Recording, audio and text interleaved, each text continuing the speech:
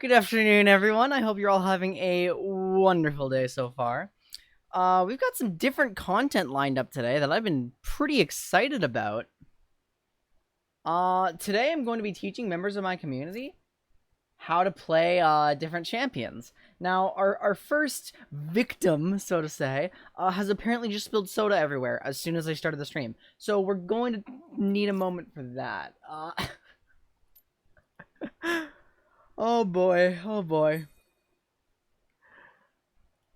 Are we good? Okay, he's good. He's good. So today, what's on the agenda? I'm going to be going with a few members of our community. We're going to start with Minoshi, then go to Aiden, Velces, and then finally Cam. And we're going to be talking about Ivern, and then LeBlanc, and then Sivir, which are all champions I play. And I've been doing some research before I started the stream and started reflecting a little bit so we can be like absolutely sure that I actually have put some thought into this and how I'm going to help people learn these various champions. Hi Minoshi, you are the agenda, exactly. So I'm actually just going to open with calling you. Just directly. Nice. Absolutely no ringtone. It didn't even care. What's up? Hello? Hi, what's up? You kind of slightly robot. Alright, well that is unfortunate because... It's like, it's not even randomly cutting in and out. It's just everything is like covered in static. I hate this bug. It's just Discord fucking me over. Although I can try to correct it 1 second.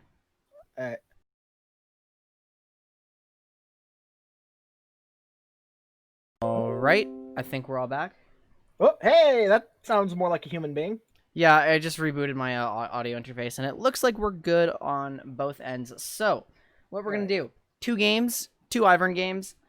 Before and during, we will go over basically how the champion works. Now, what is your Ivern experience so far? You've played him like once or twice? We played that one game I played one game of him with people in the community. Okay. And that actually went okay because I got hard carried, and so right. And then I was like, lol, Earth, and that wasn't a good idea. You played Earth Ivern?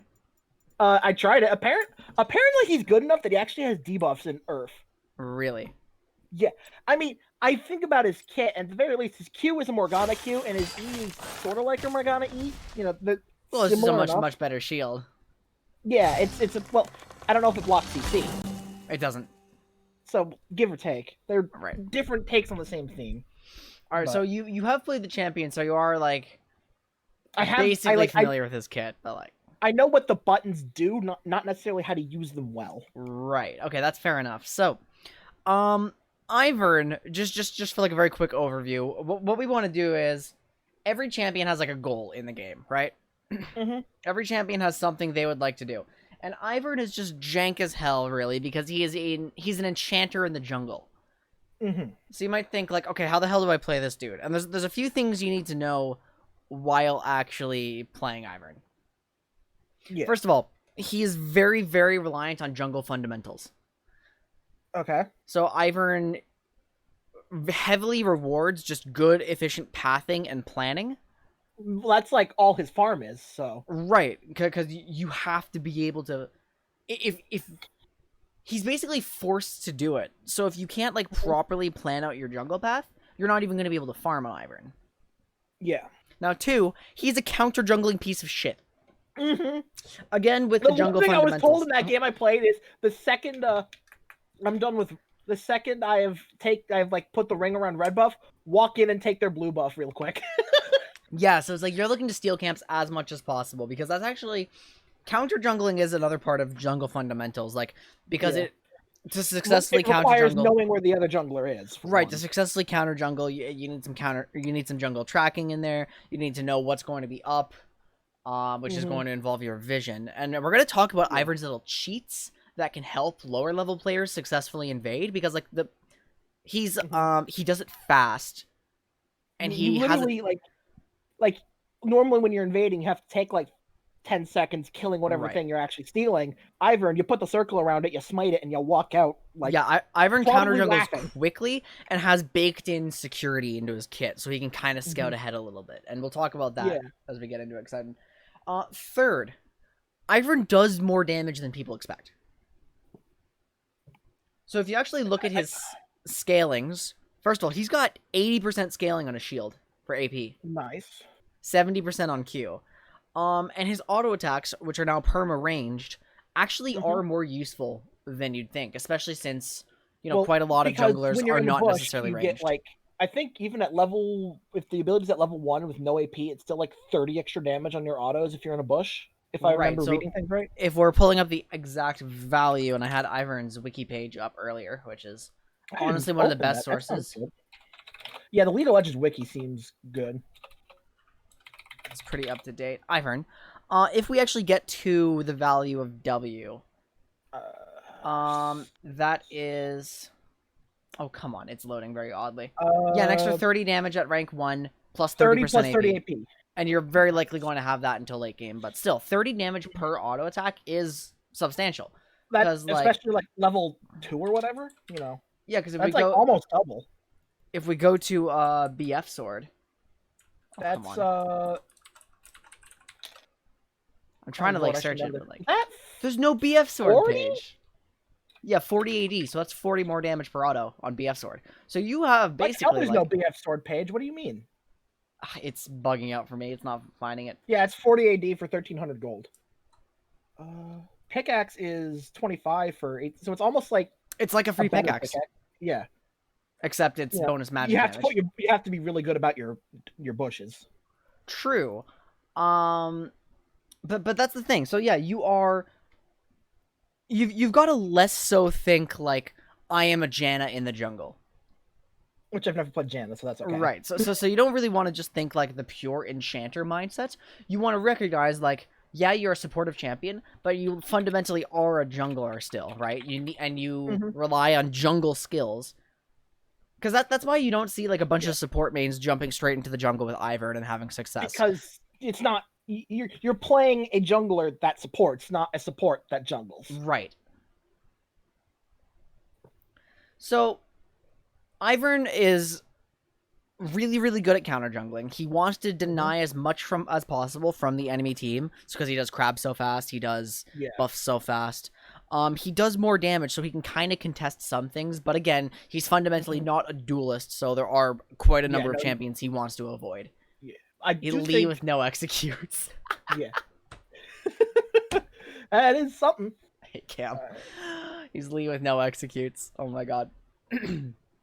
So that's the general mindset you want to be in. And of course, he's got decent gank potential, decent duel potential in some contexts, but excellent counter jungle potential. And that is going to dictate how you play the game. Yeah, so you're not really versus champions are not great, but versus the other things, you're fantastic. Right. And versus champions, you can fine. Hold your own. But not you're not the kind that's like, okay, I'm just gonna go in 1v1 this guy in mid lane and walk out, master emote flashing. About that, there are circumstances where he can do that. Well, there's circumstances where you can do that on any champion, but it's not like full health Veigar in mid lane. You're just gonna walk up to him and one bang him and leave. Well, damn it. Okay. So let's worry about that later. What we're going to do, we're going to jump into your first game here. All right. Do you want to make an item page for this so we can think about that, or if you want the item page right away, then we can do that. I don't know what you want to do. I'm trying to get a read. Okay. It's mostly because ultimately this is meant to help you, so it depends mostly. Do you want to just get a full item page now, or would you rather dive into a game and start applying basic Ivern? I like having the item page because it cuts out a level of the thinking, because I don't have to go think, oh god, what item do I want here? Because I don't fully I'm new enough to the game that I don't just have the items memorized. So having something to look at, oh, right, that item, and then and that being said, game number 1, I'd be helping you with items too. Well, if you want to do that, then we can. Okay, perfect. Do you want me to screen share? I bet you Yeah, I so can. I need you to screen share for this one. All right. And then you choose the queue if you want ranked, if you want flex, if you I'm want. not brave enough to go into ranked right You're now. not brave enough to do ranked. I mean, Not my not thought is like ranked is not with a close to your champ. skill level, right? But But the thing is, there's stakes in ranked, and also it's slightly more toxic and competitive. And okay, if well, I'm well, if you're feeling gonna it, then if we're gonna think of it like that, then that's fine. We can start Ivern in yeah. somewhere Oh else. gosh, do I have a turn on screen share button? Stream League of Legends. Yikes for Perfect. Aiden and screen share. And Hmm? there we go. So I'm just gonna go ahead and get this Yeah, pulled up chat's here. a level 42 account. Let's go. Oh come on, I want I'm a full screen. smurfing. What do you mean exit full screen? Hide this. Bye. Oh, it knows better than to show what I'm doing on stream. Not safe for Twitch. It's against TOS. I like nice clubs. Oh, don't worry about those. That's okay. Obama's store. Shout outs to my little brother. Okay. That's the story I have there. Why am Okay. So what we're gonna do, we're gonna before we get into game, we do have to talk a little bit about the runes. Whoa, Okay. holy shit, what is wrong with my encoder? It can't handle fucking Discord? Is that the thing? Like It probably just can't, like I said, it saw I was coming up and just wanted no part of it. 1 second, I'm going to. What is happening? Why is my fucking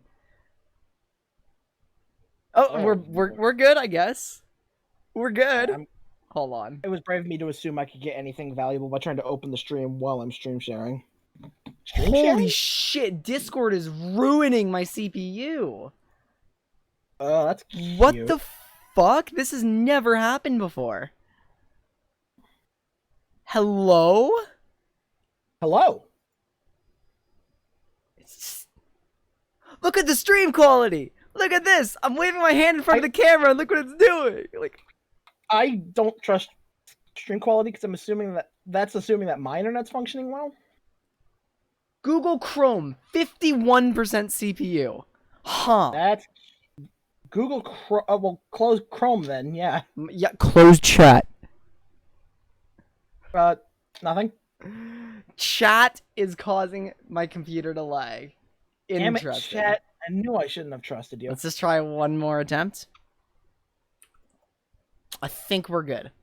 Alright, we'll just pretend everything's okay. Mhm. Alright. So here we are in the runes. Okay, so yeah, wow, you have 6 rune pages, really? I actually spent RP on that because it was like I was really irritated with only having 2. So Ivern's got a couple of options here. You do want Enchanter Keystones. So you're going to want to take either Airy or Guardian, depending on what you think is going to be the best call. Now, Airy does give you more dueling power. Okay. Whereas Guardian is more like purely defensive. So the question is, at my elo, it might be better to invest in the one that can help me deal with myself longer, because it's brave to assume that the person I'm like, if I'm ganking a lane, it's brave to assume that the person on our team is doing things very correctly. Right, and Guardian is exclusively going to help you on your ganks and on your in your team fights, really. Yeah. So, and Airy, it's less good in those, but it's I turned up your volume, and then it broke. Oh, it muted. You're welcome. No, I turned up the volume, and as soon as I clicked off, it muted. All right, interesting. So with Ivern, if we're going for Airy here, we're going to need to like consider the runes that are going to help us as a jungler too. And so that's not actually going to be Scorch. We've got to change quite a number of things. This is from another champ. Right. So what I prefer to do is like look at the full grid view. I don't know if you need that.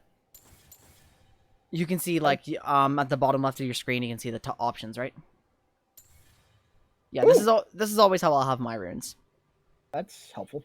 So generally with Ivern, if you're going to take like Water Walking Celerity, that could be pretty good for getting around the jungle, both in sorcery. As I understand, those are the generic, jungle runes, and if you don't have anything better. Right. Monofill Band is hard to proc when you're not in a lane, but you do have a very low cooldown summon spell that you can benefit from Nimbus Cloak. Yeah, Smite. So that's actually good for stuff like, if you're like basically that helps with my counter jungling because you smite the camp and then you can get out faster. That's actually So generally, what brilliant. we're going to see on Ivern, I have seen people running domination pages. I don't know exactly what the runes in there are. That's very brave. I've I'm seen not feeling I've seen brave. Resolve and I've seen Inspiration. Personally, I'm usually on an area inspiration page. I'm not going to go super in depth on all the rune options yet because we'll develop that with more champions over time, and we're just talking about like the fundamentals of playing this champion right now. Yeah. Ivern likes futures market actually. I have seen that in a lot of the rune pages I've looked up. You definitely don't want magical footwear. No, because you're going to rush Moby boots. Yeah, that's like literally first item over almost anything else. Right. So then it's up to you whether you think Cosmic Insight is going to be valuable. If you think Stopwatch, I don't think Hexflash is gonna be the call here. No, and I don't. What would you like? Are you the type to grab a Zanya's or something on Ivern? Typically no. But the stopwatch itself is a powerful item. Like sometimes you go with the stopwatch, sell it later. Not because you want to build it into something, but because having the one time. Yeah. I don't know if right now I have like the mechanical sense to be able to use that well, so I feel like that might be defeatist. I don't know, right. But Aiden, you're personally on an area resolve page with Ivern, and that's valid too. You can go revitalize with Second Wind or something along those lines. Like there's good resolve pages, and generally like when we get to the higher level and we understand Ivern matchups more and more, then it'll be clear like what to take when. But for the level we're at with Minoshi, you're a bronze player. Yeah. The most important thing is to understand the champion. So trying to get into like really complicated rune variations when we don't even know how to play the champion on a baseline level and we don't know every champion in the game, and we don't know all these variables, it's kind of a fool's errand at the moment. So yeah, it's baby steps. It's really important. I think I like Cosmic Insight because it also gives me the Smite CDR, which I feel like is just nice. Right. And if you're going to be counter jungling as much as possible, I would agree with that. You can just leverage that harder, which I think that's actually pretty good and something I'm willing to do. So for the minor runes, Ivern actually does like the attack speed rune. Makes sense because he gets a boost to his like if he's using his bushes right, he's basically got an AP scaling auto attack. So and there's also I feel like a lot of people just tend to grab the adaptive force runes without really thinking about it. Personally, actually, if I had autonomy here, I probably would have gone for the CDR rune. If really, maybe because casting spells good. Well, yes, but your core build path is gonna have so much cooldown reduction in it already. Okay. That and your auto attacks are just solid. Like you still need to fight people off a little bit once in a while. Like you do some damage. We need to get some damage in Ivern's kit. Now that adaptive force is fine, and because you don't even need to tank the camps at all, it's fine to just swap your defensive rune, based on your matchup. I hate the health rune. I think the health rune is terrible in almost every game. You're probably right. So I'll save that for now and worry about it. That's gonna be our Ivern page for the time being. I'm gonna be full on backseating you here. Oh, don't worry about it. I'm prepared. I think I'll move it over here so we can. Right. So let's jump into draft pick. We'll get 2 games.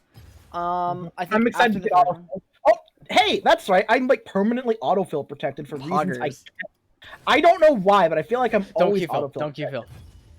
No, I'm autofill protected. Your secondary role is fill. Autofill doesn't factor in here. If you Q jungle mid, then like you're very likely to get jungle. Alright. Well, I'm autofill protected right now for sure. I don't know. Which means you're not going to get top bot or support. Yeah. But if your second rune is fill, you can get filled. That's not autofill. I've honestly not been filled in like 20 something games. Yeah, I know. It's bizarre. Like I've always just gotten jungle. If that were a flat HP rune, then it'd be a lot better. I agree. Well, like if it was always like 90 HP at every point in the game, or something. Right, because that would be huge. That'd be a massive rune. Probably if it were 90 HP at every point in the game, everyone would take it. Yeah, let's be real. Because at some point, it's just better than the because you'd have to build unless you like already built like a ton of health. Like maybe you're like a Scion or a Mundo or something. But I mean, 90 flat health at level 1 is a lot. Yeah, but in theory, that the for damage reduction percent that the armor MR would give would be worth it in the long run. Potentially. If you built enough health. Aiden, thanks for wasting sandwiches, you stupid fuck. God damn it, Aiden! Why did we trust you? Fuck's Fuck's sake. To let the record show that I was tempted to like immediately go into the stream and waste sandwiches. Ooh! Oh my god. Alright, so we're gonna get Having jungle. enough. Alright, here comes mid lane. I'm feeling it. Imagine that. Okay. We are low on the pick order. Yeah, last pick Ivern is gonna be an interesting experience here. But you're hovering, so it's like it's pretty clear what you're gonna do. So let's see what we've got. We've got Mundo. We've got Cogbot. We like that. Heimerdinger. Bans. Question. Okay, bans. Personally, probably someone else who's a good dueler and also likes invading or / fast clearing. Right. I mean, if you're worried about potentially Olaf, if you're worried Master about Lee Sin, at my elo, Master Yi feels like the really easy Master ban. Yi, yeah, just get him out of there. I guess he's pretty strong. He's the low elo stomper that also kind of fits the bill on champs I don't want to see right now. Wasting them is better than having them do nothing. Fair. Oh lord, the volley bear ban. Let's rework volley just dropped literally today. Oh, there you go. I'm now, gonna be seeing fortunately for you, you don't have a volley bear support. As someone who has played it myself, I do not think volley bear support is good. All right. Especially with a Kog'Maw. So you're gonna get something different this game. Well, we're not getting a Kog'Maw anymore. Uh-oh. Oh, let's go! Ornn support can work. They're gonna play Yasuo Ornn for the knockups. Oh lord, yeah, here we go. Like maybe we're with a 3-man. That are you sure it's 3? No, never mind. I saw 5 all capital letters and like just mix this in with the other 2. Right. So we're just keeping an eye out for your matchup right now. Now, unfortunately, Zach, that's fine. That's fine with you. They're going to be 2 kind of supportive junglers.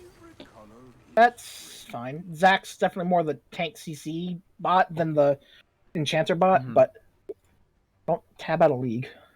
Right. So important. Oh, Blood Moon. That's my favorite. I always run it. I just got it today. I re-rolled wards into it. Lucky. Uh-oh. Oh, wait a minute. That's Zach's support. So you're actually an Alright, Evelyn. let's go, dude. Now, so Evelyn's clear. Decently fast. You should take an MR rune here, I think. Okay. Oh, God. Of course, right when I'm on stream, I forget what button to hit to change runes. Easy. Oh. Ivern skins are so dumb. They're just don't worry about it. So stupid. This one's funny. Let's be real. I don't know why I don't know why they gave him a Dunk Master skin, but let's go. I don't know either. There's no like. It's funny. Whatever. It is what it is. Because you know what? It's because he's built like a basketball player. He's tall. And lanky. Tall and lanky. Candy. Well, let's be real. If he stepped onto the court in NBA, he'd probably get a slam dunk just by raising his arms up high enough. Are you kidding me? Default Ivern gang. Now, if you are loading into the game now, there is a Discord screen share bug where you're going to have to reboot your stream here. So you're gonna have to stop streaming League and start streaming League, and it's really annoying. And it only happens in DM calls. I didn't even stop sharing screen. Stream League of Legends. These just work. Yep, there we go. Hey, I like it when things just work. Ooh, pool party Zach. Respect. So yeah, Zach support versus Ornn support makes for a very unorthodox game. But and let's be real, Yasuo ADC is a thing, but not like a very, very popular thing. So, as I understand it, Yasuo ADC happens when a Yasuo main is forced to play ADC. Or you got a Gragas support. Okay. Conk Jin re, that is a big re. So, what we want to do, we want to bully Evelyn as hard as possible. Alright. So, of course, we start the jungle. Oh god! What the fuck is this? I started a rune page, but... And you put nothing in it? Yeah! Because we decided to not do it. So, yeah, Hunter's Talisman's fine. Just the recommended items on Ivern are fine. It doesn't matter to buy that. And you're going to run basically anywhere you want. Now, knowing that low elo junglers almost always start with their bot lane, we're actually going to go topside, and the most important thing we're supposed to do on Ivern. So actually start heading topside. Start heading topside right now, yeah. The most important thing we need to do on Ivern is find their jungler. Alright. It is absolutely critical that we find it. Do we want to stick a Warden Pixel? Further. Try to get it deeper. Ooh, spicy. So you're going to run around. Your team is helping you, like, not at all. But the likelihood that Evelyn is actually going to be here on red buff right now is, like, pretty low. Needing a leash. Right, you need 0 leash. Now, that particular ward isn't excellent. You don't learn a lot. But what you did learn is no one's guarding that jungle entrance right now. Yeah. So that's fine. The one what's thing... my level... Q. Q level 1. Shoutouts to me finally having gotten to the habit of pressing control on the button to level an ability. Good, I like that. So you channel on your blue buff. If you want to, you can channel onto Gromp 2 and then go for the buff. If we're pretty confident. Oh, the audio is desynced here. What the hell? Gromp's not up yet, so let's just... Okay, so you're just going to make a beeline straight for their buff. That's fine. Let's go through the route that has vision so I don't accidentally find a guy. Right. Now playing on... I mean, Fiora you can actually is in lane, so... You can actually just straight Q it. Yeah, see, we know for sure a bot lane just leashed. If you see like where they are on the map, we know for sure they just leashed. Okay, my video feed is actually like... I feel like E's a second ability. E second for sure. Now, Ivern can potentially cheese gank. We don't necessarily need to do that. Don't forget, you can actually queue to your own camps. Oh, I didn't know that. Ooh, thank you, Mr. Buff. So yeah, you can hit a queue, and I'm definitely like... The video is definitely like a second or two behind, but we'll deal with that. Yeah, so, we'll live with it. Yeah, you can queue to your camps, which is actually what's going to make stealing them away a lot easier. Now, let me teach you another trick about Ivern stealing camps, and you're just going to obviously go all the way to the bot side, and you're going to, as a jungler, you're going to want to look around and make sure, like, you're going to kind of want to be aware of what's happening, like Mundo dying. Mundo got away, question mark, but he is at a pixel. He's not leaving lane. He's still there. Your bushes that's why. Temporarily grant vision. Yeah. So what you can do while you're invading is you can actually just throw them on top of camps to see if anyone's there. He's actually killed her. Yeah. I realized he was at a pixel, but then he healed back, and then Fiora was also at, like, nothing. So Crab is going to spawn in 5 seconds, and Evelyn's probably topside. So we're going to want to run right over to bot, like, our Crab and smite it. Yes. Good observation. What's the bet? Evelyn's here anyway? Yeah, it's super, super unlikely if she started bot. Because that's the thing. If she started bot, she's probably moving up to clear her camps, right? So now you just want to... I mean, check your red to see if it's about to be up. It is. Yeah, okay. So you can work your way from red up top. Probably, I mean, like... Depending on how long... Yeah, forget the Krugs for right now. Krugs kind of suck on Ivern anyway. Yeah, because you don't get the insides, just the outer layer. Nope. Right now, as we keep looking around, just by looking at the minimap, things don't seem super, super gankable, but... Yeah, all the enemies are under tower. Yeah, you got your own red buff too, so immediately there's a lead on Evelyn. We just already have an advantage. Yeah, Heimer's dead. That's tower dive. You can possibly throw a bush in the river so you don't just run into Evelyn. But it's that's a good idea. So she's around here somewhere, potentially looking for Mundo. Yeah, I don't know if we should be camping there though for him. Well, it's okay to spend. Is this a good time? It's okay to. Yeah, you have 900 gold. You have 900 gold. Go for it. Go recall. Back. Yep. What ability do you usually level first? I usually level E. It improves your shield the most, and E is your primary damaging ability as well. Makes sense. The first item you're going to want to build is Moby Boots. They're absolutely massive. And you can get a pink, and we're going to start talking about like what enchanter item we want. Because Ivern's got pretty high AP ratios. I'm sorry? Yeah. I did not have the gold for a pink, but I did have exactly enough. Yes, you do. Futures market. Okay, right. I'm not used to, like, I think this is the first time I've actually, like, played a character with that rune. Right. So Features Market just lets Ivern accelerate his support items, and accelerating support items more, like, they're so powerful and they're so cheap. So right now we're looking for stuff to do. Evelyn's We have a here. smite. She's bought. Yep. Yeah, I'm moving in this direction. So, okay, so you made the decision counter gank here. You're pretty far here. This is just another jungle fundamental. Nunu can certainly get down there fast, but that play looks pretty over. Potentially like an ambush or... What I would rather you do, and this is just getting into jungle fundamentals too, you want to farm up and you want to keep denying stuff from Evelyn. So my other observation was that the camps weren't up. Well, your raptors are just now spawning. So who's to say? And which means I can. If she went like blue raptors red or did a full clear, hers are probably up too, and you can actually check with their bushes. So the big thing I'm trying to get at with Ivern is we need to be playing much more aggressively. Okay. Because right now you're just running like straight in your own jungle when you have 3 bushes up. You may not have a ward up, but like having those 3 bushes alone and knowledge of where Evelyn was is so huge for just walking in her jungle and taking something. Or even if you don't get something, just bush into the camp. Yeah, bush into the camp. If it's up, you can take it. Right. Yep. All right. And there go her raptors. All right. And Do Evelyn wants to get gold. She wants to get her runic echo. She wants to get her death cap. Yeah. So I'm not going to go for the Krugs because it's not very worth it for me. Evelyn's in bot jungle. Right, and she wants her blue, and she's probably going to go for it right away. Now, that being said... her red's about to be up, so... Exactly, so you already know about the icons on the map. If she's in bot jungle taking blue, and you can't do anything to dragon, like, right away, let's take the red again. Yeah. She's not allowed to have any red buffs this game. Okay. Cool. I am just going to head there now. Go for it. That's good. That's being efficient there, because then you get to come back... like grab your bot side camp, start pathing bot lane. You should be last one while I'm here. While on the way out, sure.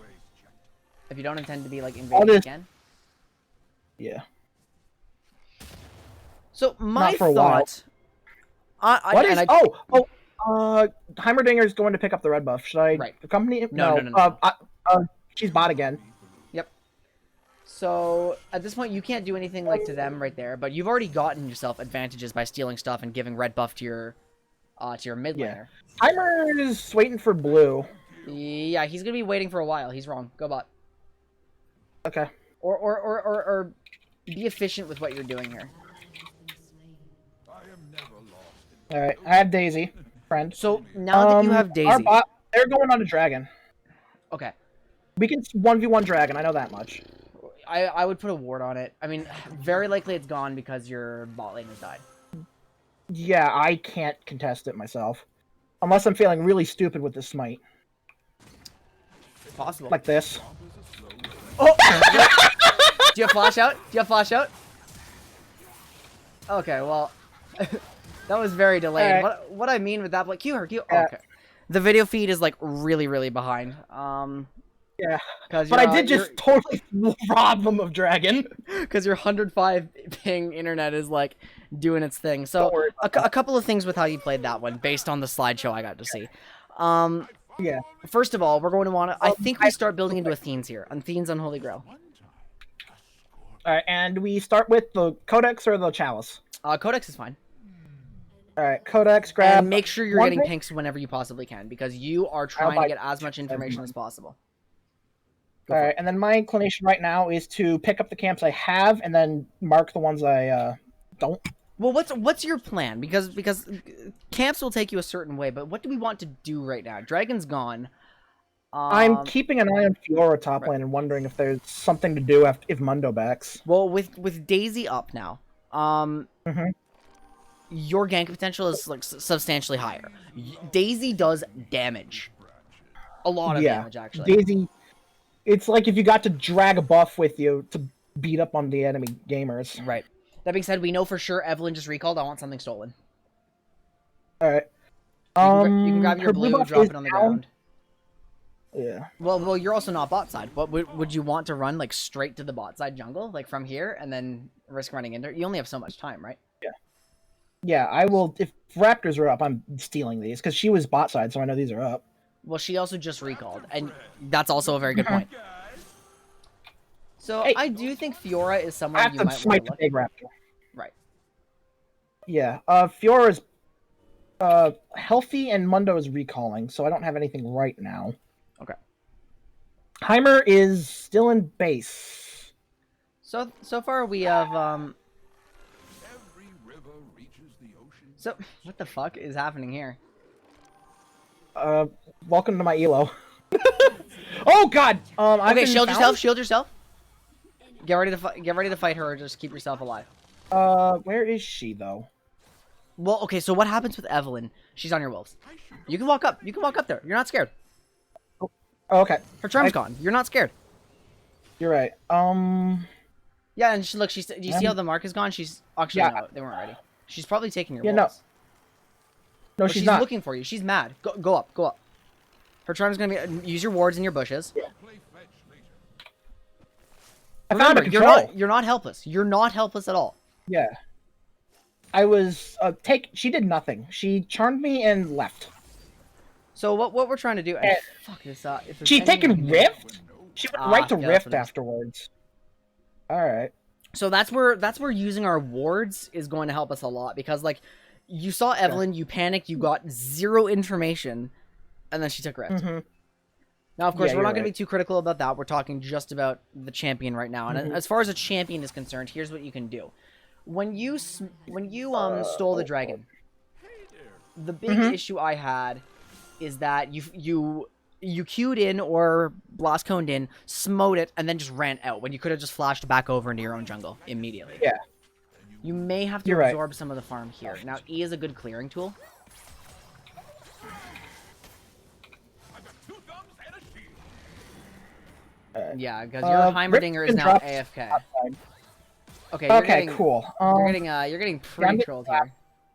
My brain is in a couple different places at once. Yeah, Heimer's left. Can you hit the scoreboard? Good. 0-1, and not that behind in CS. What? No, what in general? I want to see the game state. We Uh, got I 2, level- 3. Your winning ist lane is bot lane, but even bot lane is like pretty screwed. Okay. Yeah. So here's the thing I want to point out though. You're double Evelyn CS. Yeah. And that's all well and good, and we want to keep stealing stuff. But the way I'm noticing you play Ivern right now, and it is definitely like partially inexperienced with the champion. While you walk in here, you want to drop a ward, by the way. You can steal Okay, those. I will do that I would right put a away, yeah. ward in the raptor bush there. Oh, I found Evelyn! Got it. Yeah, that's fine. Hi. You can leave. Oh, or What if just I wanted kill to her. beat the shit out of Yes. Yeah, you want to summon Daisy? Perfect. You've already done that. Look at that. Look what you're doing to her. Now, her Yeah, she's laners getting have slapped. full priority, so this is a bit okay. Close. You can also shield Daisy for the. Oh, there I you found go. a guy. Well done. Well done. Yeah, and that was what I was about to get to. So good job on that. But as you were going Okay. in, like her laners have full priority. Yours have none because your Yeah. Heimerdinger's AFK and Mundo is like way back. So that's limit testing right there. That's limit testing. Yeah. And you have to die to like know what you can and can't do. We're probably gonna go, I don't know, redemption. So the reason we built Athenes is because it goes so well with your AP scaling, and it's just a good enchanter item in Yeah. that. But we need more enchanter stats now, and generally, I think redemption's fine if you're thinking about that one. Yeah. I will perfectly use the debt to get a full item. Or get a full part. Right. They're moving towards drag, maybe. No, Nico's... Oh, Lord. Okay. So what we have now, There's action. the criticism. Maybe you can do something about it. Yeah, I'm moving.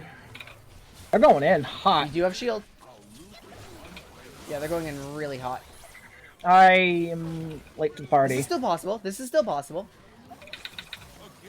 You don't have Daisy though, so like just back out and be really careful about how you're playing this on the back end. You're in pretty deep, yeah. Yep. But that's some good peel, like for the time being. Evelyn's flashed. Your shield will slow. Yeah, timer is gone. Wow, you got really trolled this game. Yeah, alright, cool. Thanks. So what I'm trying to get at with Ivern here. You've seen your damage now, right? You've seen quite a lot of your damage. You're like, wow, I You can can fight definitely- Evelyn.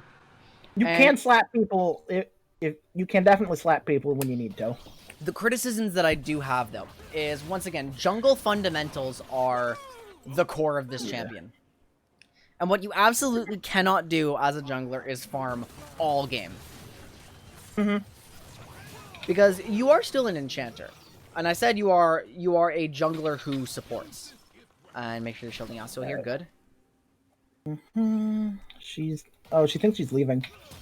I fucked up the flash. and rain are the only Oh, feels bad.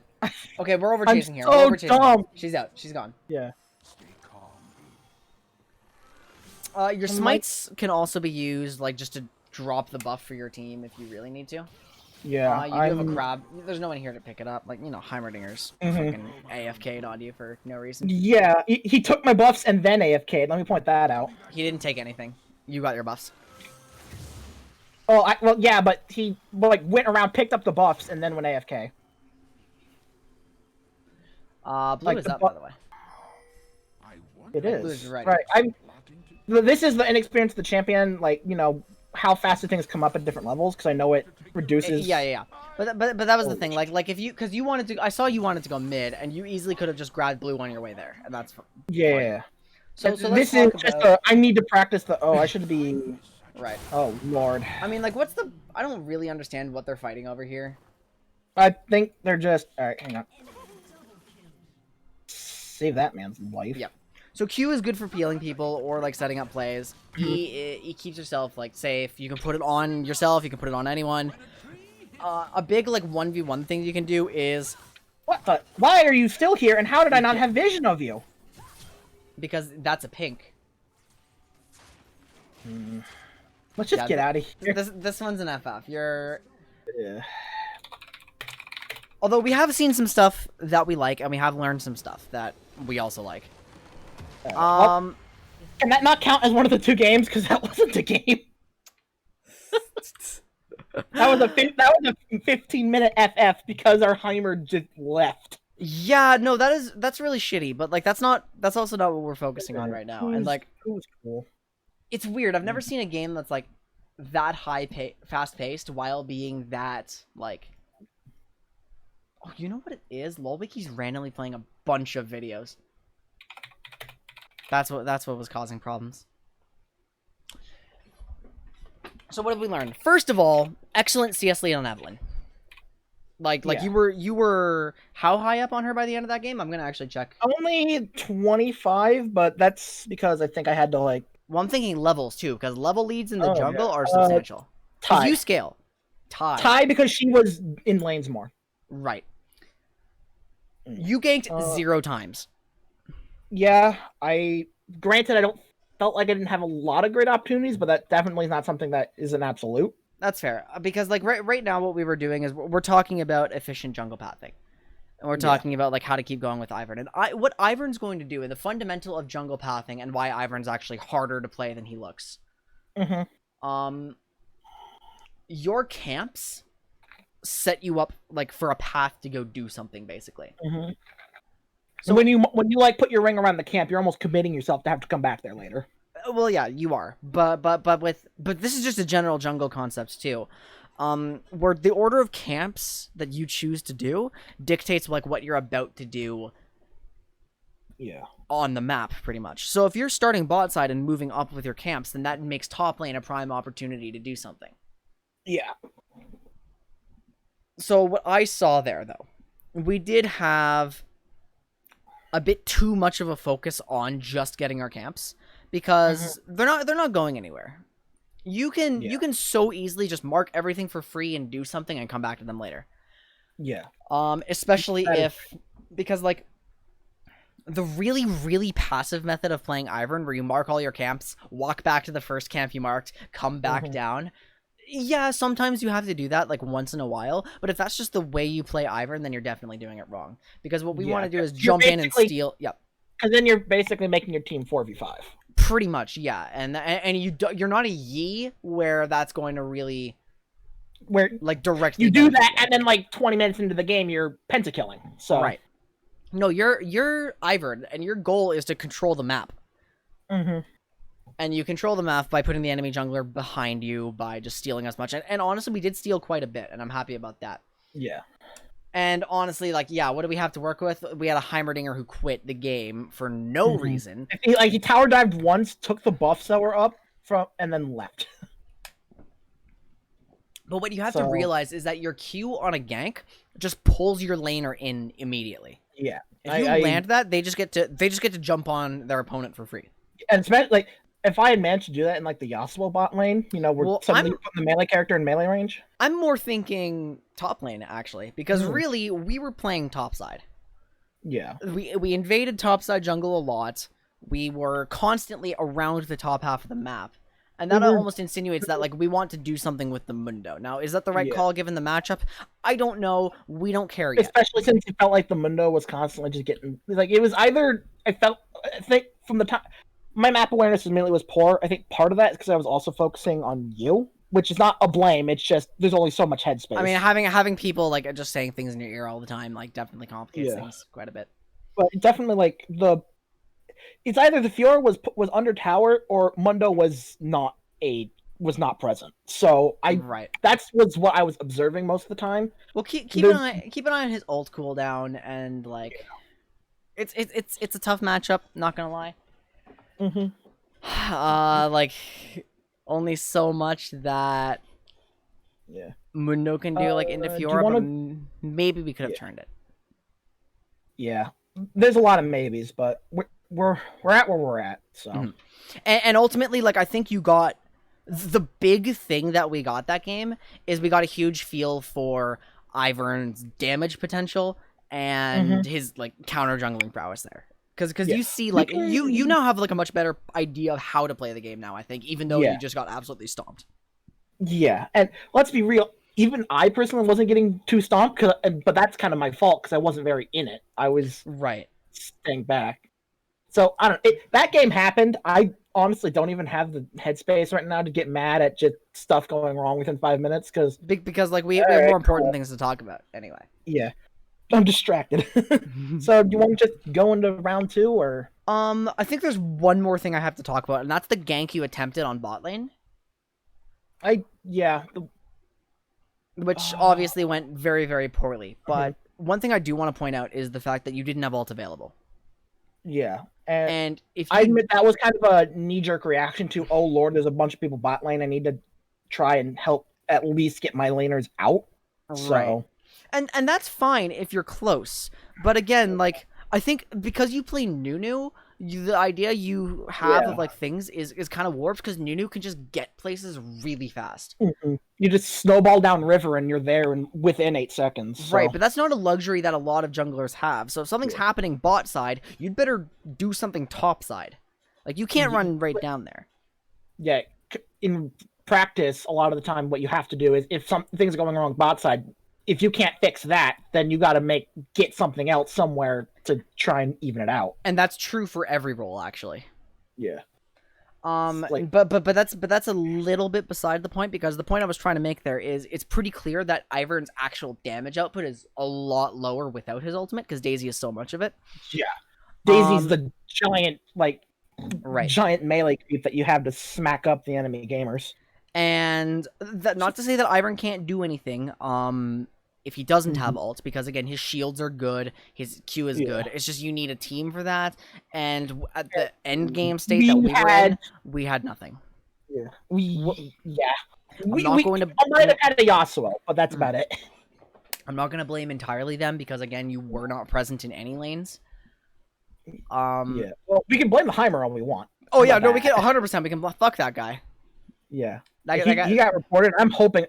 It'd be great if sometime in the stream, like he's like, one of your Instant reports feedback is report. successful. Yeah, that would be great.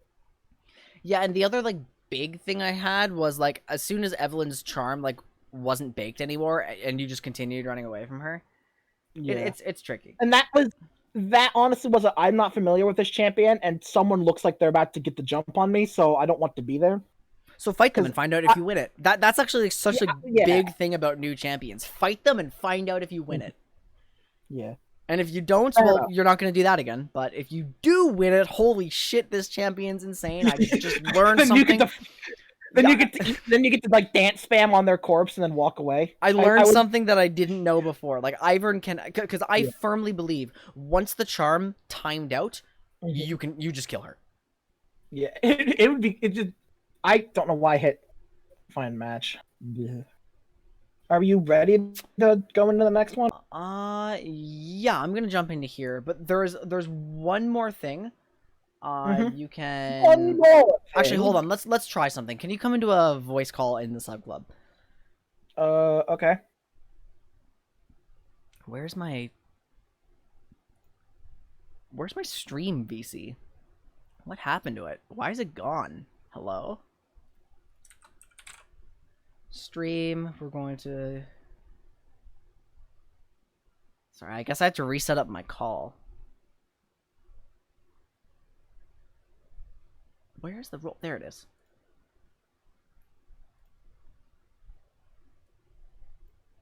Okay, there we go.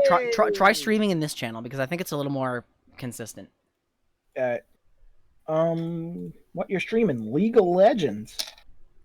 Oh boy. Oh boy, that's exciting. I'll just minimize that in the background so I'm not distracted by stuff happening. I'm in seeing Discord. some. Hold on, I've got some potential high CPU usage. Lord Almighty. Yep, I have high CPU usage. I've closed a tab.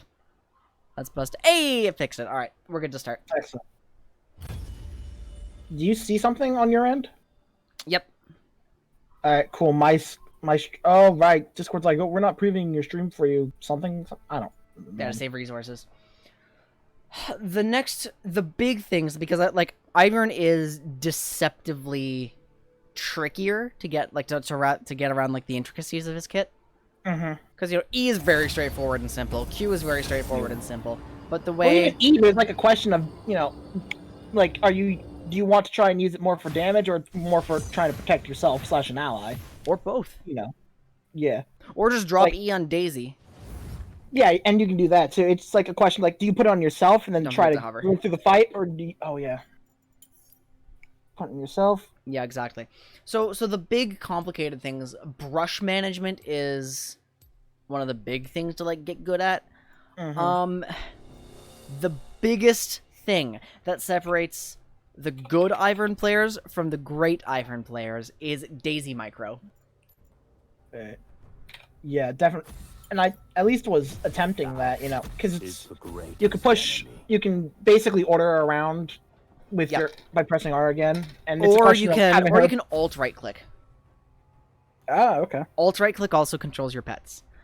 So it's like trying to figure out what Daisy's gonna hit and where, and like honestly, just try ganking things with Daisy and just see what happens. Just hide in the bush, let Daisy walk in and take care of business. Well, fight them too. I'm kidding. Also, thanks, Aiden. But I did know. Just sick the thug on them. Hey, look, a real marksman, which is great for an enchanter. Yeah. Somebody who's actually helpful. Pog. The big thing I'm going to be looking for is your matchup here. I think I do think my effectiveness was very limited last game because of the weird quality. It was like really laggy on the video, and we'll hope it's better this time. Ezreal Talon. Okay, interesting. They banned an Olaf, which implies they want to play a tank jungler? Not necessarily, no. Fair. If they want to play a tank jungle, why not ban Trundle? My favorite color is spring. Fair. I don't know. So we're con. So we've got some engage potential. We're generally a pretty squishy AP heavy comp. That is Lux support. So we're gonna see our jungle matchup now. The Wick. Warwick. Okay. Sure. So this dude, sustained damage. I don't know 100%, and this is the thing. Like if big he gets weakness you low, then you're in trouble. But if you're if he can't, like, if his ult's not up, he can't walk up to you at full health and expect to do well. So I've played Warwick enough to know that, like, you kind of need your passive really popping off. To Singed without flash. Yes. Okay. Oh, what? Nice. All right, never mind. Nice. I don't even... Too scared of the Ivern jungle, man. What can I tell him? The thing I wish I could help you more with is the actual matchups, because matchups are a huge personal weakness of mine for some reason. Yeah. You're worried about your videos when you try to play League while in a Discord call on your PC. Discord goes to 8K ping. Oh my god. If there's one thing I'm happy about happening in recent months is I happen to. Basically, it turns out our cable provider that does internet gives better internet for the same price point. But then Ooh. also, they also offer gigabit internet, which was a much higher price point than what You we can were have it paying. here But too. my brother agreed to pay the difference for upgrade, so Ooh. we just have gigabit internet. That's pretty sick. Doesn't fix the 100 ping, but it does. They're also just honestly a much more stable provider because I have not had like the massive suddenly 3,000 ping spikes in like a month, and it's great. Just Discord that Gigalikes. That's annoying, Aiden. We'll hope it ends up being fine. But... Gigalet. I read Gigalegs and I was like, what, Mario? Is that what, Mario Boss? No, what? It's Mega Leg, I think. Yeah, I know. I have played. Gigalith. I blocked that from Gigalith. No, it's a Pokemon. There you go. Gigalith. I love Gigalith. Yo. Gigalith's my favorite. Just kidding. Apparently Rock and Roll he's- is my favorite. Apparently he's okay in competitive. Pog. You're gonna have a Volibear this game, so that's actually kind of cool. He's mid lane. No, he's not. He's top lane. He's top lane. If you read the chat. Yeah, that's top lane Volibear. Hopefully, hopefully Gorilla Dandy has the champ mid lane wants to play. Veigar. That's a safe one. Good. Ooh, okay. So we can get we've got Volley Alright. Veigar. What's our AD carry? They're running Ari Kaisa. We get to see most of their team before we have to lock in. Yeah, it's just one thing. Mm-hmm. If I'm an AD, Vayne. Vayne. Oh yeah, Vayne can really pop off with your shield, by the way. Nice. Because it just gives her security to go, like, get in the Right. thick of things, have it detonate, and also be safe enough to do her thing. Yeah, and so our goals this game, we want to play more aggressive than we did, like just sit in our own Right. jungle less often, and we want to have some form of presence in lanes. Alright, so... And so that way we'll see like Ivern's ability to gank. We'll see Ivern's like, we'll see Ivern basically running a little more efficiently. There's an Elise. Okay. We get to see Ivern in combat and not in the Basically. jungle. So the thing about this Elise is a very early game oriented jungler. festive. She is pretty bursty. Alright. And then so basically like My favorite color is spring. I'm fairly confident that if you run right into Elise, Bad things happen. it's likely that you will lose unless you can mitigate quite a bit of her combo. Mm-hmm. No, that's not to So- say you can never fight her over Crab, because maybe your laners can get there, and that's not to say be 100% scared of her, because Elise is not an Olaf, not a Xinjiao, right? Like, it's not that tier of scary. It's just Lee Sin tier of scary. Okay. So So, regardless Try- of the matchup, we still want to steal stuff from her, and we still want to be on the map, because yeah. you know, if we can mitigate Elise's early pressure, you're gonna outscale that. Hmm? You're going to outscale Elise. Cool. So if we can even get ahead of her, then that's Mhm. absolutely massive. Hang on for a moment. I am experiencing some frame drops. Which means Are you I'm still going in to... the stream? Yes, I am. Cool. I didn't know if the screen share dipped again. I remembered. Which means I'm going to attempt a speed test and see if it fixes anything. All right.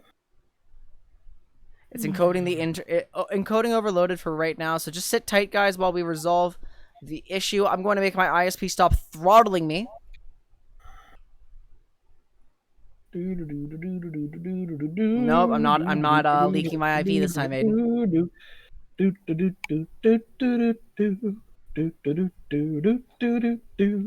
The stream is very likely going to go down for a brief moment while we're doing this, guys. I'll provide musical accompaniment. All right. So we freestyling. Let's go. Freestyling.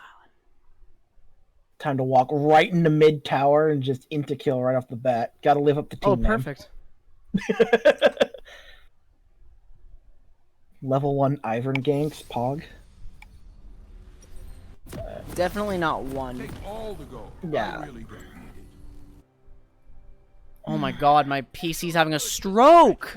Holy shit! Is it like hardcore overheating? It is really hot, but like... What? I told you to move. And we're back, guys. Speed test is done. Normal ping again.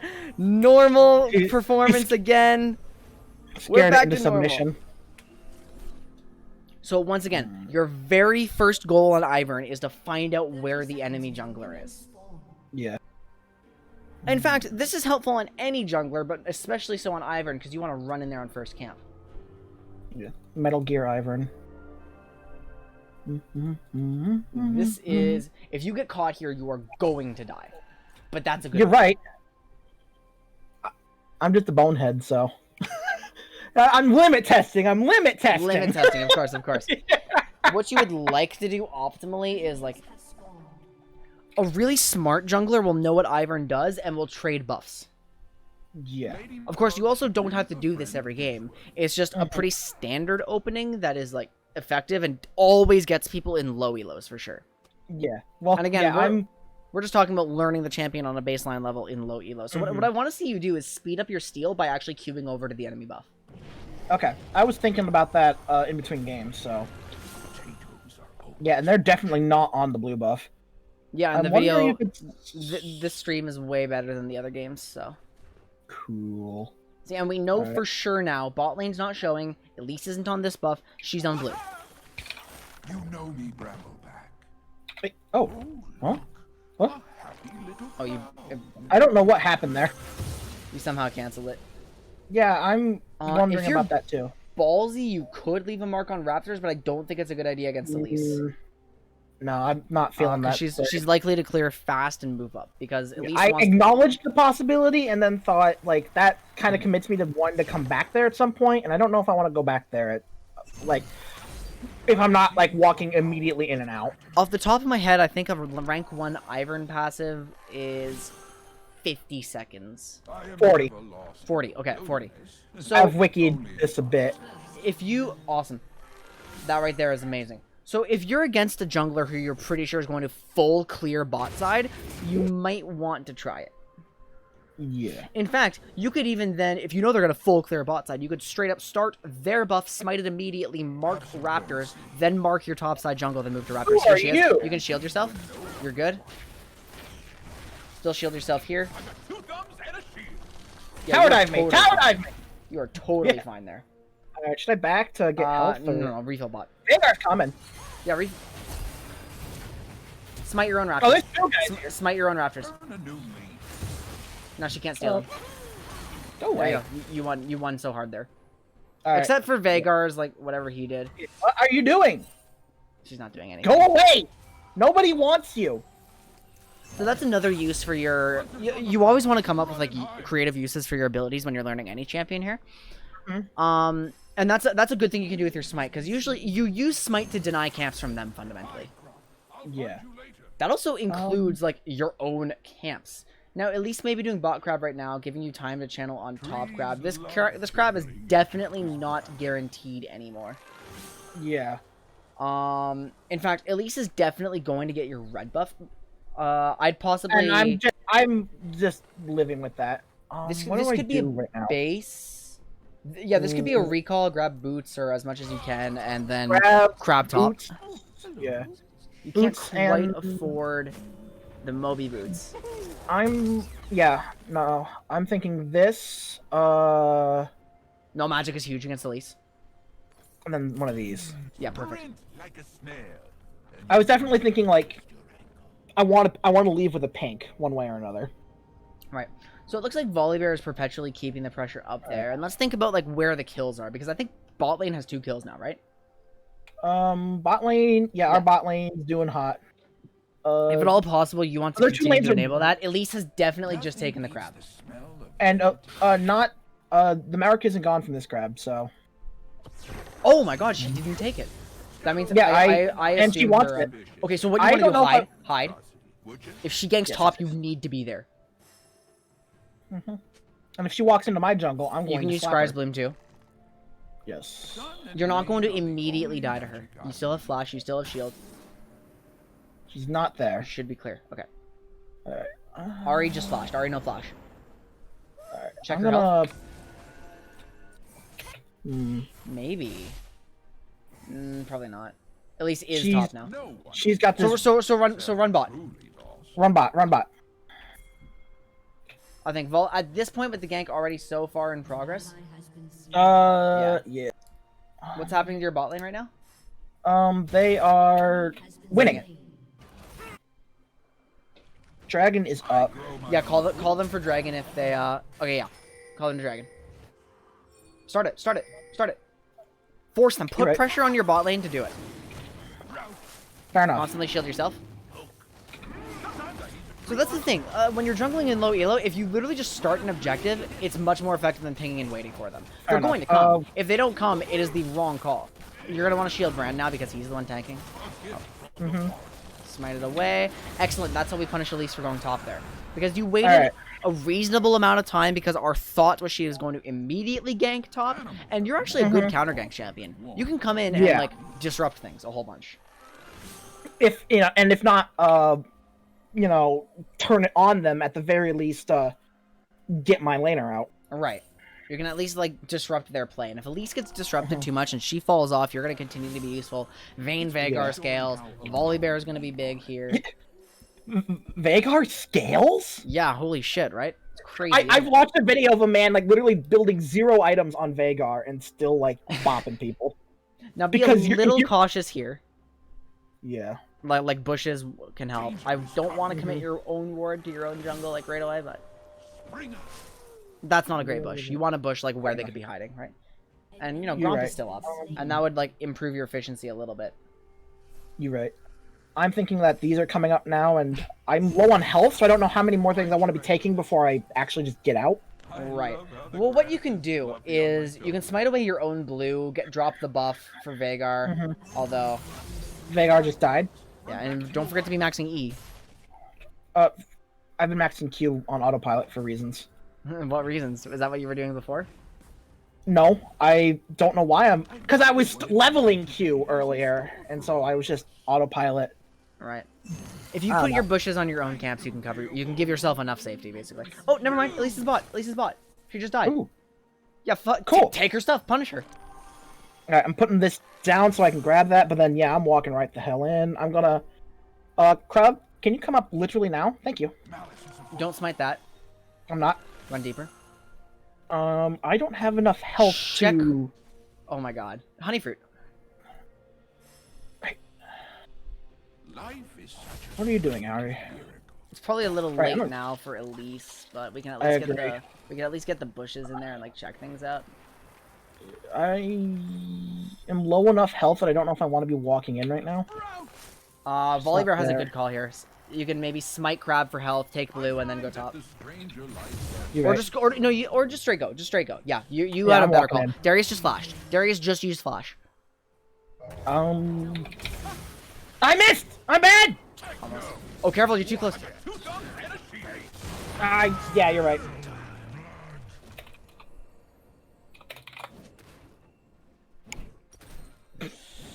Okay. You can finish the chalice now if you want to. Yeah, so Now that the dying part. it's a good attempt on that one. I leave my If I had gotten the root, that would have been a very different story. Elise just KO'd Brand bot lane, but she's Yeah, Brand's Volibear's going for it. yes. Volibear's 100% right. It's like if you miss that, just back off. Again, it is like Morgana Q. Because like want to take your you're going to what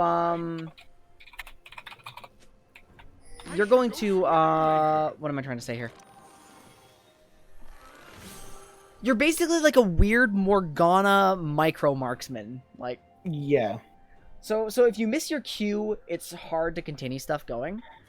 Mhm. Or it's hard to keep the play going there. Yeah. tickles my fancy. But at the same time, like if you can do a little bit with your Ari's autos, like 'cause pushing again, up we talked about lane. how Bush gives you like pickaxe value. Worms I've used Mhm. often I would look bot here potentially.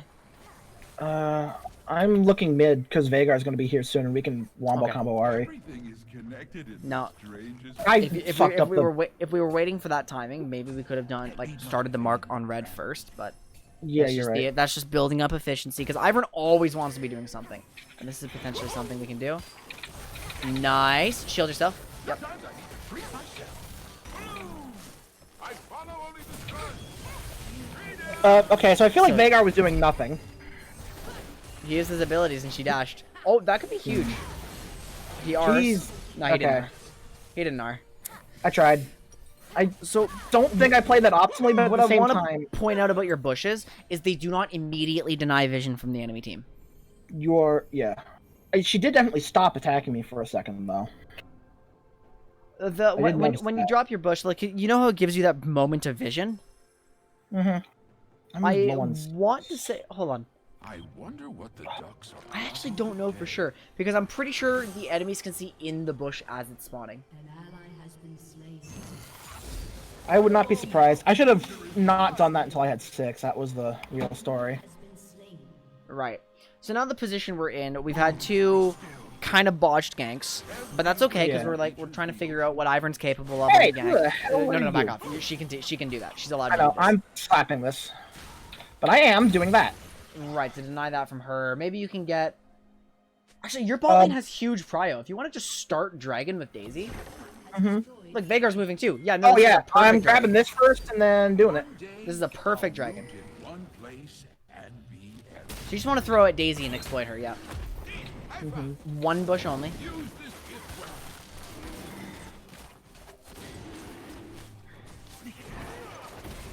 You have an excellent team for taking dragons too. I Nice. probably shouldn't. Oh, A greener path. okay. I can't hurt that, so. Oh, what? Oh, yeah, killer. Oh, yeah. Bye! Daisy! You're not allowed to play video games. Oh, right. I still have a Daisy. Yeah, so Daisy's still just following you for no reason. They're gonna take that and just let them grab it. Vane's grabbing the red buff. I will at least be present enough to make sure she doesn't get deleted. How is she going to get deleted here? Fair enough. I was worried. It was paranoia because I was not super aware of the map. Here's person. You can maybe kill her. Yeah, send Daisy in. Send Daisy in. Make sure Daisy tanks a cocoon. That's fine. Nice. Gone! Excellent. See? Now that... And start On maxing E it now. for crab. Leona's here. Watch it. Start maxing E now. Yes, you're right. Thank you So- for reminding me. We just want to be, like, positioning ourselves around, like... Because we still have a smite. Lisa's dead. You have no camps up. So you running around here is accomplishing nothing at the moment. I And know. remember, This is me, like, trying to figure out what to do and at least staying mobile so I'm not just standing there looking like a That's fair. doofus. Yeah, because Ivern I'm is Thinking 100% there's gonna be about action bot lane efficiency. soon. Okay, Yeah, that's fair. there might have been a story where I just should have backed there. Yeah, they have vision. I'm clearing the vision. Friends will gallop to your side. My thought is that, okay, and the only reason I'm being like so critical about that sort of thing is just to show you the opportunities that you may be missing. Yeah, and I'm okay with it. Because I think definitely right there, at least dead, none of your camps up. Like, why not steal something, right? Because again, you're a counter jungling piece of shit. That's what your champion is really good Leona's at. here. Yeah, they're setting up for about. So don't face Oh, check that. there. No, I'm not. I had vision in there. I don't know. Oh, right, my bush doesn't keep vision for a long time. I'm grabbing this because this is up, and I think Raptors will be up right after. Elise is in top jungle, taking on the big one, Big So Frog. maybe you still have another opportunity to. Wait, what is that noise? Do you hear that? No. Don't. Stream, do you hear that? Hi, wolves. Or is that my audio interface? What is going on here? It's bad clicking. What are you doing? Go away, Ari. I think I might have saved Veigar at least. What is Leona doing top? Oh, what in the fuck? I'm moving in that direction. Do for hear sure. it. Shit. Seems to have resolved itself. though. Yeah, you can turn this. You can turn this. Go. Summon Daisy and run in. Yeah, summon Daisy. Nice, you got her flash. Back Daisy off. Back Daisy off. Yep. Daisy just got. They used all their. They were just afraid of Daisy. They just. Good. Oh no, that's a friend. Wait, fuck these guys. Yeah, maybe. Mushrooms are Ding! Nice! There you go.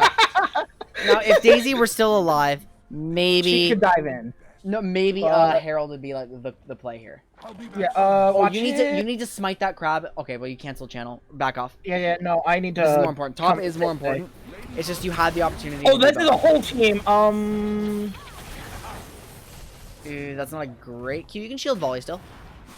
Yeah, that's what I was trying to do. I was trying to get close enough. Oh, He Lord. shielded himself. Q in 3. No, he's dead. He's dead. I'm sorry. Yeah, he's pinging me off. Oh, we got more company. Holy shit, this is a mess. Where did you go? Right there. She's dead. Well, welcome to the all random, all top. What in the fuck are you? So let's hit tab for a second and compare CS with Elise. And that is not the story we want to see. Yeah, I've not been playing super hot, but it's also that I've been less AFK. Oh Lord, I'm coming in. That was a miss. Ooh, well, she's gonna get slapped She by has no a dashes Herald now. now. Oh my god, she's dead. She's so dead. Oh, there's a Shield team here. yourself, shield yourself. My Vayne, shield's Vayne. off. Shield on cooldown. Oh shit. Yeah, you win 'Cause this. I You win shielded this. Vayne earlier. Nice, take care. of They're all dead. Yeah, this is ours. And always remember your free pickaxe. Who the hell are you? What the hell? Okay. Welcome to my elo, sir. Oh, smite that. This is because she's Volibear right has there. the Herald. Who are you? Holy shit, he forgot about spiderlings. Okay, I don't even have a play here. You take that. That's your play. Alright, Is this And buff you up? like try to take everything, I guess. yes. Now, let me tell you something excellent about Ivern. Do you know the value of his Grove cooldown, or the Grove timer, To be at carefully level 15? It's like 5 seconds. 1 second. I thought that hit that a little later than that, but Just get you're right. probably right. Daisy stampede when no one. Look at me using the bushes to get vision on places I don't just want to Excellent. face check. That is exactly what you should be doing. Now, your I'm team getting needs the to fuck back out off. after this. Yeah. You have so much gold. Like, ping your gold and recall. Is this the same place to recall? No. Yep. Am I doing it anyway? Yeah, you're Well, fine. yeah, we have vision. Unless someone's running it down top and Totally decides clear. to make the visit. Alright, So, so we're gonna finish the Athenes. Alright, and then we can start. Once again, like, I mean, Ardent could be huge this game if you're gonna play around Vayne. I'm willing if you're to not gonna do play that. around- Vayne is fed as hell. Yeah, Vayne is extremely strong. So let's go with the Ardent here. Let's I'm go with the gonna- Ardent, and we'll make sure we're setting her up the whole game. Yeah, let's buy that assortment of items. What in the fuck? Yeah, so that is the problem with you spending that much time top lane. But we're killing the shit out of them. Yeah, you were They not took ready for dragon, the dragon took their fight. life. They got dragon. What I would do is probably run We aced straight mid. You guys are gonna drop Herald, and then you can use Daisy as a siege tool too. Yeah.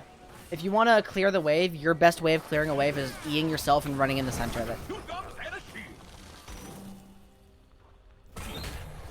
High five, Daisy. Yep. We didn't even summon Rift. I think it's already used actually. Hit tab.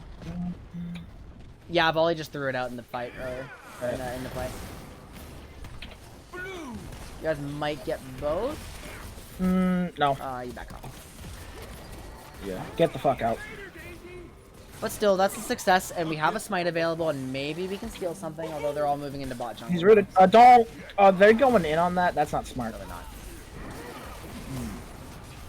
Remember, these are very low commitment champions you're playing with. They're ranged, they don't have to, like, hard This engage. guy, however, This is is- big, yeah.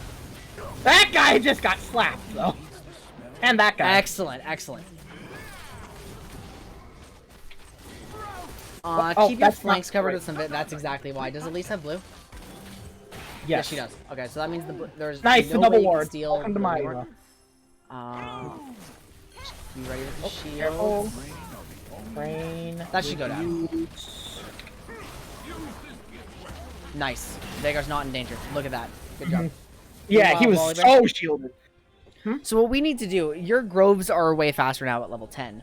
But Yeah. we need to keep your farm up. We need to 18. keep your we need to keep things going. Yes.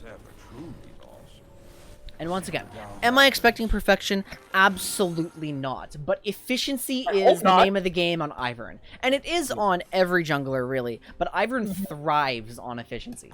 There's danger afoot. Volibear is getting chased. I'm way too far away. My own food. Is there anything I can do to counter that? I don't see anything immediately obvious. No, Volibear's just getting away. Cool. What a Chad. They're not even chasing him anymore. Leona's fucking around in top jungle. And honestly, I don't hate how you're playing this game. Yeah. You can even smite that to give it to one of your mages if you choose to. You're 2 camps above Elise right now. Dope. But just like play with your team.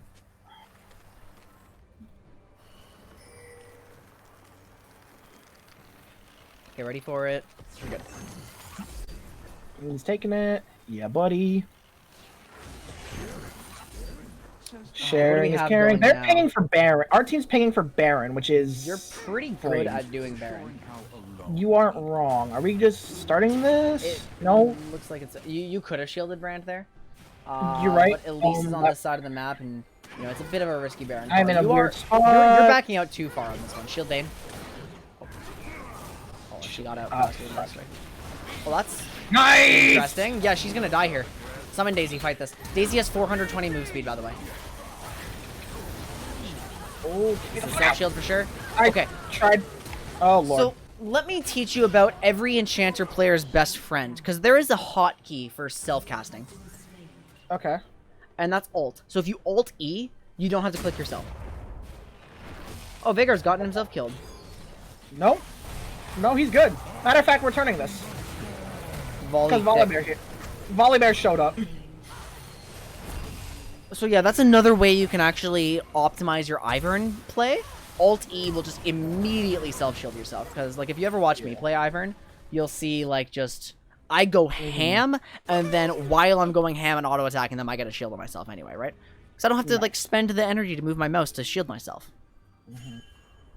A lot of pings coming out. I'm taking a weird route, which is probably not smart, but maybe it is. It's not a weird route at all. If you're doing these camps and moving your way up to Baron because your team's playing around Baron, that's excellent. Crab's coming up soon. I might smite that. It's good to know for Nami time. Yeah, it works on Nami too. Alt E, Alt W, Volibear's good both for work. Crab. Karma Alt E works. They surrendered! What? Nice! Easy. 5-0 surrender. 22 minutes. Excellent.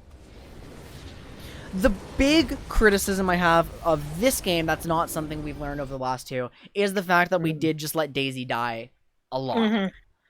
And that is the hardest skill of Yeah, Ivern that is micro, definitely takes practice. right, because you're basically microing 2 characters when you have Daisy out. Yeah! Poggers! So just off that, because like we're already seeing a bit more of Mastery of the Kit, but like do you generally understand Ivern's role in the game now? Yeah. You're, And like, look, yeah. I want to hear it from your mouth, basically. I'm trying to think of words. That's fine. Like, you're definitely the person, like, you're not the carry, obviously, but No. you're making the carries better. Like, you're an enchanter. That's Exactly, sort yeah. of the forehead thing. You can, go out and do things yourself if you need to, but you're at your best when you have, like, your ADC or whoever is just stomping people by your side to stomp some fools with a shield and a daisy keeping people distracted. Right. And the way you keep your carries safe like that is by counter jungling the hell out of your opponents to accelerate your gold income well beyond that of a normal enchanter. Yeah. And Because- while also denying the opponent's gold, which is almost like gold for your team by proxy. I'm going to give you a little history lesson. Old Nunu, before he got reworked. The purpose of old Nunu was to make the enemy jungler as useless as you are. Nice. I'm pretty useless, so that's a good roll for me. Because old Nunu was such a stupid. Consume could only be used on minions and monsters, not champions. Festive. E was like a point and click, so you literally just ran around counter jungling, not stealing everything, and then being useless. But it's okay because the enemy jungler, You basically turn it into a the enemy 4v4. jungler had no income. Yeah, And of you course, turn you the still game had into a consume 4v4. smites. But yeah, exactly. Ivern is Oh, that, but and you he were is a like- useful champion. Yeah. You were trying to make the enemy jungler Nunu, significantly otherwise known less as, if you want to useful. steal this dragon, good luck, buddy. Yeah, exactly. You better have a lot of CC. So I think that should wrap up the basics of Ivern if we have an understanding of his role. If we have a... Because you were using your bushes just by the end of game 2 so much more effectively than I see a lot of Iverns using them. It's like, use it to be a face check without actually having to face check. Use it to plan it down when something's happening, try and get that extra damage out, and also mess with vision of the... if you're in a bush and your opponents aren't, they don't know where you are. Outside of that, you're a jungle main, so the decision-making should come quickly. Like you'll learn that. You'll learn the decision-making, because like the more you improve at jungle as a role, the better you get at Ivern. Yeah. Makes sense. Do you have any like specific questions, or I could still provide an item page, but I'll probably be doing that. I do like having post-stream. the item page sort of as the, because I don't know what is good on the champion, what's not just offhand, because that requires sort of understanding the items in a way that I don't.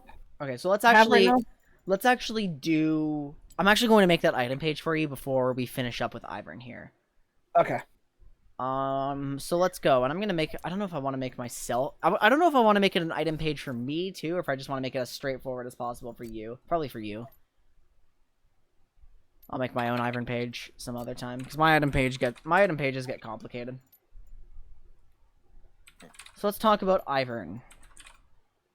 One thing I'm sure you've noticed is the fact that you were not upgrading your Hunter's Talisman. Yeah. And that is a uniquely Ivern thing. Because none of the finalized jungle items are really worth a darn to you.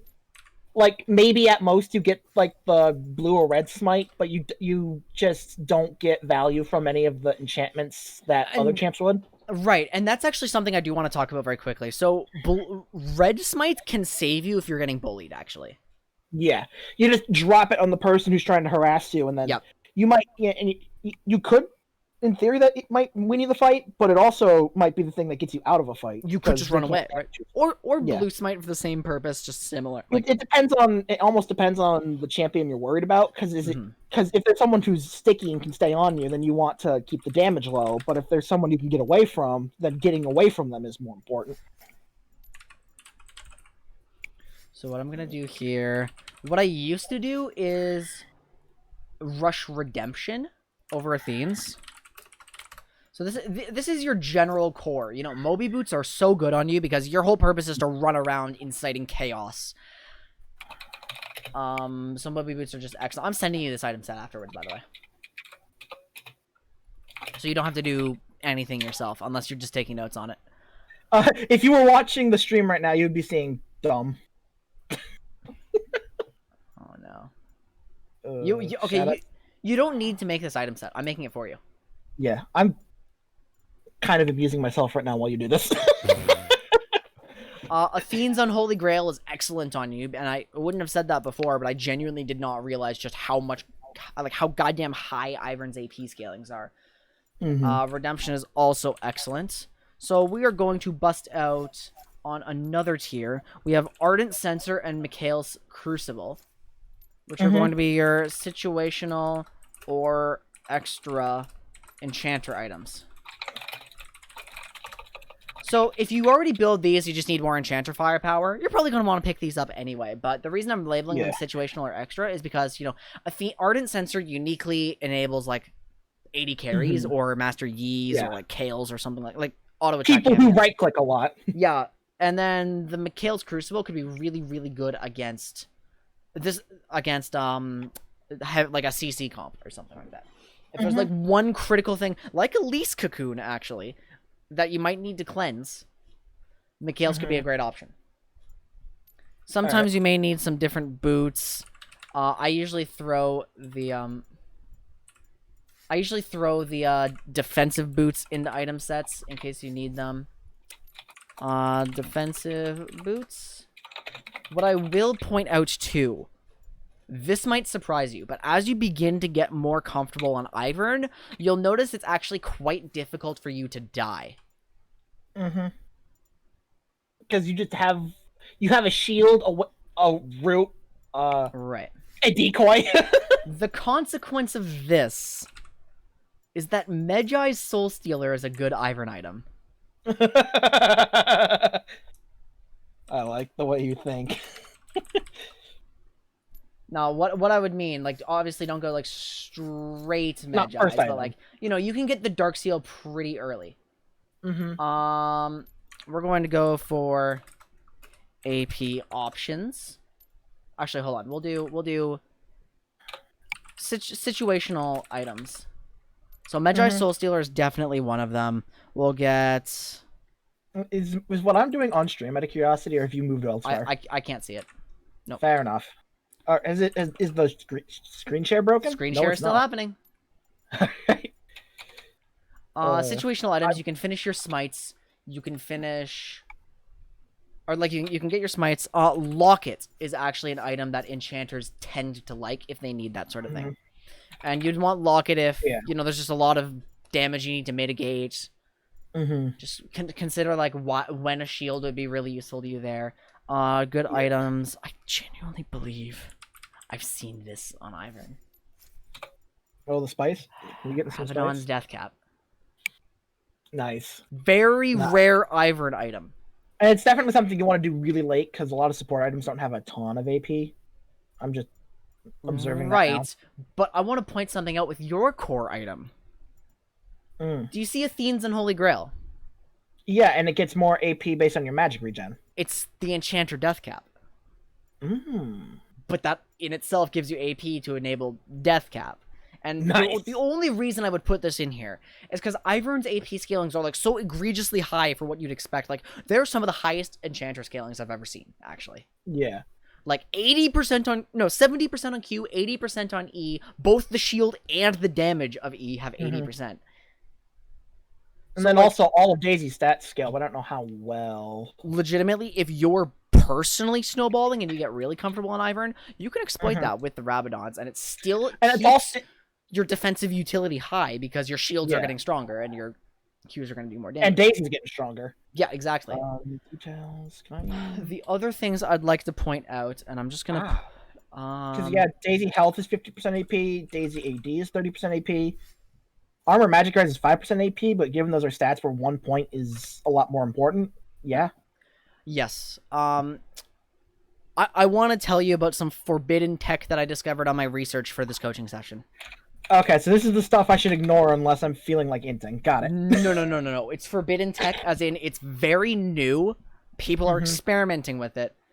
I've never played it. Okay. You were right in that the enchantments are not necessarily the best for Ivern. I have been known to buy Cinderhulk in some games. Okay. That's fine. Ivern.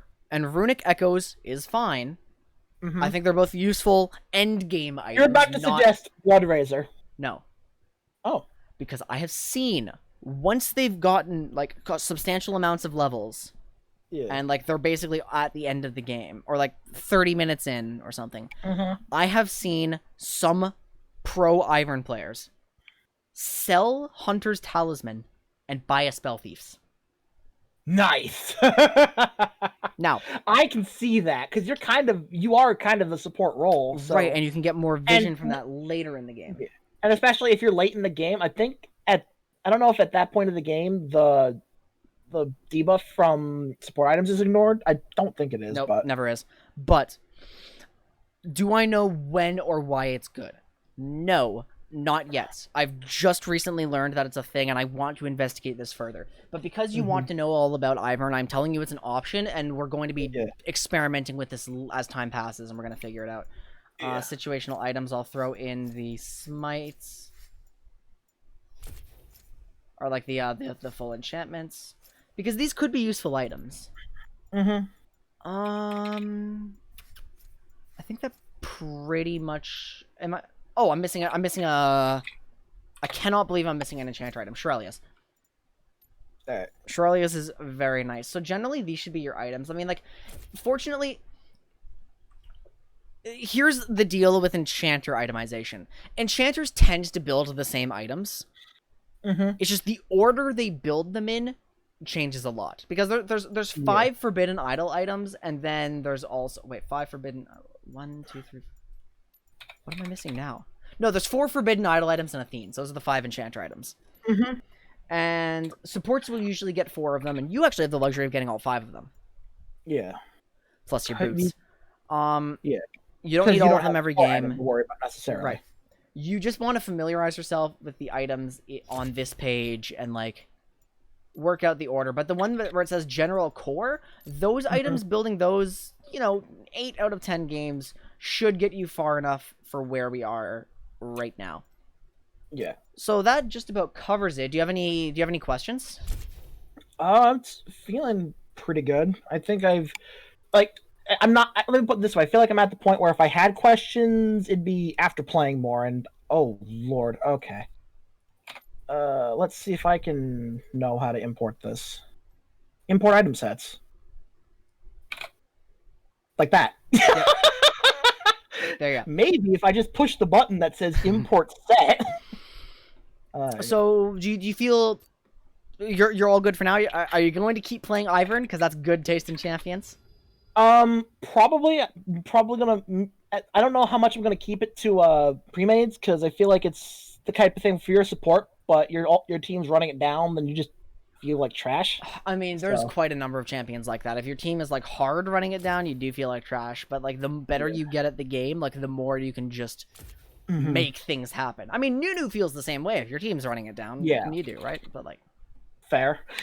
Shout out to the time where I was like, well, my entire team's dying. I don't know. I'm gonna buy a Tiamat and see if I can't flip push. Oh my god, figure it out. Anyway, thanks for being here. I had fun. I hope you got something out of it. I'm feeling pretty good. Just having the fundamental ideas in my head is kind of what I wanted. I'm busy renaming all the item sets to dumb things so I can use myself later. This is your page. Do whatever you want with it. I gave you the baseline. Yeah. All right, thanks, Minoshi. I will see you later. All right, bye. So what we're going to do now, I'm going to take a break. I'm going to get myself some water. And when we come back, we're going to move on to LeBlanc with Aiden. And I'm very excited for that one, because LeBlanc is one of my favorite mid laners. So, be right back, everyone.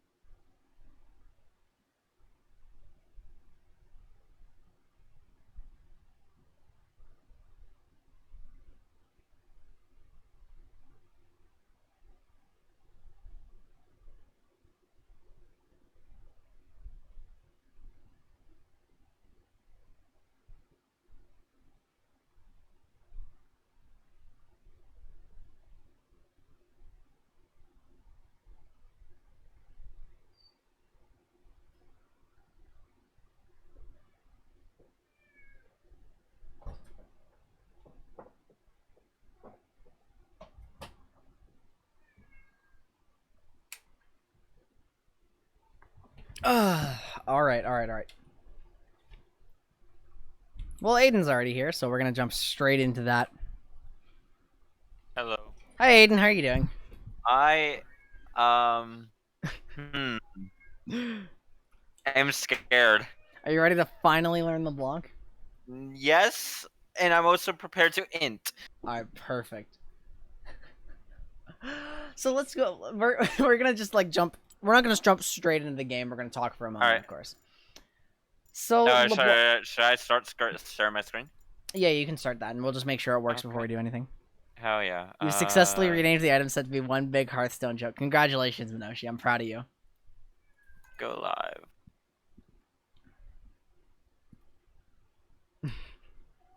All right, we're gonna jump Right. into this, see if it works. Looks like it's working. So, first of all, though, LeBlanc. Why don't you talk for a bit? What is your experience with LeBlanc so far? So my experience with LeBlanc starts all the way back in season 6. Oh, Yeah. I played LeBlanc a couple times and got a kind of feel for her. And then the assassin update happened. so LeBlanc gets reworked. So LeBlanc gets reworked. I try her after her rework. Enjoy some aspects of it, hate the rest of it. I stopped playing LeBlanc. Okay, then like season 8 comes around, the LeBlanc mains complain long enough that she gets reverted. Correct. I then tried her again after the revert and sucked royally at her. And haven't touched her since. Incredible. Oh my Other god. than like a couple games like 3 months ago when I was first talking to you about playing LeBlanc. And in both of those games combined, I went like 6-20. 6-20 on your LeBlanc games. Ouch. Okay. Combined. Like I went like 3-10 each, and both of them were like I was doing well early on, and then the second it got to like chaotic mid-game team fights, I just got obliterated because Right. I had no idea what the hell I was doing. Because it's tricky to do like mid-game LeBlanc. Right. Especially when you have no idea what the hell you're doing on LeBlanc. Also, like all my shards and shards mastery tokens. Let's see. Let's take a peek. Oh my god, what are these mastery tokens? What? M7 glad. So, I know your champion pool quite a bit, Aiden, because we've been friends for a while now. Yeah. And, you are really good at Cat, you played Diana, and then you have a massive pool of mages. Yeah, I'm also fairly decent at Echo. Okay, perfect. So, I want to do a very quick exercise with you. Alright. And forgive me if this is, like, a little basic or whatever, but there's something that I like to do with brand new players, or I teach them basically how to learn what champions do. Okay. And I basically tell them, look at their class, look what they do, pretty much, and then read their abilities and start figuring out what's going on. So let's, and like, compare it against our definition of the classes. And when I say classes, I don't just mean, like, fighter, support, like, whatever. I mean, specifically, like, Warden, Juggernaut, Enchanter, like the subtypes. Yeah. So LeBlanc is an AP assassin. We know that, like, fundamental. She is an assassin here, like on her page. Actually, you're doing it too, so like I'll swap screens and we'll go on yours for now.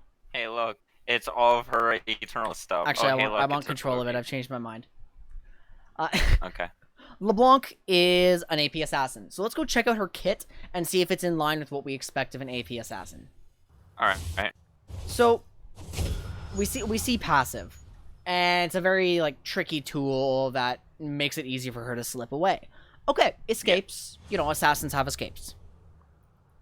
We've got Q, which is ranged damage that then detonates on, when it's procced by one of her abilities.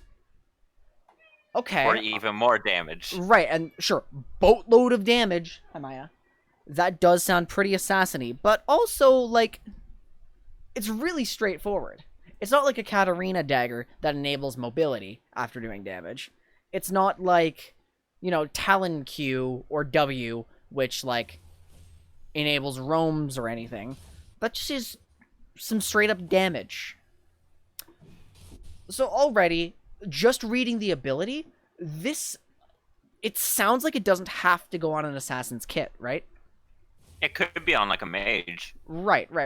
But let's just put that aside for right now. We've got distortion. Okay, LeBlanc dashes to a location, dealing damage AoE, and can blink back to her location. Okay, definitely an assassin ability. Oh yeah. Because this is mobility, damage, and escape. 100% an assassin ability. Let's take a look at E. Okay, Chains. this is a chain with crowd control on it.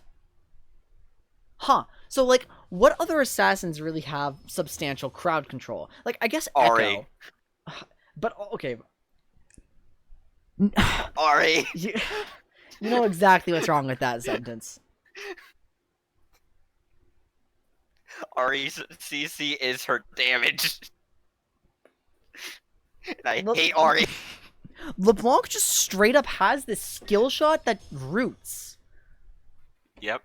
And then her ultimates, she still has, like, her other Every abilities. It's other mimic. thing. It's all the other abilities, okay. It's all the other abilities, but better. Right. So From when what you're doing... I remember. When you're doing these kit analyses and trying to, like, match it to their role, when you notice something that doesn't really line up with your expectations, that does tell you something about the champion's identity.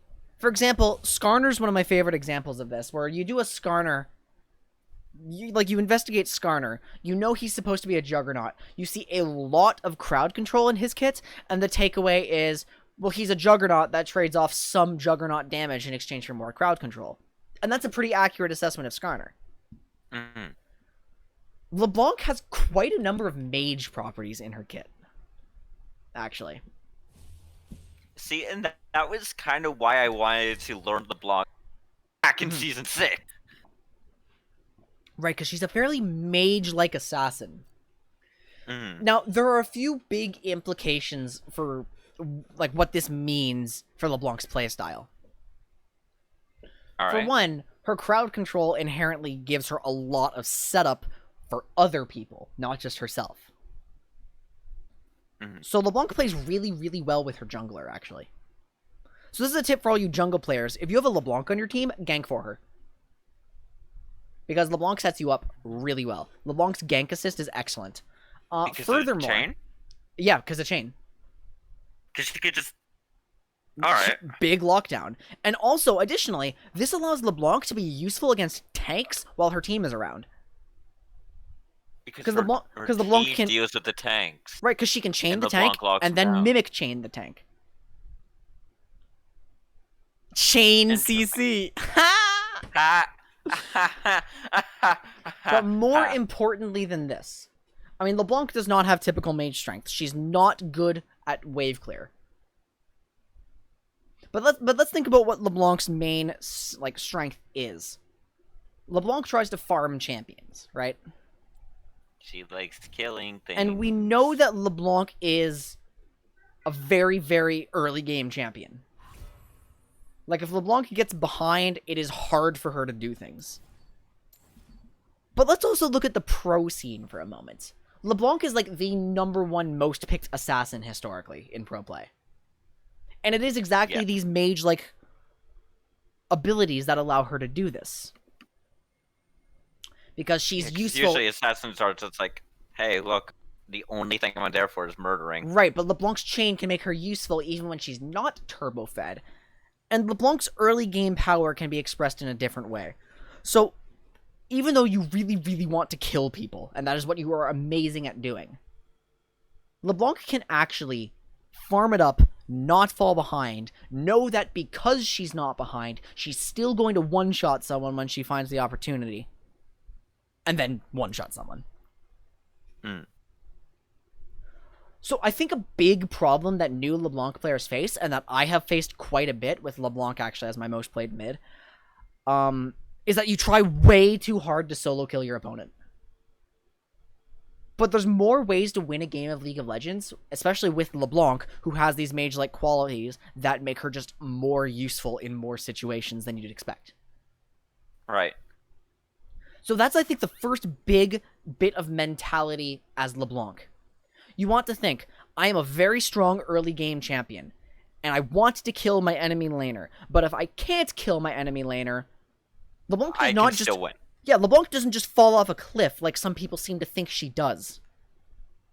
You just have to farm well, and therein is the problem. Farming on LeBlanc is really goddamn Sucks. difficult. It is That's- so hard. That's why you take attack speed. Right. So you know Aurelion Sol takes lots and lots of games to get good at, right? Yeah. You have to similarly put lots and lots of games into LeBlanc to actually be able to CS competently on this champion. Because if you're using all her abilities on the wave, then you're not using them to kill your opponent or exert pressure. And then you're a LeBlanc with no pressure in lane, and then you start to fall behind. And then once you're behind- the rest is history. Once you're behind on LeBlanc, who does not scale as well as mages, but, you know, is still good as long as she has her items on par. Like, once you're actually behind, then you struggle a lot. And then you become a chain bot, trying to set up for your team. And you don't want to be a chain bot, you want to use your chains in conjunction with your one-shots. Right. So, you already know my secret tech. I take an attack speed rune on LeBlanc. Yes. I've watched you play LeBlanc, and I've played with your LeBlanc. Right. I Multiple take attack times. speed on LeBlanc, and you will notice immediately how much easier it is to farm. I'm And gonna that was something that I noticed when I did go back to playing LeBlanc, like those 2 games, is I actually did take the attack speed. And it just feels so And- nice. It does. It feels so nice. I even did an experiment with Doran's Blade start on LeBlanc, and that's probably too far. That probably goes way too far, because, like... But let's take a look at your runes so D-Blade. far. These are currently Quinn. These are Quinn runes. Yeah, I was Well, they're- playing Quinn mid lane. They're not far off from the LeBlanc runes either, because, you know, Sudden Impact is useful, Eyeball Collection is useful, but LeBlanc wants to go Sorcery or Inspiration.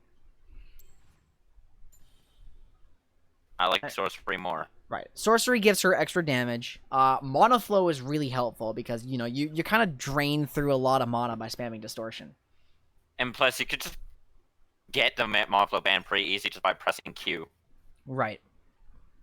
And it's quite Scorch, of quick. course, because, you know, you're LeBlanc. And you want to kill people Right. early. Now, the reason you would go Inspiration is for Time Warp Tonic in a matchup where you have to trade a lot. And like starting Corrupting Pot instead. Yep. Alright. Because LeBlanc can start Corrupting Pot. But Right. and I don't have the list of matchups where you'd want to do what, and I'm still comfortable on Doran's Ring, and, like, there's, you know, a lot of factors here that, unfortunately, I don't have the exact expertise to help you with right now. And I'll work on it with my mid climb and, like, learning more about the champion. But the big thing to know as we go into this game is just that is your mentality as LeBlanc. You know, you have amazing gank assist, you have extra capabilities to help your team later, and you're really strong early game. So, like, you want to kill, but, like, don't overforce the solo kills. Right. In fact, there's LeBlancs that go TP. Because you I don't. think I've seen, because I was looking, when I was like gonna try and go back to the LeBlanc, I was looking at like the pro build things, and I was seeing a lot of TP. Yeah, Challenger LeBlancs like teleport because they can play with their team so much. And Pro LeBlancs like teleport. And, like, Ignite's really good for solo queue, don't get me wrong. And in fact, I would still probably recommend it for right now. Yeah, I was gonna run Ignite. Right. I like Ignite personally as a rune. I really like the fact of how I can chain it with Electrocute and with all of the stuff I can do with Ignite. And with the fact that I've won fights purely because of Ignite. Let's talk about your kit before we jump into game. Okay. Passive takes a lot of practice to use effectively. We're just not going to worry about it right now. The thing we can think about with passive is if we're taking a trade, we can use it to just go invisible in the middle of the trade for a moment, because that is invisibility, not camo. So, like, they're not going to be able to just auto-attack you back. So we can exploit that for a little bit, like a very brief moment. Duskblade LeBlanc? No. Damn it! So close! LeBlanc's kit is pretty straightforward, but because of how straightforward it is, we have a number of combo options. So, every combo needs to end with a Q pop. Right. We don't want to just throw a sigil on someone and leave it there unless we have to. And the likelihood that we have to is, like, we've taken a bad trade, just blink back. Mm. Right? So, Like, one of these... it's a website fucked. Yeah, it's a whoops, I fucked up. Leave the Q on them. I don't need to pop it. I need to dip. All right, sounds perfect. I can play Echo. So we're thinking about the LeBlanc combos that we've got at our disposal, and we know we need to pop Q. Right. So let's think about the different ways we can pop Q. At level 2, QW auto procs electrocute, and it's a great trading combo. All right. WQ, W out for free. No, Minoshi, no. Your best damaging combos involve getting a distortion on someone. Because distortion is like your biggest damage. Right, it's really heavy damage. But sometimes you just need to use distortion to get in range for your damage because, like, honestly, you know how people just complain about the LeBlanc? They're like, LeBlanc's bullshit, meh. Alright, so, what's going on, everyone? Hi, I'm streaming and coaching Aiden. Man, so I really shouldn't say the ninny word right now. Correct. Since I said it, my bad. Time to end the VOD. Tragic. You're coaching Aiden right now? Hold on. Yes. Woo woo bandit time, let's go! No! I'm teaching him LeBlanc. I am not playing LeBlanc in ranked, Sean. I am sorry. That is not happening. Not in a million years. Well, maybe in less than 1 year though. Maybe you'll get it. Ooh, true. Maybe in less. All right. 999,000 years. There we go. Easy. Sure. It's not in a million. It's one less. So let me ask a question for everyone here, though. For mainly Quinn. Yeah, what's up, Sean? Damn, mad aggressive about it. I guess, man. I guess I'm just gonna fucking go commit self-deletus, man. Oh It'd my really be that way. god! You knew that we were doing this, Sean. I actually didn't know. Oh. I saw my friends in a call, and I was like, hey, my friends are in a call. Aiden's live streaming something. Huh, that's not something I'm used to. What's the question, right, Sean? Because, Well, I was gonna ask if Union Jack Fiddlesticks is worth buying, but I also have Surprise Party, so I feel like I don't need Union Jack. Union Jack is pretty funny. I had it when it was a rare skin. It's in my shop, that's why I'm asking. It's in your. Then it's even cheaper than 520, right? Yeah, why not? It's 208, yeah, it's 208. Holy shit! Yeah, no, grab it. It's pretty funny. But is it better than Surprise Party? Better than surprise. I honestly like. I don't like Surprise Party the most. I like running it, but I don't want to run it every game. Fair. I mean, you get original Fiddlesticks voice with a funny skin. Fair. So I guess since I'm being discriminated against, I'm just gonna leave. Come watch Aiden learn the LeBlanc. It'll be funny. We'll laugh at him. But I laugh at him already. Okay, fine. That's fair. Later. Bye, Yeah. Sean. Oh my god. Okay, so anyway, back to where we were. People complain like, LeBlanc's bullshit, and she does a lot of damage and stomps low elo, in fairness. Why did you walk up close enough so she can land her W for damage on you? LeBlanc's so bullshit. No, This is my thing- literally my thing with in lane. LeBlanc- People let you do this. I don't know why they let you do this, but My only thing with LeBlanc that I find to be annoying to fight is the range of the tether of how to get out of the tether. It's so long that even if I flash and E out as Katarina, I still am in it. are you serious? No way. She's distortioned after you for sure. If that's happening. Like, it's ridiculous, like, the range of it, in my opinion. Because, like, I thought that I've gotten out, but no, I've just still been in. Like, hey, look, I eat away. Nope, I'm still in the range. Right. So LeBlanc has 3 other abilities, which means there's 3 ways to pop Q. Right. You pop Q with a W, which is pretty good. You pop Q with either proc of E. That's a big one right there. Either proc of E. Or you pop it with another Q from Mimic. Yeah. So the double Q combos are going to be like your highest damage. You pop 2 sigils on someone, bye-bye. Now, popping 2 sigils on someone is not always realistic, and that's why we have all 3 abilities available for Mimic to play around. So one thing that LeBlanc's, you might see them do, they'll land their E, and then while the tether hasn't popped yet, they'll unload both their Qs on someone, and then the final, like when E roots, that pops the second Q. Mm-hmm. The important thing about that is that's a big damage combo without W damage, meaning you can use your W to get in position to land your E. Because quite often you will have to use W as a mobility tool and not just the damage. The reason we max Because it it's first is the everything. wave clear. Right? It's like Okay. simple as that. We max it first to get the wave clear, and because it's nice damage that we can abuse in lane, but we don't always get it. What items are we thinking for LeBlanc? Oh, hold on. I have to let my cat out. She's screaming. Maya?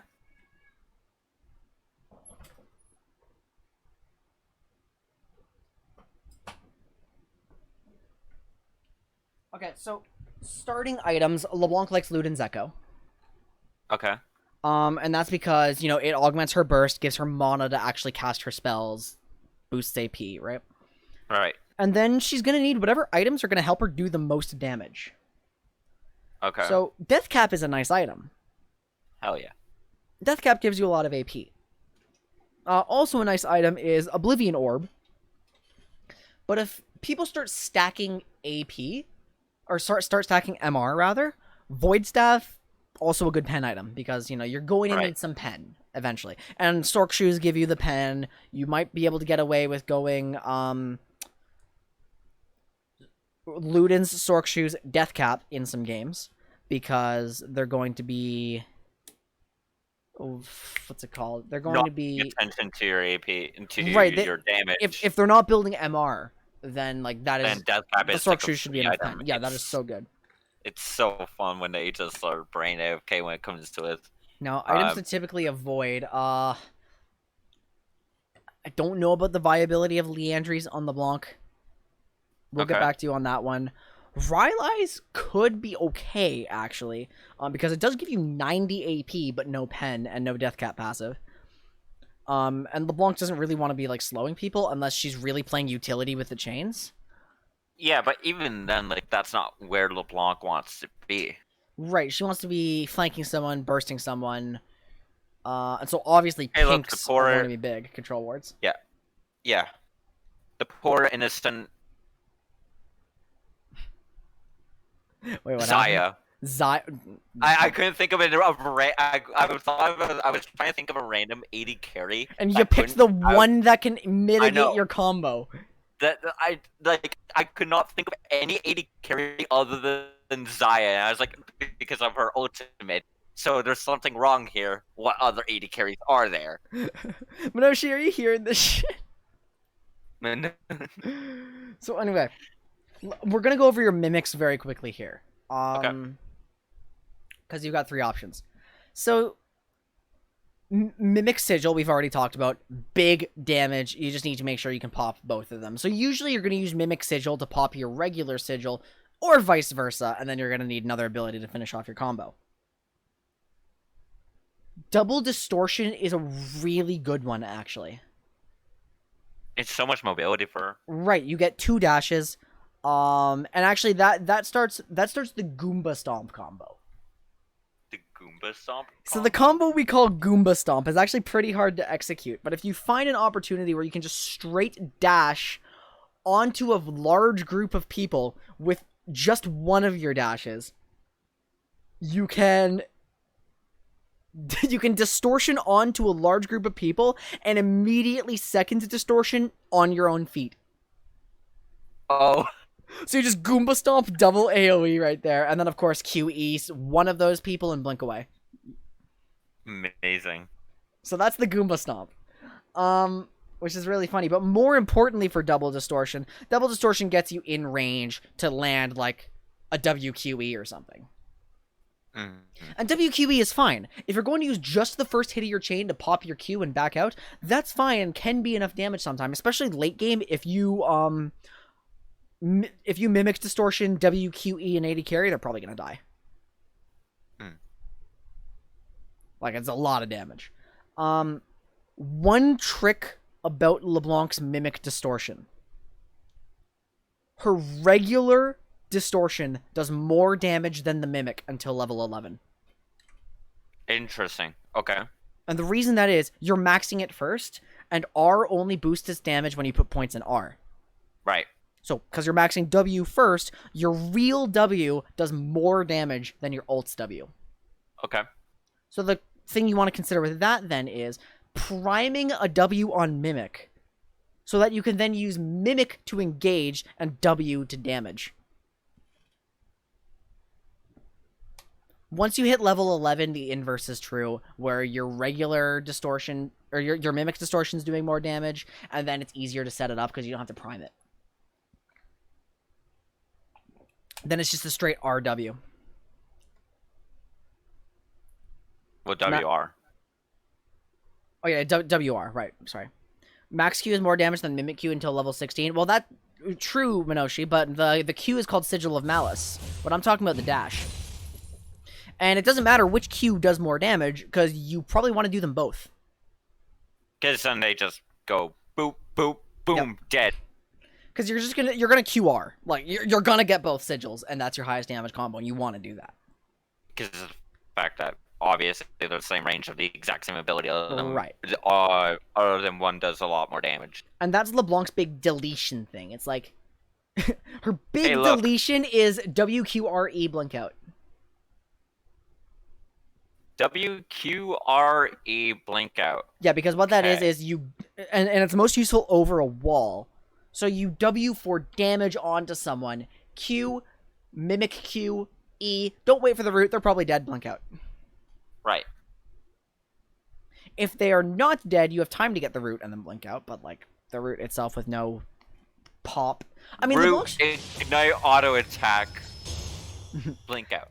another big thing to notice about her E though is the root does more damage than the first hit. Yeah. So the first hit's really good for popping Qs, but if you can get like E, if you W into position, E, Q, R, let the root proc the second sigil, that's also a high damage combo. Right. Why you would use Mimic Chains is if you just need to lock someone down longer for your team. It's kind of like Karma RW, where it's definitely the least used one, but it's got its situations where it's just really, really useful. Mm. Order root 2 people at once? Yes, that is possible. That is much more of a fringe case. That is even less common than just you trying to lock down a tank. Trying to lock down 2 enemies at once. So, I'm ready. Oh my god, Minoshi's actually here. Minoshi ADM me is asking, hey, you should invite me. I said, alright, fine, play Ivern. You can invite Sean too if you want. Oh. Oh, he just... Yeah. Sean is away. And then Minoshi, Sean go like League Blue or something. Hold on. Sean invite. It's lagging out now. Oh yeah. This is what I was afraid of. Of just massive The lag. client lag? Yeah. Oops, wrong one. I instinctively hit 1 when I want to continue streaming like a League client thing. I love that Nico icon, by the way. It's so cute. I know. I got it and I was like, oh, perfect. It's why my blue essence is very not high. It's because I spent like all my blue essence in the Emporium. So what we've got now, we have a general mindset for LeBlanc, and we've got Right. some extra things we know, right? Mm. We now have an idea. So before we start our first game, do you have any like pressing questions? Not really right now. Okay. No. Well, let's feel free to start the match then. Wait, Sean got online and he has an invite. I'm waiting like 10 seconds. You can like message him ooh woo or something.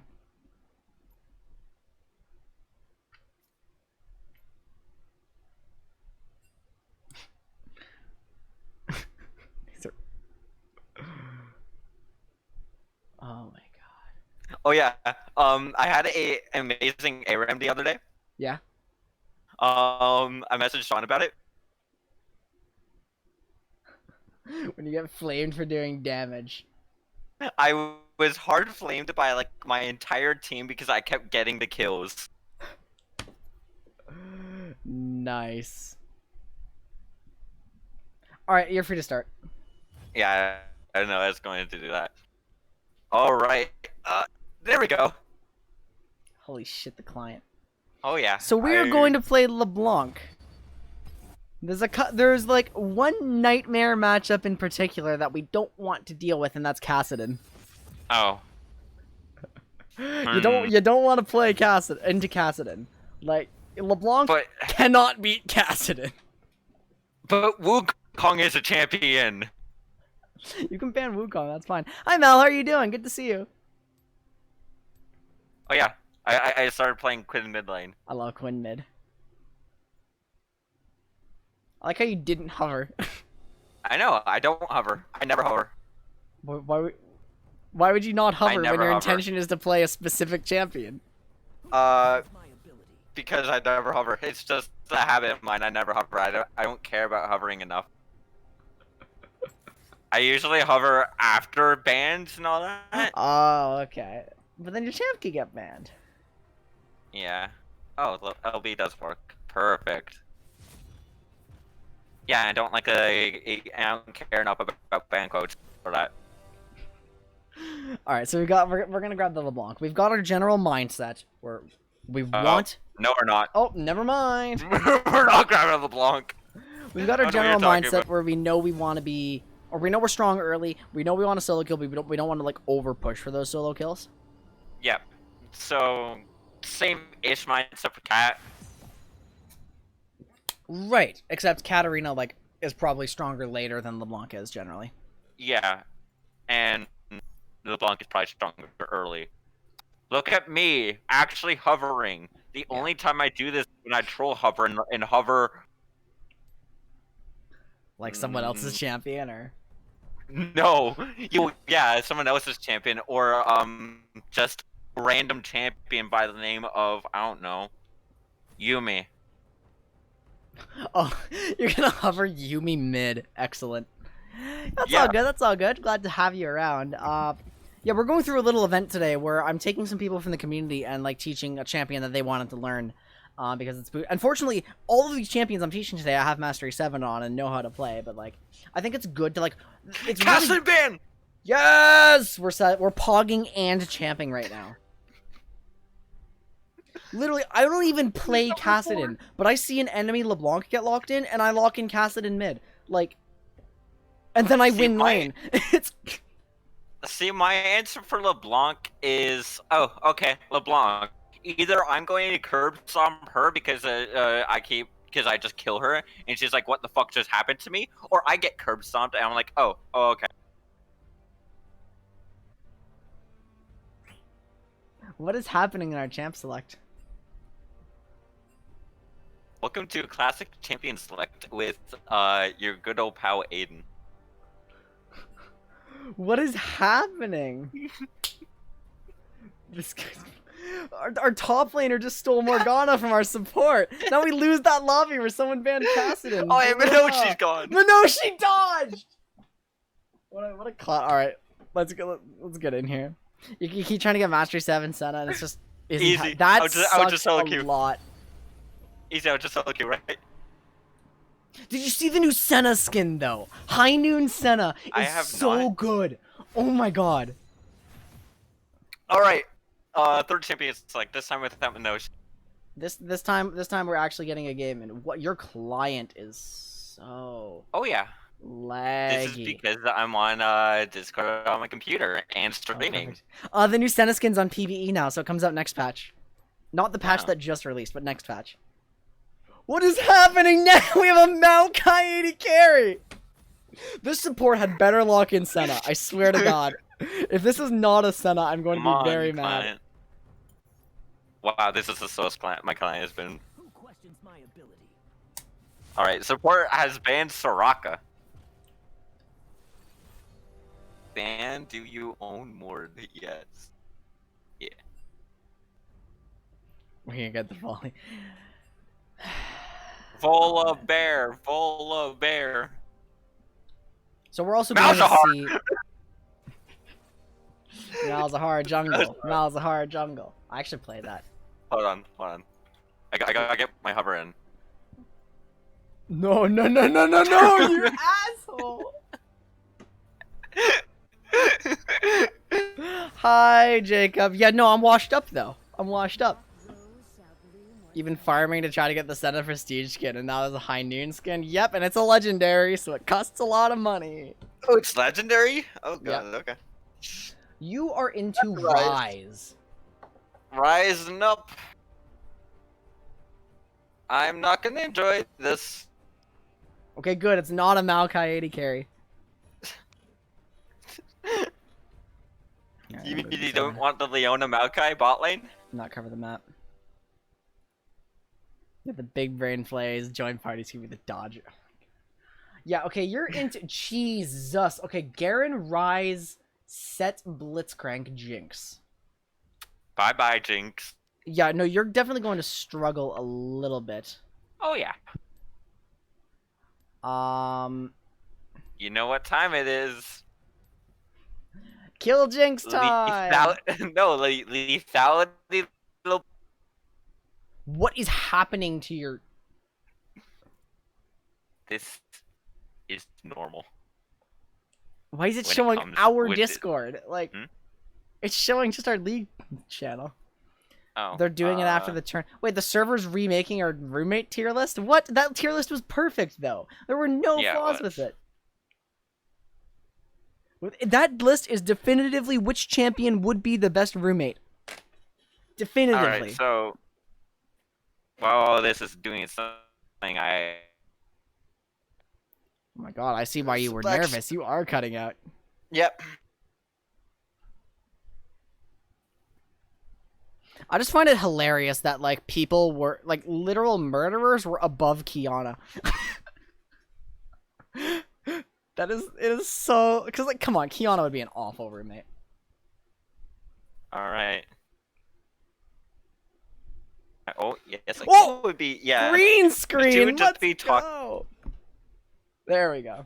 Kiana would only be going on about, hey, look at me, I'm the best, and you have to do everything.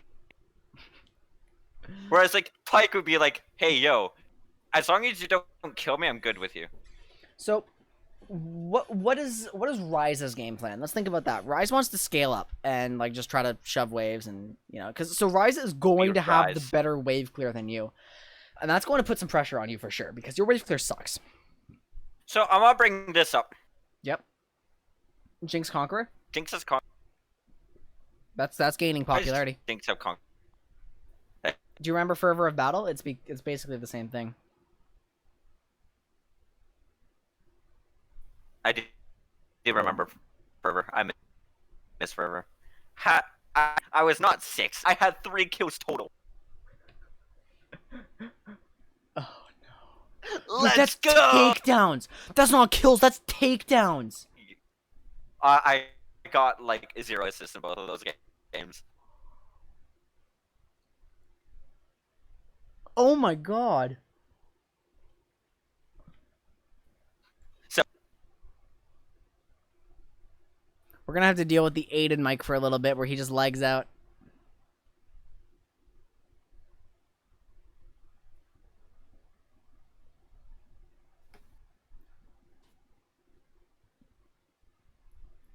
Oh my god, what is this?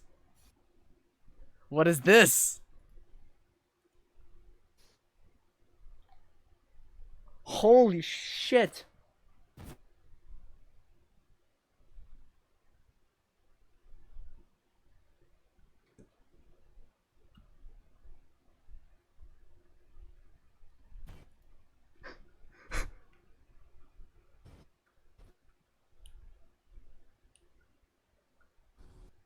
He's in lane! Whoa!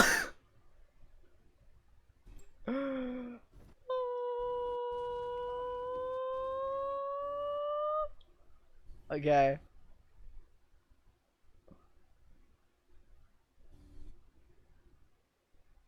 It's actually just his computer overloading. Can't handle it. Our gun didn't look like a medium character using a 6-shooter meant for a huge... The gun turns into a horse. Like, what is that?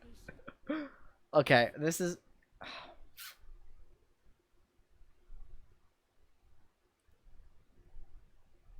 Okay. Discord completely dies. So what we're going to do then... What we're going to do then is Aiden can hear me. We're going to spectate the game. Aiden, you're probably going to have to watch the VOD later then. We'll talk about it. I will give feedback as though you can hear it, expecting you to watch it later, pretty much. Because there's no way in hell we can watch with that video quality, unfortunately. So it's not going to be the same format. It's not going to be live. It's going to have to be basically a delayed VOD review, which is a bit awkward.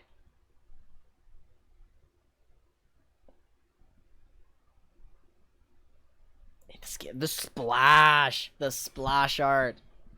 So good. Whoops, that's wrong. So you okay with that, Aiden? I hope so, because that's the best we've got.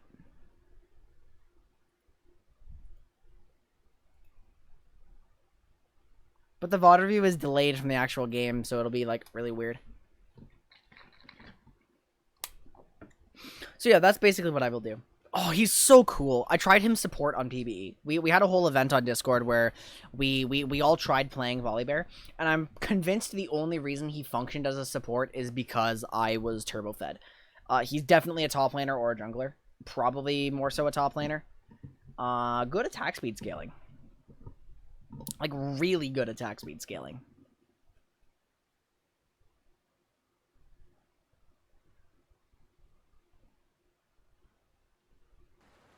Okay. So we are going to do Blue Fog of War, focusing on LeBlanc. In a format that's, you know, a little unfortunate, and I'm sorry, Aiden. Sorry that it had to be this way, but...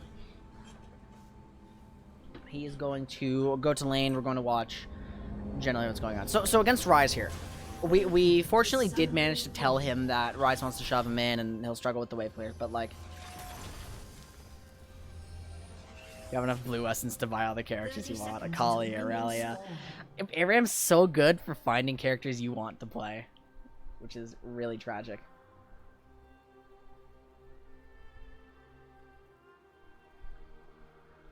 So let's make notes of ways we can help him, like, farm and stuff. Hopefully he's not going to be looking just for solo kills on Ryze, because that might prove difficult, but... I want it. I want it so bad.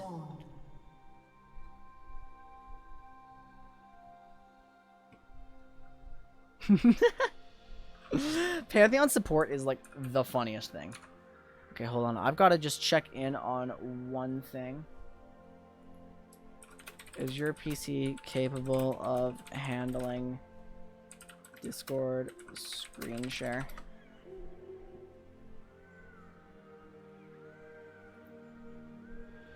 Okay, we're good.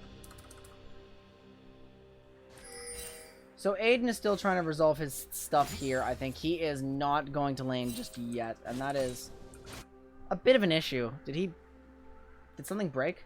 No, he's still trying to solve things. Not worth it. It's not worth it. Fuck me. I don't matter. You gotta play the lane. So, right off the bat, we are LeBlanc falling behind, and that is going to become increasingly problematic because, like, we don't want to be down in levels against this motherfucker who hard outscales us.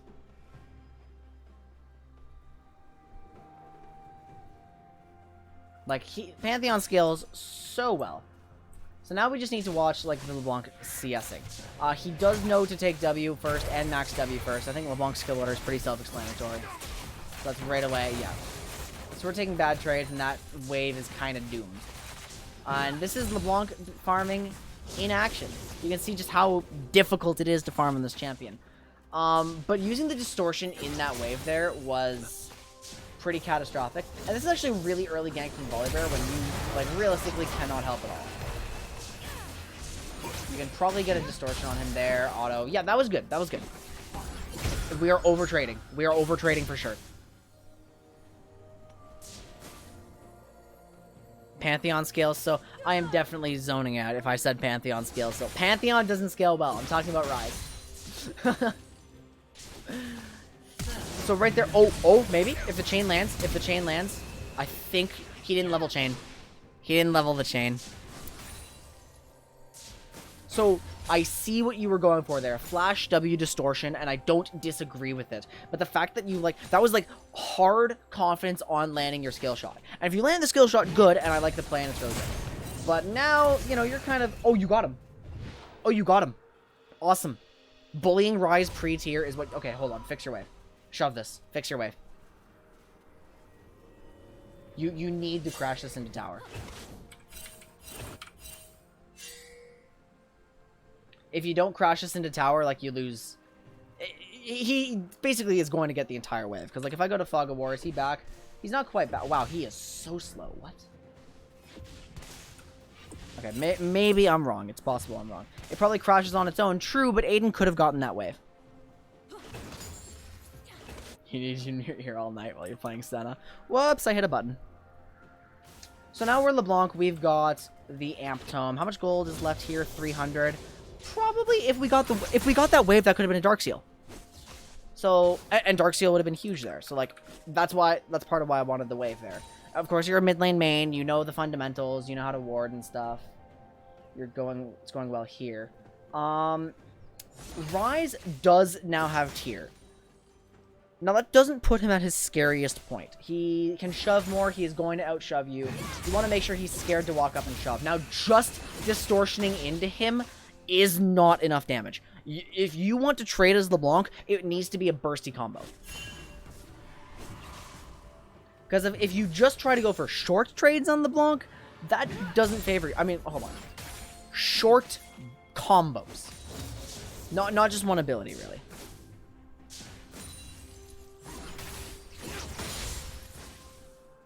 Because you can see, like, how you're in such a terrible position now where Rise is going to shove you under tower and, like, you know, you're so low that it's kind of difficult to pressure him now. And priming the creeps with auto attacks. Yeah, because if you auto... Ooh, this could be... Oh, he didn't have abilities left. So, if you already committed to distortioning in, don't think you have to blink back right away. You could have, like, chained him. Would it have changed the situation? Not really. He is now... Where is he? He's in Fog of War somewhere.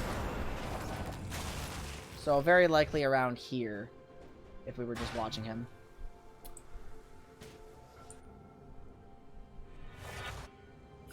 Garen angry. Mel, at your level of play, the most fundamental thing is just figuring out how to pilot your champion. And, like... And you know how to play Senna, for sure. But it's like, okay, how do I fight in my lane? Like, how do I actually start generating leads? Because once you know how to pilot your champion, it's like... Laning is really just the starting point. Just push buttons, easy. Now, this is a much better trade. And, like, it's obvious why it's a much better trade. You just immediately nuked him. You saw him, you're full health, you're like, boom, I'm gonna just kill you. And here we're seeing LeBlanc, like, at her best, when she's pressing more than one button to trade. Rise, you always want to punish Rise, like, walking into something stupid like that. 30% mana for life seems good. And this is why we're building Lost Chapter on LeBlanc, by the way. And again, with the W forward, that goes back to the mindset we were talking about. Generally about, like, you don't need to overextend to solo kill them. LeBlanc is strongest in the early game, of course. But the issue is, if she falls behind, she's not going to be useful. But she scales as long as she's not behind. You have so many biscuits to keep your mana up. I think there is a such thing as pressing too many buttons, especially as an auto attack champion. But LeBlanc is not an auto attack. Yeah, see, so as we said, farming on LeBlanc takes like as much practice as playing Aurelion Sol. 26 CS at 7.5 minutes. What are you walking back for? You're giving up CS for free. You cannot afford to give CS. Farming is already hard enough. Don't give up the stuff you don't need to. This could be a distortion, maybe. And that is the problem with LeBlanc too. You can see her bad wave clear like coming into play, and I'm gonna point that one out. You distortioned forward, and then Rise will try to trade with you, and like maybe give up a couple of creeps to burst him out and be like, no fighting me. This Rise is hella aggro. Yeah, I'm surprised he's being so aggro with this. Why is he backing? Lost Chapter, okay. But you're backing against someone who's going to shove this entire wave in. And now the CS deficit is getting worse and worse and worse and worse. So, because you need to be farm focused to stay relevant without getting kills, you need to always be thinking about what's going to get you your mid waves.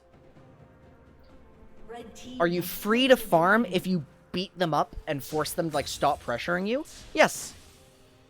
Like, because Ryze isn't going to want to just walk up to you to bully you off CS if he's at a third health. So, using your combo on him instead of the wave like that, again, those are the trades you're looking for.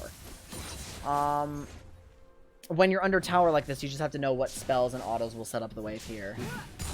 And see, because Distortion does not set up casters at all. I'm going to send this hard in the early game. I agree, there's very specific moments. Here comes Volibear, chain. Nope. I am the storm. So, that's going for the same combos that we usually do. Where it's like, and that's a moment where, this is pretty big. Can you land a chain? Just stay in range of him there. Auto attack, auto attack. Nice. Ryze can't push you off CS if he's dead. So this is the point. This is excellent. This is exactly the situation we want. We want to be able to farm for free because our scaling mage lane opponent can't deal with us. Now, when Volibear ganked, would it have changed the outcome if you used the right combo? Probably not. He still would have flashed, but now that he has no flash, that's huge. But I would have... Oh, what the hell? Blitzcrank is here. 2 new challengers. What I would have preferred to see on the Volibear gank is dash forward, immediately get your tether. Because the chain is setting up your jungler more often. When your jungler ganks, remember we talked about LeBlanc's mage-like qualities. The chain becomes your most important ability. It's your gank assist. It sets up everything. That's huge, by the way. You don't have to be, like, the only carry. So now where are we? We're at 41 CS at 10.5 minutes. Honestly, pretty terrible CS, but it's pretty standard for new LeBlanc players to have CS like that. Which is why, like, over time, we need to be shifting our mindset to getting that CS by any means necessary. Ryze isn't that much better. That's because he's killing... That's because Aiden is killing him. But see, you don't want to be under tower against this guy. And Ryze now has his Catalyst, which is going to make it harder to kill him. Now, if you're really hurting on mana, you are respecting him a lot. And I don't necessarily disagree, but now that your Sigil's down, now that you've used an ability to, like, on the wave, for that moment, it is harder to go in on him. Now, you know, if he's bullying you off top CS and you can't get the CS, fight him. Fight him. Because... we want to focus on CS, but because he's doing something about it, that is your problem. You are always problem solving to get farm on LeBlanc. I cannot farm. I need farm. It is hard to farm on my champion. What can I do? I know, I'm going to kill Ryze so he can't pressure me off farm. Now this is just not having much awareness of your jungler too. Double distortion, nice combo. So this is you not knowing your damage for sure. Oh my god, Yared. And the reason you could not go for that trade is because you allowed Ryze to push you off the farm. Garen came through tower, yeah.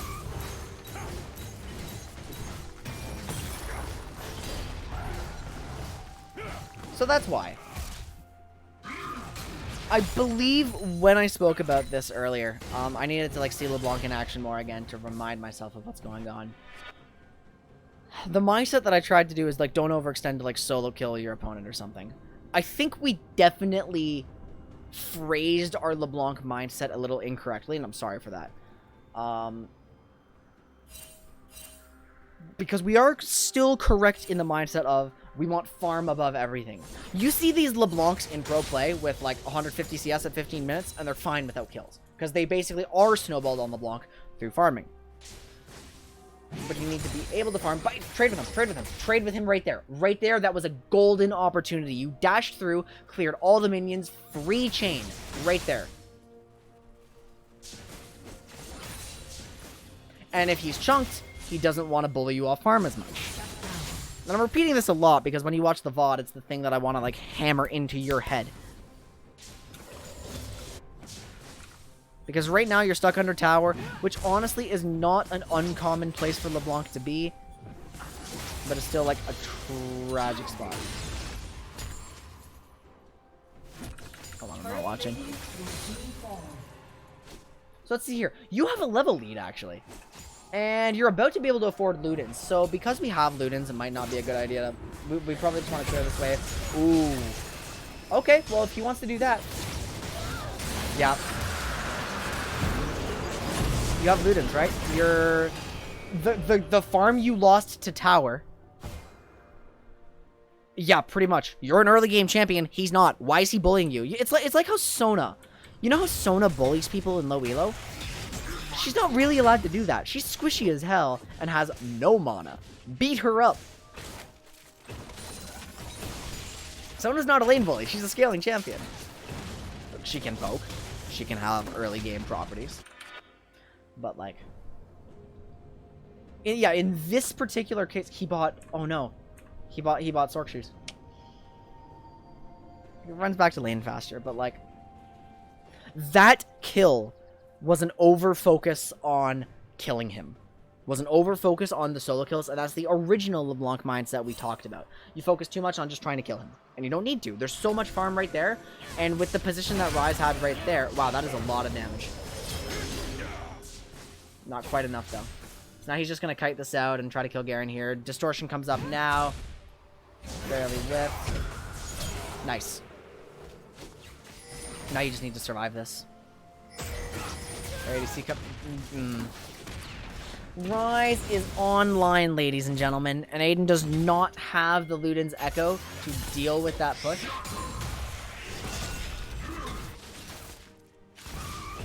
But yeah, early game is important because you're an early game champion. Every time you try to bully Sona, you're... Sorry, I'm reading everything and getting like...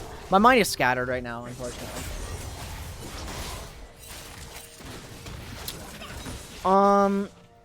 Yeah. It's about like knowing when to get that exact moment to harass her. Because Sona should not just be walking up in front of everyone for free. But Sona's big weakness is that she runs out of mana really, really fast in the early game. So she can only do stuff for so long, and then she's a sitting duck. So we've now lost tower, and we are definitively behind on LeBlanc now. We see the CS lead ballooning, and that is a common LeBlanc problem, because LeBlanc farms... LeBlanc has a hard time farming, Ryze has an easy time farming.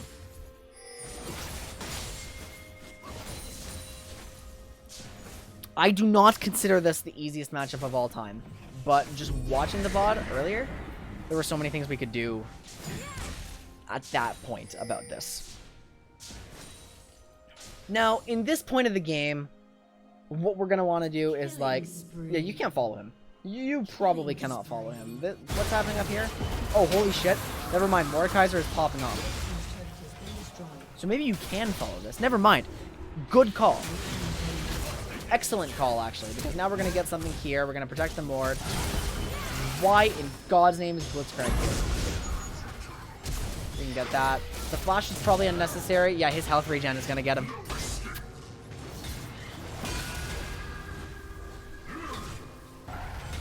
If you had Ignite earlier, it was the time to use it. Yeah, now we're just seeing some rust. It's a very late Luden's Echo, unfortunately. You're just roaming, trying to get like some... I thought it looked really good, but the setup played you. And then we forgot to factor in that Set's passive is not Garen's passive, so he's just getting health regen. It's more like Window Ult, but much, much weaker than Window Ult. Dominating. Okay, what's our position? 5-5, 64 CS at 17 minutes. Not looking good. We want to farm, farm, farm, farm. We need a lot of CS, we need a lot of gold. But more importantly than that, in the meantime, while we're weak, we need to make ourselves useful to the team with chains. Because again, LeBlanc's mage-like properties, she's not going to thrive in this circumstance. But look, Luden's Echo's done, so much easier to farm with Distortion.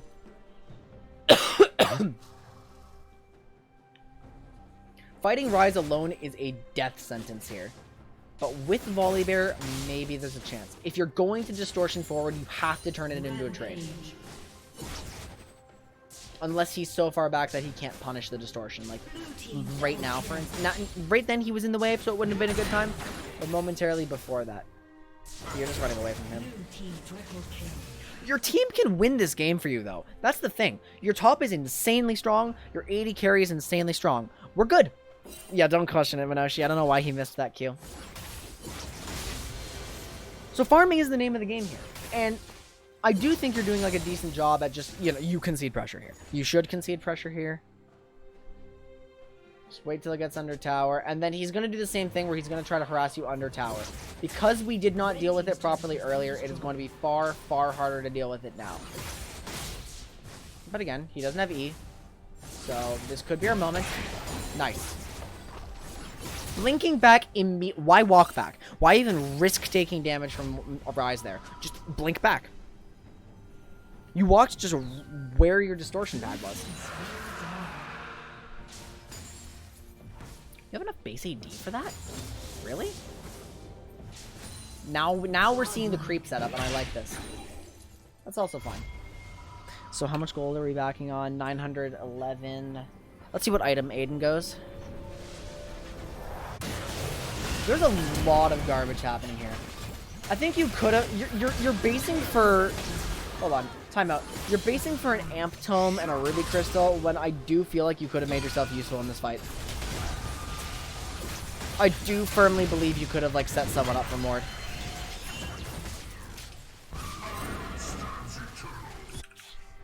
And now you're coming to the fight really late when, at this point, you should be farming, but, like...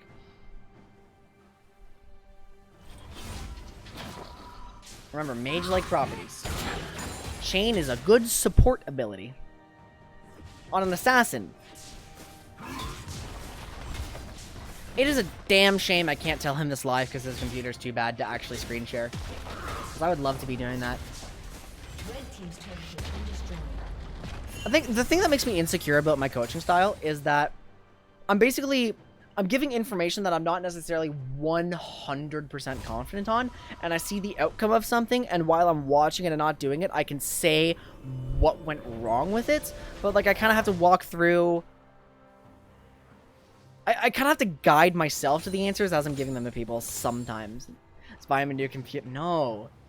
Jacob's paying me for the computer. I didn't necessarily... I just sped it up. So here we're doing nothing, and I do not like this at all. Tristana is correctly pushing mid. I do think she should help this, dash forward, chain, dash, or you don't even need to dash forward now. You got the kill even. Chain someone. LeBlanc, this is an experience thing. LeBlanc just has to be played faster.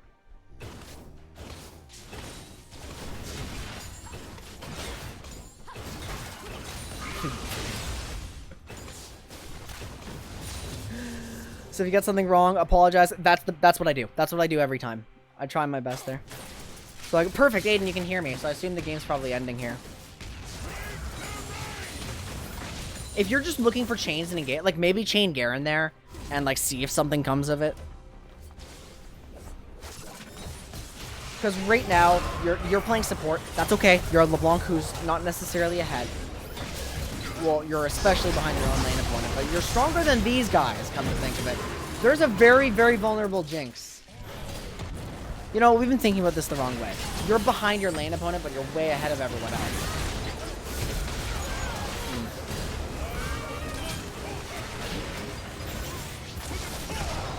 I think the next thing to talk about there is just getting used to your damage.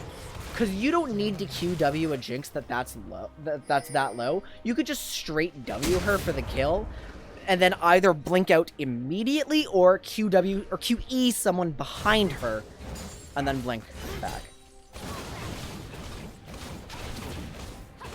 Because LeBlanc's abilities do a lot of damage.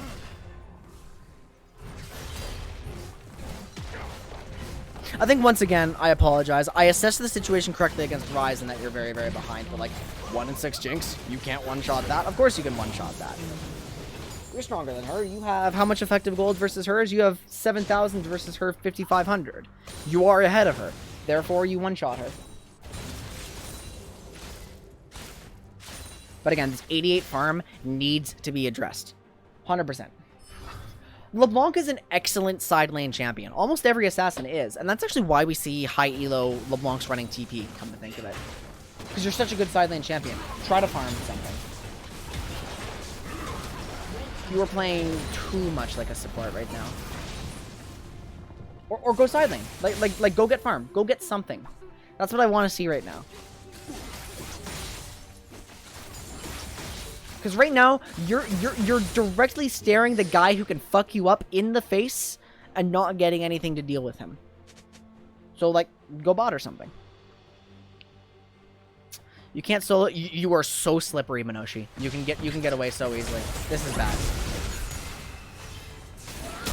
If you wrote, did you have distortion? I think you did. You can't ask anyone for a large amount. I mean, technically, Mel, I may have been extremely negligent, but technically, I am still someone who has coached you. I can do it again, and I'm willing to. I just need to find time for it.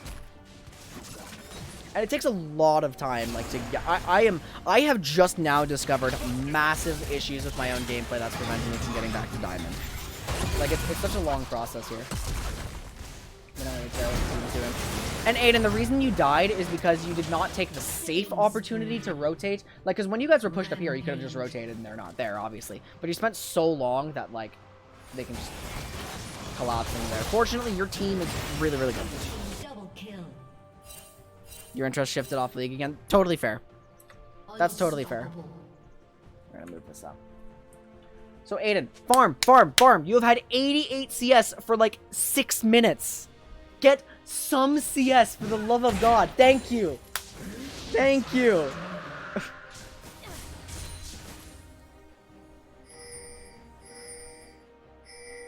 I'm so thankful for that. We did not talk about LeBlanc in the mid game before we started this game. So, this is not, like, your fault.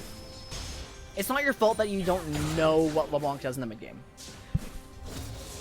But if you watch this VOD back, then we have plenty of things to talk about, basically. Am I staying here or going to another lane dance? The dance of indecision. Garen is very squishy, actually. That's a squishy Garen build. Blood Razor Garen. So maybe he's going to the bush and trying to do something to him because, like, again, 7... Oh, no, the Garen is actually quite a bit stronger in terms of raw gold. But we have a Tristana, so... So Aiden's decided to farm mid. Good, I like that. You're too close to Rise, though. This is potentially a chain. You can set stuff up on Rise. Good. You're exhausted. Fine. You're not even doing damage right now. But, like, the chain is very helpful, of course.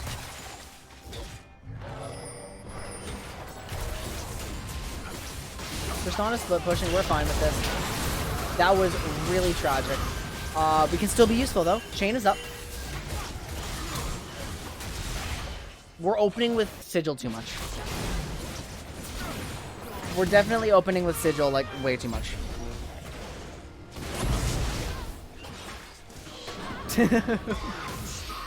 It feels different. It feels really different, especially if there's a disconnect between the level of play in your normal games and your ranked games. But fundamentally, they are the same. They only feel different because, like, my ranked games are harder because I am now at a level where I'm not good enough for that level, right? Ouch. Splits is never where you think he is. Yeah, fair enough. The Haymaker was mostly for the shield then if he did that, but still. You can distortion over these walls.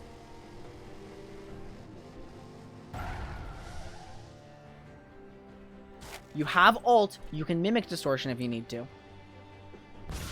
Distortion again. Ah, shit.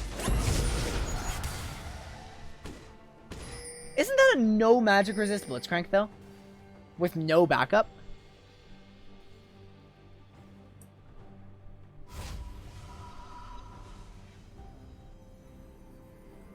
I don't think you needed to run away that hard once we realized that. Blitzcrank dares fight you, a LeBlanc with all her abilities up? While he has no magic resist at all? How dare he? He did. I realize I'm sending mixed messages here. I'm like, kill him! No, don't kill him! Kill him! No, don't kill him! I realize that. I realize I'm telling you that you're a strong early game champion who wants to kill people but doesn't have to kill people. The thing about LeBlanc, though, by the way, I love this. I love that you're going to side lane for farm and trying to exert some pressure here from behind. I love it. What I'm trying to get at, though, is you need to identify, like, when's a moment to chunk someone and when's a moment to just run away. And, of course, that takes practice, and you know it on Katarina. Probably. That could be an auto Q auto. You brought Garen over here. You don't have to full run away from him. You do need to distortion away once he smote you, for sure. He fell for it. You use your distortions far more liberally for escape, though. You just drew 2 people there and got Baron, though. Well done. But, like, you need to use your distortions a lot more here. Yeah, no, use your... What is distortion? The reason we level this is because we want its cooldown lower. So you could have lived there. I 100% believe you could have lived. These enemy gamers are super gullible.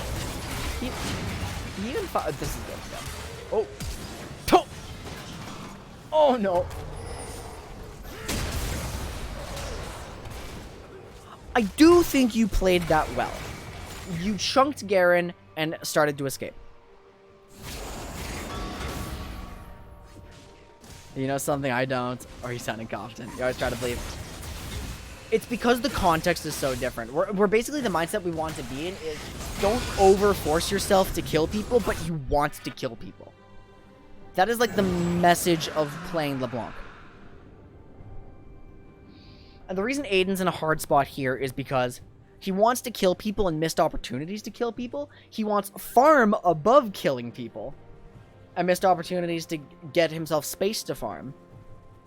He hasn't been farming as much. And there's certain circumstances where he tried to kill people, but it was overextending. So it's like all these like micro scenarios, but like, yeah, the point I made was trying to make about the bot lane is I love that you were doing it and I love that, but it was like slightly mixed executed because you can be distortioning. So, I mean, what is the cooldown? 8 seconds on distortion. Use it to escape all the goddamn time. And the... We'll talk about this after game, too. Garrett also your phone there. Feels good. Distortion out. Right there. Stop holding it for damage.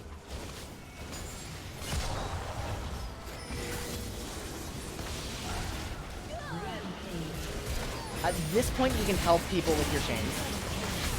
Because, again, your positioning is good for being supportive. Good chain! Good chain! I like it.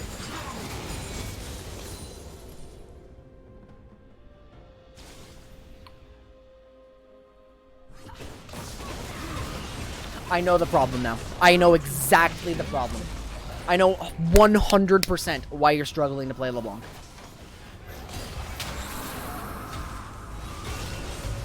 We'll talk about that like right after game 2. Thornmail on Blitz. Should it be a randomance? It should be... His entire build is terrible.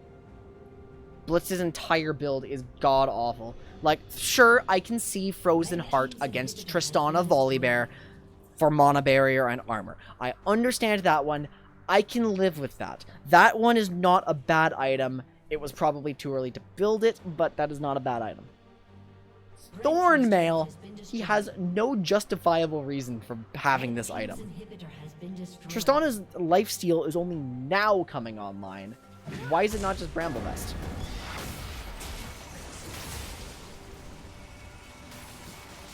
Anyway, we're late to a play. Like, we showed up as we were. Just farm. Nice. So the reason Aiden is struggling to play LeBlanc, guys, is because he is approaching her fundamentally still as just like a pure assassin in the sense of Katarina or Echo, who he plays. But those are melee assassins. LeBlanc has mage-like properties too. We know he needs to he knows how to play mages, but he's like struggling to tap into those a little bit. Where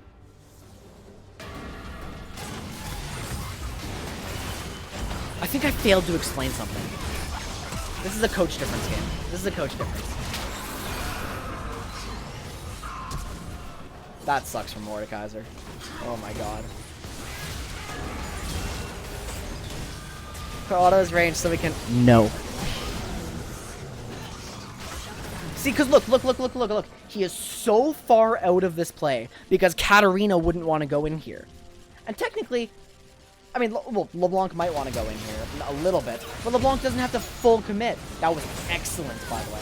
LeBlanc doesn't have to full commit. She can throw a chain out there. She can be the mage. She can skirt around to the edge of the fight with her distortion, chaining people if she's not able to full commit there. And she can't because there's no flank happening here.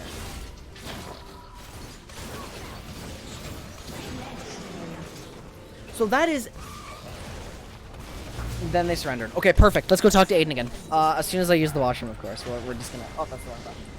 I'm gonna get my voice covered for a moment, and then we're gonna talk to Aiden about our findings.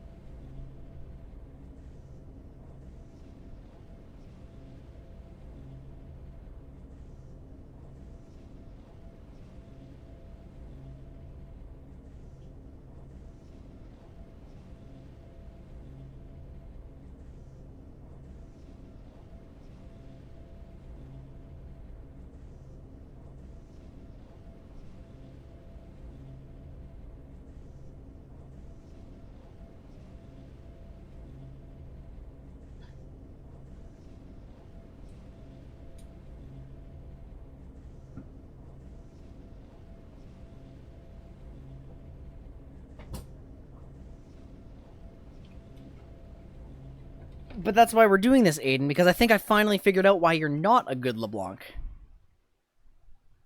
And I do recommend that you watch the VOD back, because what I was supposed to do was watch your game as you're playing it and talk to you as you're playing it, like I did with Minoshi. That unfortunately was not possible because of your computer, but I do recommend you watch the VOD back. But I'm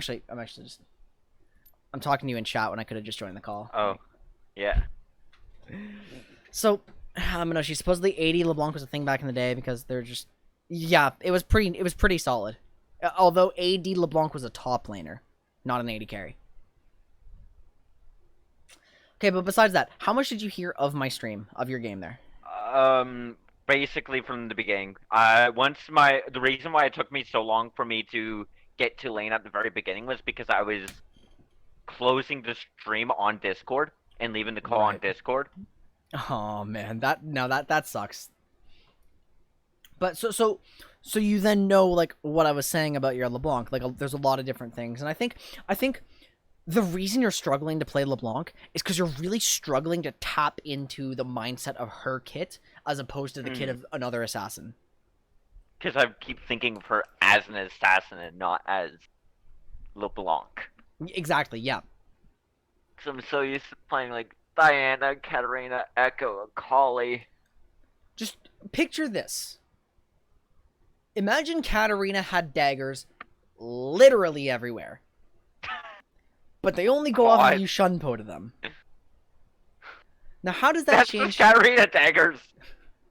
That's just what Katarina daggers are. You can walk into daggers, though. You can walk into daggers. Enough. So these daggers, they're literally everywhere, but they can only go off if you shunpo into them.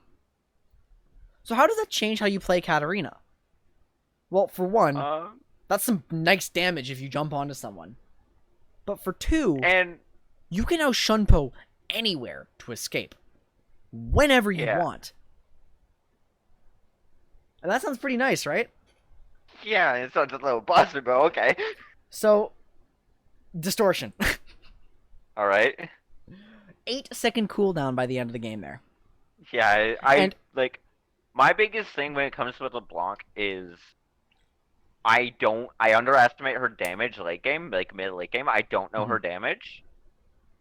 It's a lot. And yeah, I noticed that like like in that one fight when I bursted down the Garen and then instantly got caught out by the Rise, which I was mad at myself for that one. I should not have turned. If I continue moving straight, Rise was going to continue going for the clone, and I would have lived.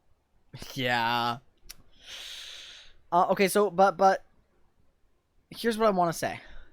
And if you heard the entire stream, then you got the Spark Notes. But when we started this game, I was telling you the mindset you need to be in is you want to kill people, but don't go for kills that you can't get. Because as long as you're farming, you are still going to be not behind, which therefore makes you a good champion. Mm-hmm. And that's the mindset we wanted to tap into. Now, we definitely overextended for some kills there because we don't know the damage output of our enemies. I was or limit yourself. testing. Limit testing, yeah. I We was also limit testing. Easy. did not buy enough space for us to farm, right? Because you are a massively strong early game champion. And I criticized your trade where you just W'd into Rise and blinked back. I threw a chain in there, got really low, and then blinked back. Right. Because what I want to see is I want you, if you're going to trade with him, get a combo. Okay. And when you were forced under tower and he was trying to harass you, you had like one moment in particular where your distortion killed the creeps, putting you in perfect position for a chain and a sigil. Like onto him and trade back a little bit. Because what we did, we were too scared of Rise, which zoned us off farm, but also we just killed him a lot in lane. Which was a little odd. Your play definitely makes it clear that you're not comfortable on her kit. I'm not. I'm really not. And that's fine. Because, like, she's actually got like, her abilities can come in so many different orders depending on the situation. It's just using distortion, because at one point you walked back to where your distortion pad was. No, just blink back. If you're scared of Rise, like, chunking you, W the wave, blink back immediately. That's okay. You can do that. You didn't use distortion to run away very often. You were also too far out of the fight and didn't use distortion to get forward. You had a very, very nice game going there. You didn't have to do anything. I know, it felt nice. You had to do literally nothing to win that game. But wouldn't you rather, like, exploit your mage-like qualities and skirt around the edge of a fight with distortion, chaining people? I mean, that sounds nice, but then, like, what if I miss the E? What if I miss the chain? Then I have no chain. Then blink back and you're fine. You are 100% safe if you are at the edge of a fight. Dash But what if closer Blitzcrank to the hooks fight. me? If you say to blink back, then, yes, I'm blink... CC'd by everybody else. And you cannot blink back. Then why did you dash into everyone at that moment? LeBlanc is a ranged champion, and that is a huge thing to be aware of, because, like, you don't need to go Katarina close or Echo close. You need to dash close. In a game like that, dashing close enough to hit your chain is huge, and your blink back is literally instant. So if Blitzcrank throws his hook at you and it's about to hit you, just blink back. And literally, you may say, like, yes, I'm CC'd. Well, you shouldn't have been CC'd in the first place on LeBlanc like that. But literally, just blink back. That is actually the answer. I also, like, heavily underestimate the damage and range of chain. Very true. I always think that, I keep thinking chain has a way lower range. Well, the reason LeBlanc's dash so close for the chain is because it's so much harder to miss a chain point blank. That's the only reason. But yeah, that's what we see. We need to shift the mindset and, like, try. And I want to be helping you as you're playing the game. I really do. But we just. Yeah. Thank you, old computer. You were good when you were good, aka never. Like 5 years ago. So My computer's old. let's set up your It's list not of priorities. It's old. Let's set up your list of priorities on LeBlanc. Number 1, murder. Well, Number I 2, did that farm. one well. You want farm. If you if someone is stopping you from farming and you can murder them, and then farm. Because like when Rise is bullying you under tower, like he doesn't want to bully you like that if he realizes like, oh shit, LeBlanc can chunk me to a 3rd health. I don't want to do that again. Like you just get to farm. But then, like, how do I chunk him? How? You want to? I mean, you did many times because like he is. If you can't hit him with W, what you could have done, W at the backline creeps, which you did. Like use W to close the distance, EQ him or QE him, depending on how fast you want to get out of there. EQ auto will proc electrocute, or auto QE. Sorry, QE auto will proc electrocute very fast. EQ keeps you in the fight longer, but will do a little more damage, but you'll take more damage too. When I heard you at the very end of the game, roughly, like nearing like the end of the game, I had heard you bring up like auto Q auto, and in my mindset was like, wait, does LeBlanc kind of have like an like a Katarina auto E auto? No, I just mean like you had those 3 backline minions at like 2 HP each. Auto Q auto kills all of them. Oh, okay. It's like auto 1 Q the next, auto the next. Like. All right. That's what I meant with that one. I do not like how you died with 20 gold until Ludens and then bought Short Shoes. Against a champion who's going to push you in really, really hard. Because Ludens would have been so good for you. But that's the thing. Going back to our list of priority. Murder. Then farm. If you can't farm, you want to chunk them. Because then they'll be more scared to trade with you. Like you want... The trades LeBlanc wants are very fast and very high damage. Which means... And to get the very high damage trades, she has to commit her kit. Which means she can't commit her kit to farming. Which is why it's so hard to farm. But you want to farm by buying yourself space because they're scared of you killing them. Alright. So... Once again, if you manage to W onto them for damage, amazing. If you can't, W for distance, because you were so hesitant all game to use your distortion just as a dash.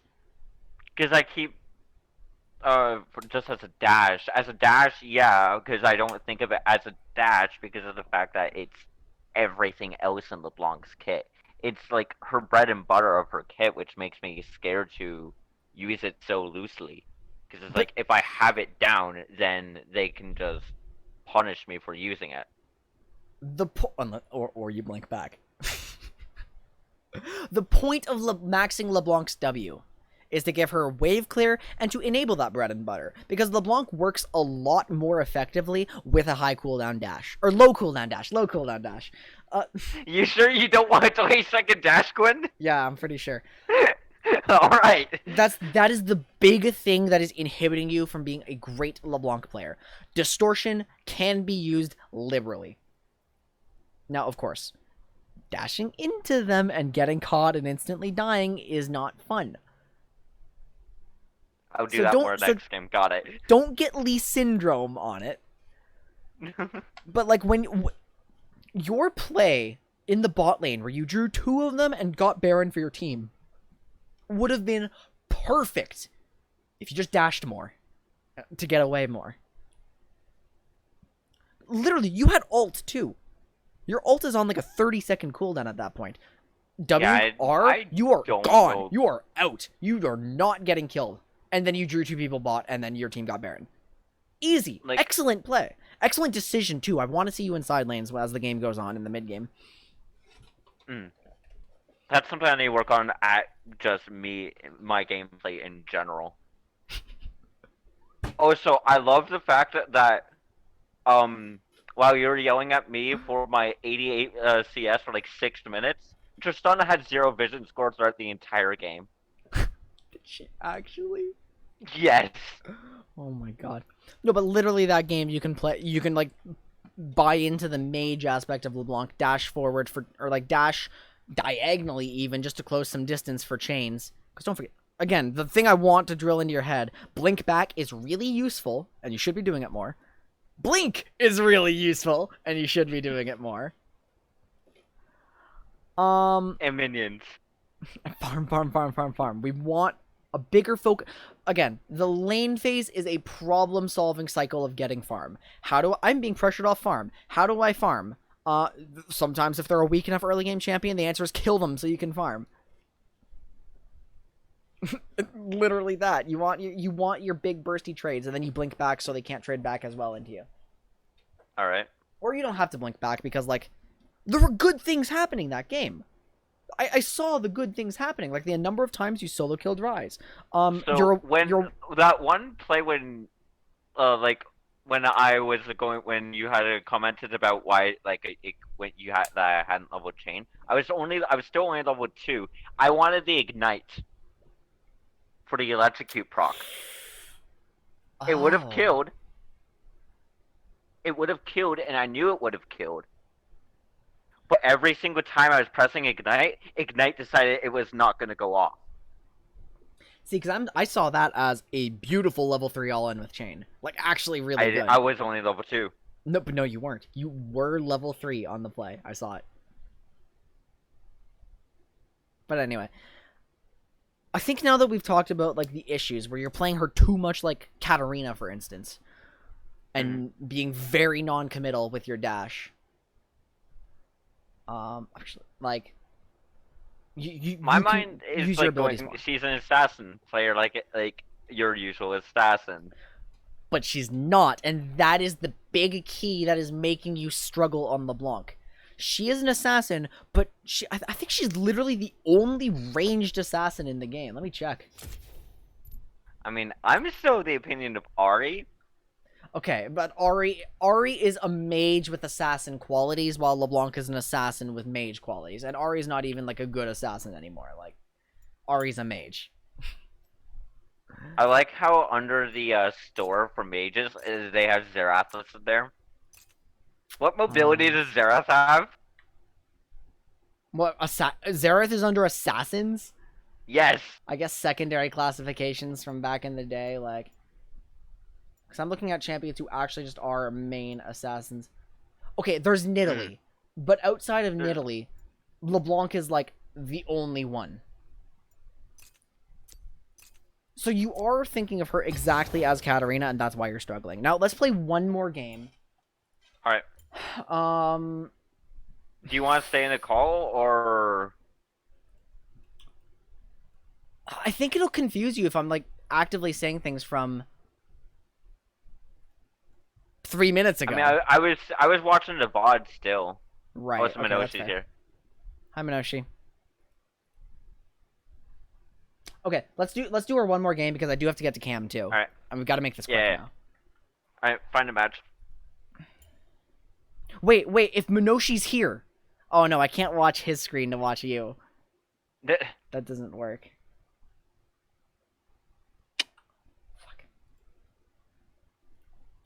So that is your big roadblock for playing LeBlanc. She's an assassin, damn it! No, she's a mage. Yes, she is an assassin. But know her mage qualities and how to help people. You're leading with Q too much. Because you are going for the same combo every time. When you could be useful as a mage with other combos.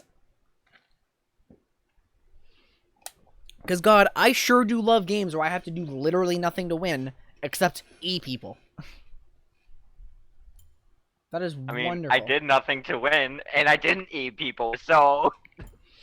Okay, that is not the lesson we want from this. I know. So I'm playing devil's advocate. One more game. We'll hope it's quick, because we did talk about this for a long time. I'll keep it in mind. Focus on getting your farm. And if you're against a weak early game champion, you can bully them, and they're trying to harass you, you can bully them off to get your farm. Right. Oh man, my hover's banned. Damn it, I can't hover Yumi. Oh, both teams banned Yumi. Damn it, I can't hover Yumi. I guess I'll hover, is... No, Nico. This Nico is from my hover. LeBlanc. No! I'm going to spite you. I want to see you succeed on LeBlanc because, like, theoretically, given the champions you play already, LeBlanc should be a natural extension to your champion pool. That's what I was thinking. Like, how am I, like, Katarina, Oriana, Syndra, Veigar, and yet I am not LeBlanc. I'm L'Int. Because you're thinking of her more as Katarina than Syndra with a dash. That's it. Scatter the Weak is just dash now. Scatter the... Because Syndra wants to full combo you. No! What? Speaking of Ari. Feel free to use your W exclusively to dodge her charm and then EQ auto her. Okay. That's fine. That is okay. Because you also level W for the cooldown, not just the damage. Alright. In this meantime, I should also attempt to join Minoshi in the call. Okay. Have fun with that. If you guys want to talk about your game, like, as it's happening, just remember what I taught you. I'll do one more VOD review. If you need to listen to it again, it's still on Twitch. Like, you'll be able to watch the VOD and hear it. I wish I could help you in-game. I'm sorry I can't, but good luck. Yeah. That kind of sucks. Cam, you're still good for Sivir after this?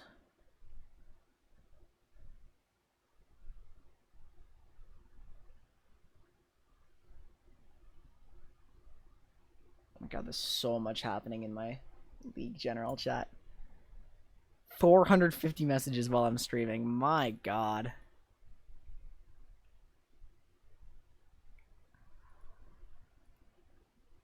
Okay, he's in game. I can actually spectate now. I think it's a delay. So what do we have here? LeBlanc Nunu. Holy shit, holy shit.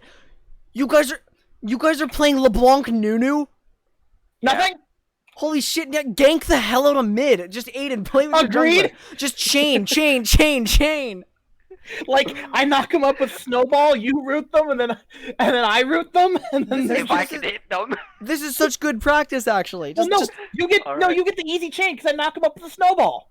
Yeah, but there's always the chance that I have NA aim and aim my chain in the complete opposite direction. I'm going back.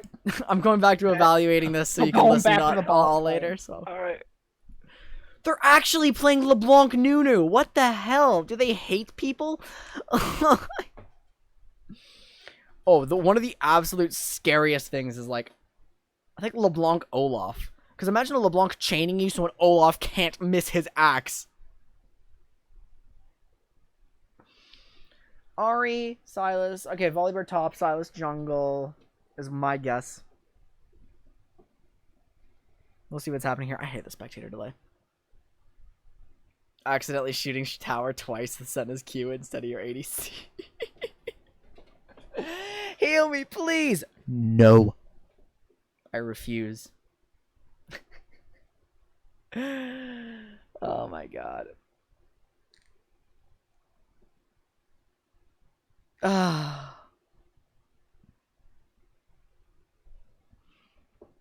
Here, I'm gonna record. I should have recorded the time when I had that last internet hiccup.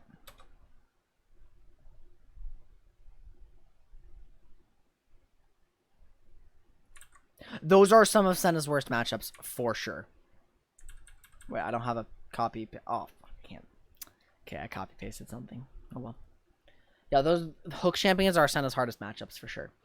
Nautilus is really good into her. It's like Senna fundamentally has the weakness where she is another marksman in the bot lane. And if you're running two marksmen in the bot lane, you are going to struggle against hard engage. Which is why we see stuff like Senna Tom Kench, Senna Maokai, Senna Nautilus even. Like, Senna is the support, while Tom Kench or Maokai farms. And we definitely see that a lot nowadays.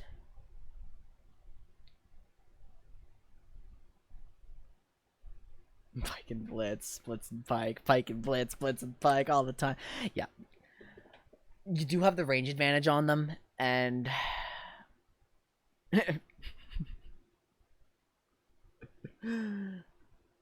Comet Ari too. Just give him the lane. Just Aiden gets a free lane here. Oh my god.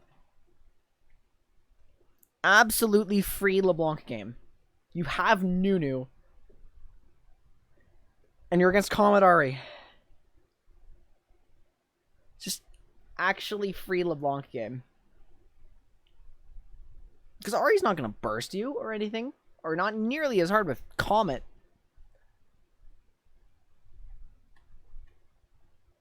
I want to see him succeed at LeBlanc. LeBlanc's one of my favorite champions. Did I see the Void Mallet Senna? I did not. Actually, no. He's running Grasp. Didn't you do that top lane, Cam? Like, top Senna with that? Yeah, Voyboy's a popular streamer who's renowned for building just the weirdest things, and then they become meta 6 months later. And he really loves the item Frozen Mallet, and Sennas have started experimenting with Frozen Mallet. We're gonna turn on Fog of War so we can be aware of like, what's going on. Whoops. Uh-oh.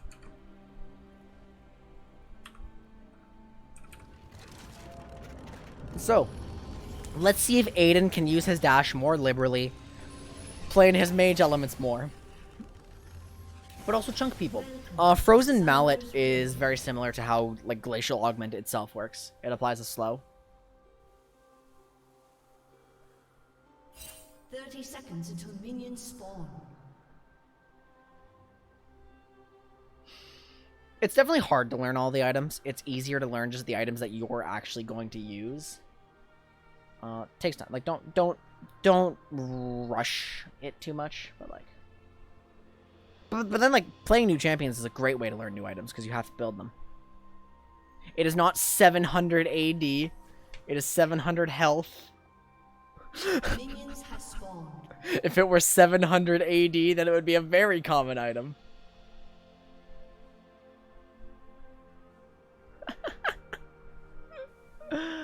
Close enough though. So Aiden's like guarding things here. We're going to see how he plays the early lane.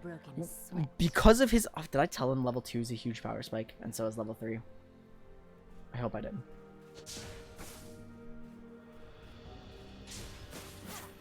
So here comes Ari. And LeBlanc, we know, fundamentally wants short, bursty trades. So what does that mean? It means don't just straight W into her, focus on farm. And it looks like he's doing that.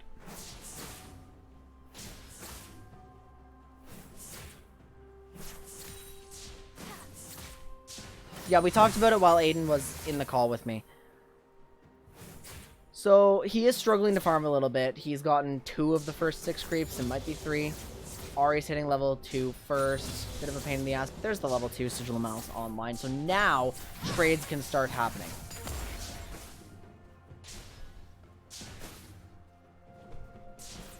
Trades can definitely start happening. So maybe bait out the charm. He's put a Sigil on, which exerts pressure. Charm missed. Can maybe look for it now because Sigil is. Oh, he's already doing something that I forgot to mention. Spam the soul move. Getting chunked out a little bit, focusing on farm. I do like it. We're going to look for opportunities to kill Ari because remember, murder is the top of the priority list. It's just if we can't murder, we farm, and we are farming because we can't murder. But maybe as we're getting shoved in, as LeBlanc is prone to do, maybe she steps up and we can murder, but no, she did not step up. Oh, shit. The entire wave is in such a bad spot now. Oh, no. That distortion made it so much worse to farm. And now distortion's not up for anything happening here. You can see how hard it is to farm in LeBlanc. Might just straight... Minoshi's possibly in position, so like, no, if you're in comms with your jungler playing LeBlanc, the game becomes so much more fun to play. Could be a dash forward chain. Good charm from Ari, but chain coming out, perfect. Excellent. This is going to burn her flash, so I like it. And now that she's flashless, you can get so much more easily. Oh! Sigil itself doesn't do quite that much damage, but there we go. There we go. Blink back! He did the blink back. There's a combo. What if you started D-Blade? I've actually tried that myself. I actually have tried D-Blade LeBlanc. And my takeaway was I liked it for farming, and it was actually pretty nice. But just, I then felt like I could do nothing in lane. Like, just my trades were so much weaker because my abilities did much less damage. We could struggle with this. Oh yeah, Silas does damage, by the way. Just escape, just escape. You can dash, you can dash. It's totally fine to just run away and dash. That is totally fine. Dark Seal would be big here, too. Because, you know, you're LeBlanc, you want to snowball. Dark Seal's useful. Imagine getting flash Q'd by LeBlanc and then walking in.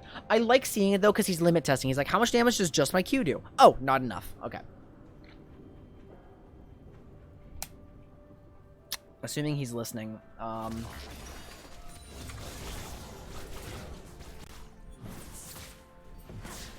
One thing that I forgot to mention that I have seen you doing a little bit is just throwing your Q at someone to put pressure on them, because if your Q is on someone, they can take so much more damage. Who, me? Yeah, the LeBlanc. Who am I coaching, Aiden? I'm sorry. In the middle of that entire sentence, you kind of just muffled.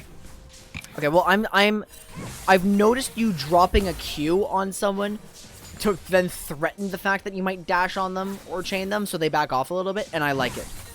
Yeah, because that's kind of a thing I like doing. Is like, hey, you see this giant thing? Watch for it. Yeah, no, I forgot to tell you can do that, but you've already like caught on to that, and I That's do like really a like it. thing a lot of assassins can do, to be fair, The right? most annoying thing in this lane so far, when I've been trying to W her, and I get charmed in the middle of it. You want to go for it, by the way? That's funny. Hell yeah. Okay, I'm gonna go back. See ya. What does going precision runes have to do with spamming soul? I mean, we're not pretending Cam's top Senna build was like the most optimal way to play Senna. It was just getting more auto attacks here. Ooh, tough.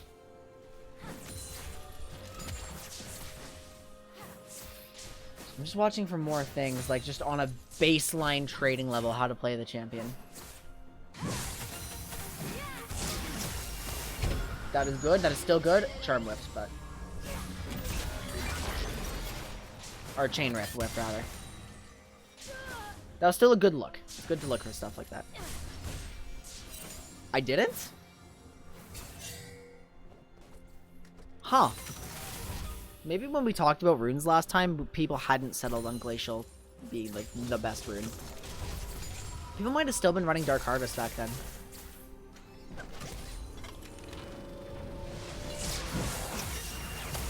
Oh! Oh no.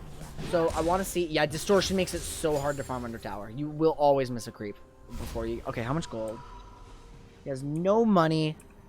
What I want to see here is a second Doran's Ring, the Saf Crystal, or a Dark Seal. Or the Lost Chapter. I'm an idiot. He can afford Lost Chapter. A few minutes ago back in chat. Okay, my bad. Yes, Senna runs Glacial Augment. Typically. I'm gonna run some experiments with Aerie Senna again and just see if like it's valid in any way for certain matchups.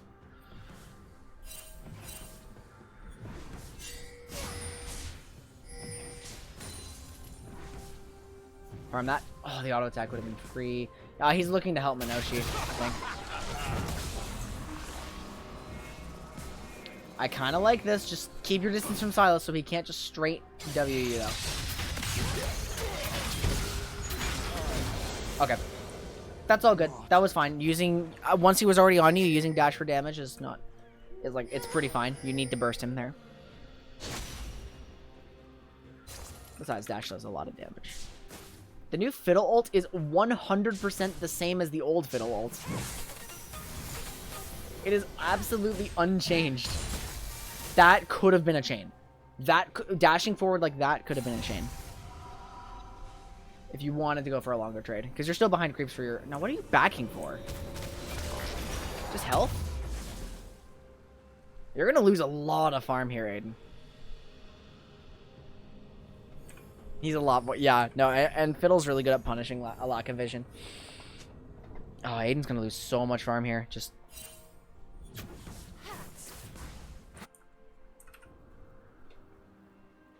I learned the jungle on Fiddlesticks, and I used to play him support, and now I play him support, and he literally got me to plat 2, like, for free. Just taking the damage here. Oh, that was a... Okay, that's just a whiff. That is just a whiff. I don't think we needed the double distortion right away. I think it was a fat finger, and he panicked. Fiddle was a strong champion. He was just really susceptible to invades. And I like the new Fiddle more. Just straight up. I like the new Fiddle more, and I loved the old Fiddle. This might be a kill. And in the context, I kind of like what he's going for here. Okay. Okay. Burned Flash. Got something out of it. Now definitely has to recall, but... And losing more and more and more farm.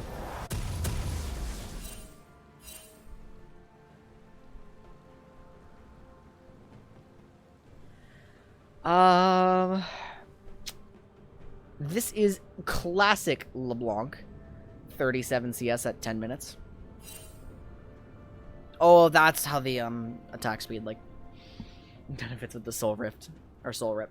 Okay, I see Cam. I see your argument. So what I probably would have done in that context is W out and maybe like try to get more farm. Ooh, miss auto.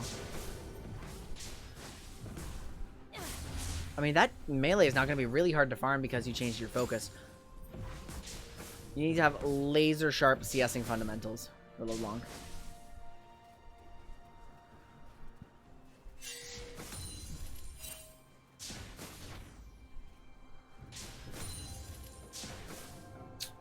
So, what are we seeing? What's the takeaway? Are we seeing the same things, do we think? Are we seeing the same things? Your CSing is terrible right now. Honestly, if you're new to the game and you main support, that's fine. If you're moving into other roles, then we need to work on it. But like, LeBlanc especially is just, if you don't have your CS fundamentals down, and you don't know how to CS on this champion in particular, you are going to suffer. She has the hardest time farming of like any mid laner. And that makes it harder every time. Stop doing that.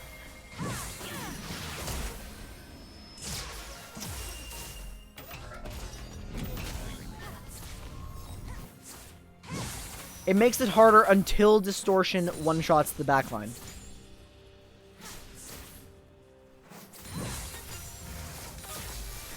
You really hate Ari.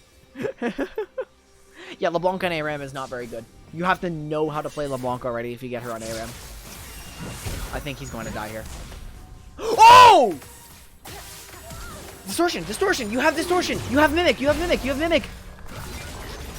Use your dash. That was the sickest play ever until you just did not use your ultimate. That was actually really, really good usage of LeBlanc W.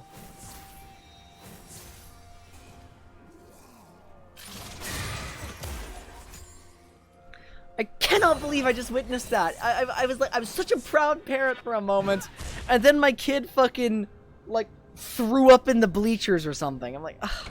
Really? You can't let me have this one moment? Like...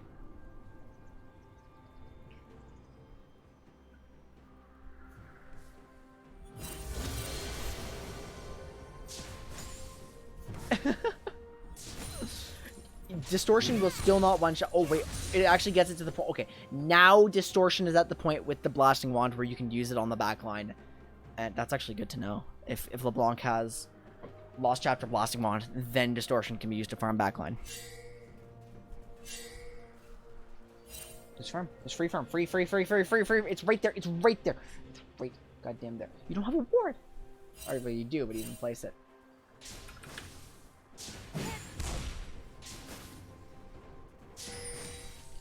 There's Bear. Oh my god. Ari was not in lane. That was such free farm.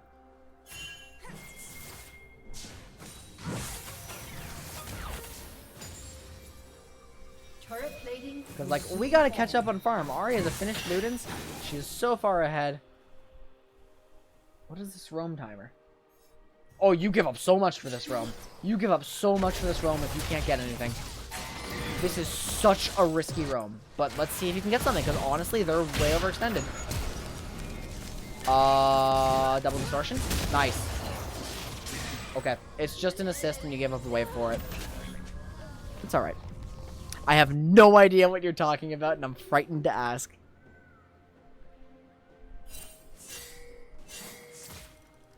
You're gonna sit in the bush and assassinate Ari? Oh, no, Chan. You're gonna have to dodge the shot. Nice! Nice. You can blink back. Nice for Fiddle Fear. It was a little late, but you had the idea. I like that one.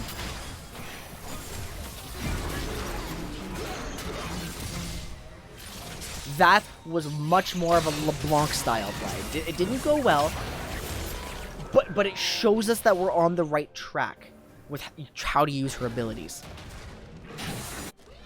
And ultimately, at the level we're playing at, that's what matters.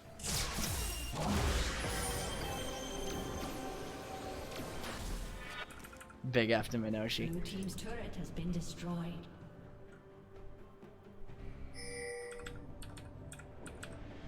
Come on, there we go. So still no completed Ludens at 15 minutes means LeBlanc is definitively behind. And that's not the position LeBlanc wants to be in. So we focus on farm, we play supportive again. And we'll see if Aiden understands his kit more and can play supportive. Red team has slain the dragon. So someone's gonna come kill him from bot side here. Probably Ari or Silas. And now that he's out of distortion, that could be just dangerous. Yeah, see, he's struggling to, like, deal with his auto attack animations. Almost 100. Alright, I can do that. Killing spree. I mean, we're in a good spot again. Once again, we have a very strong bot lane. Here comes Minoshi. Alright, Minoshi. That makes farming quite a bit harder here. He's probably going to lose these. Nice. I like how he's using that.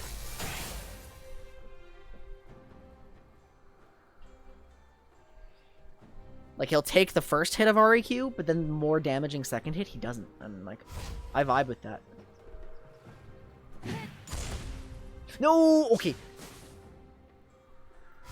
You won't one-shot caster creeps with W until you have Luden's Echo. Which he has now. He's going to buy it now. So farming should become easier. Good.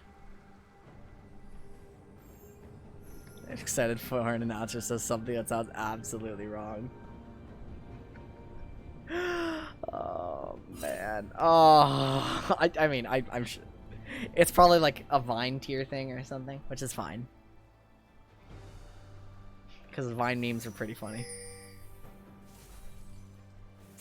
Okay. 3 wave. Yum. You can use your ult. Use your ult.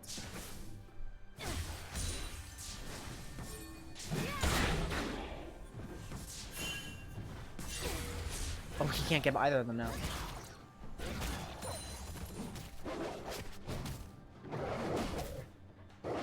Oh, I'm actually going to tell him that straight up right now. One more thing mid-game. In a pinch, double distortion can be wave clear. Yeah, I had to just heard you say ult wave, and I was like, wait, what? And I looked at the cooldown. Ult cooldown. That is that changes your playstyle entirely now that you know that. Like, just such a low cooldown. Yeah. Okay, good luck. You're doing better. You are doing LeBlanc things. Even though they're not going well, you are definitely doing LeBlanc things this time. Yeah, I hate Ari.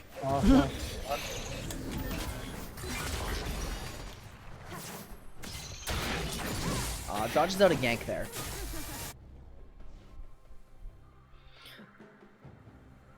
Are you going to become a LeBlanc master in 2 games? Absolutely not. It took me quite a while. Yeah, and I'm not a LeBlanc master, and I still fuck up on LeBlanc quite a lot, but I'm at least boosting my own LeBlanc knowledge, too. I'm going to do my mid lane climb at some point, guys, and LeBlanc is going to be a champion I play a lot, because I just love this champion so much. She was the first assassin I could play. And the fact that I could play an assassin was so exciting to me. Once again, we are struggling to get a roam off or anything. Suddenly have back pain. Fuck back pain. I don't even have back pain, and I want to say fuck back pain. He's going to give up some waves to try to do something here. I mean, why not? That is literally 5 people. How does he approach this exchange? Huh. The answer is he doesn't.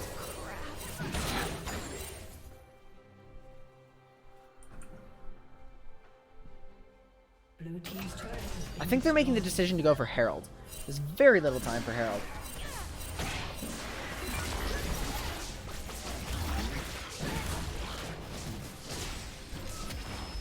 It was, but we're not here to criticize Xayah. I'm here to watch Aiden and make sure he's getting the fundamentals of the champion down.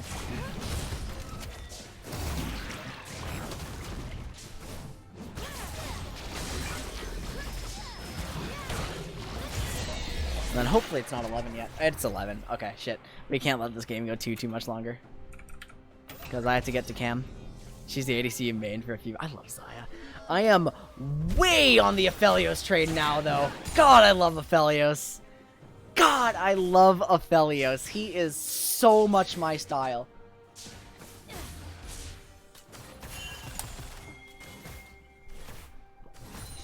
By far my favorite AD carry in the game, and I cannot believe someone dethroned Caitlyn and Xayah. See, now farming is way easier with. rampage. It's only because the biggest problem with Aphelios is you have to read a thesis to understand how to play against him. If you read the thesis to understand how to play him, it's a lot of fun. But if you have to put in the work to learn to play against him, it's obnoxious. And I will say it's a little annoying like that.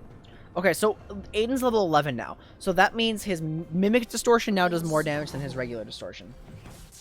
We are going to see... I mean, what is the cooldown? Because the cooldown is, yeah, 36 seconds. It's so goddamn low. This one is probably looking like an L. But we are seeing better usage of dash and change.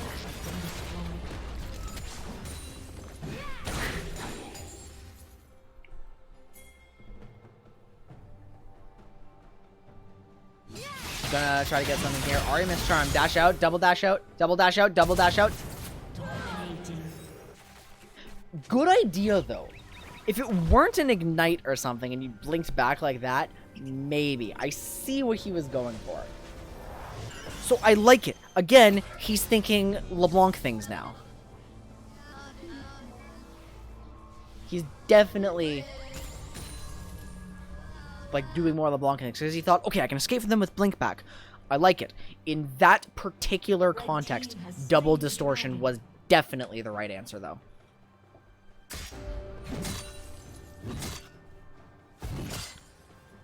And I'm seeing 0 uses of double distortion, actually. And it's such a powerful tool for LeBlanc that we need to be seeing more of it. Like, thinking about when you've barely cast ult. And for an ult with a 36-second cooldown... Oh, excuse me, that's an issue. Mel, if it was old Infernum ult, then yes, that was broken, but Aphelios' ult has been nerfed quite a bit, and it definitely does not do that anymore. Dodge charm? Okay, maybe we can fight. Kai'Sa's right there. Kai'Sa's not strong. Kai'Sa's not strong, and you have your full kit up. Double distortion is not available, but you don't need to prime it anymore. You can still do double distortion. I think we definitely missed our opportunity. Dash. Oh, he blinked back by mistake. He blinked back by mistake.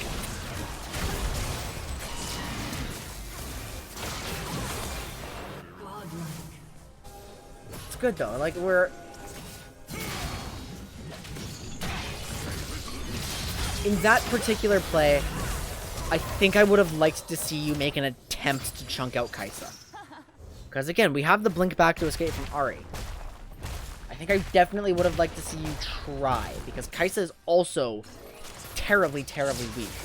And if you're both terribly, terribly weak, aka LeBlanc is even with someone, then she hurts.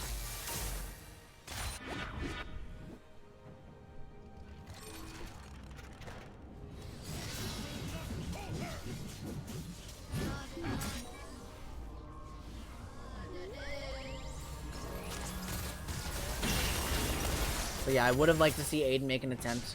I think he is, he might be going too far in the mage direction this time. Because he's like, okay, don't think of LeBlanc as exactly the same kind of assassin.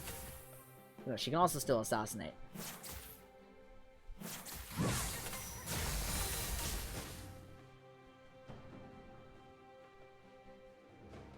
Because, like, honestly, the fact that Aiden already has the presence of mind to use Distortion to face tank REQ1 and dodge REQ2 with the blink back means if he just gets down what the champion can do, he will be a good LeBlanc.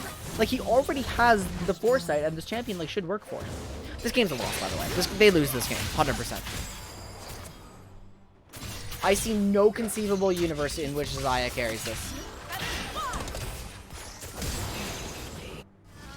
Okay, Silas.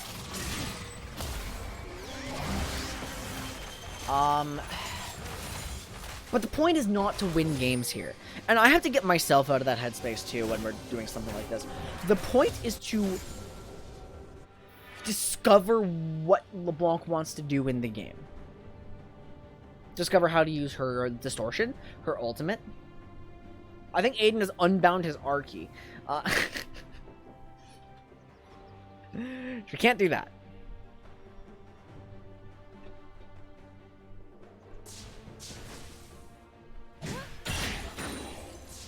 Fuck our team. Are they all toxic? Yeah, okay. That's obnoxious. But just breathe here. Aiden, I assume the game is over, right?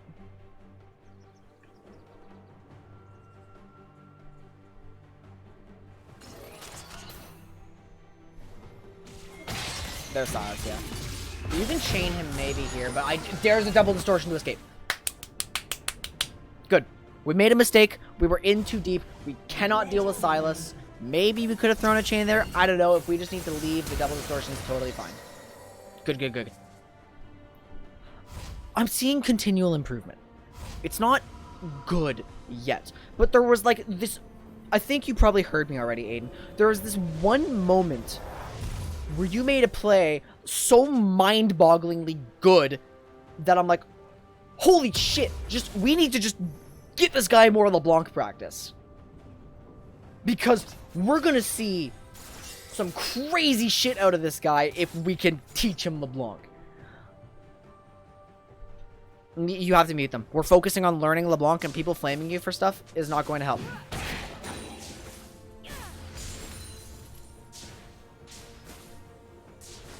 American Ultra LeBlanc. And Aiden, I'm talking in particular about here. Let's try to find the play actually, or I'll probably clip it later. It was like you definitely did die. Let's actually just try to find the play. Is it this one? Because you did die. Yeah, I think it's this. Watch this. Watch this. So he gets charmed here. Dashes forward. Had already taken the REQ1. Dodges Q2 with the blink back. Survives by... If you used double distortion here to get out and flash, you would have lived, and it would have been the sickest thing ever. So I was crying out like, use it, use it, use it, use it. But it was so good. It was so good until you just didn't cast ult. And that was just an experience thing, because it's clear you also didn't understand, like, the ult usage. And that's fine. That's fine. Could he have used the Mimic Distort to turn on Ahri?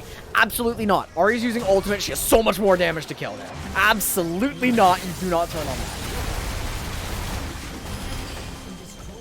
But, like, that was, like, a mega mind play. Just seeing that, it was so good. So, like, Aiden, I'm probably not going to join the call because I have to get to cam pretty quickly. And we've gone over everything. Your LeBlanc is literally just missing champion awareness. It's like, how do I farm on LeBlanc? Very, very difficult. Right, and that's a big thing that changes how you play. Throw out your ultimate. Use it. Just use your ult. And that's fine. Yeah, roughly 2 hours for each person. That's pretty good. I do not want you to give up on LeBlanc. I really don't, because, again, this game was not good. But we saw LeBlanc things. Literally just in one game there, we saw an improvement of thinking about the champion as LeBlanc. Now, there's moments where I would have wanted you to go on Kaisa and try to chunk her. There's moments when I definitely did not agree with how you used Distortion to farm. there's moments like, and again, that's just figuring out like, see Minoshi, it's like, how do I farm with W? How do I, or well, first of all, don't until you have the blasting wand, blasting wand in last chapter. But it's like, there's good things going there, and there's continual improvement. And it might not feel like it because you're starting from such a major place of inexperience, and LeBlanc is very punishing to fall behind on. But like, I do not want you to give up on LeBlanc. I really don't, because this is gonna be like my Bard. It took me so long to figure out how to play Bard. But like, there were moments of it when it's like, yeah, I should keep trying. And Bard is such a fun champion. This champion piloted by you, once you put the time into her, should be 100% fine. And again, a big thing I want to leave you off on is the fundamental idea of LeBlanc, which is going to help you from playing from behind too. If you're farming properly, LeBlanc from even or ahead does insane damage. You're fine to be even because of like how strong your early game is. You can use your early game to secure you your farm and scaling. Now, you were extremely behind this game, but so was Kaisa. And technically, that makes you even with Kaisa, which means you do insane damage to Kaisa. Technically.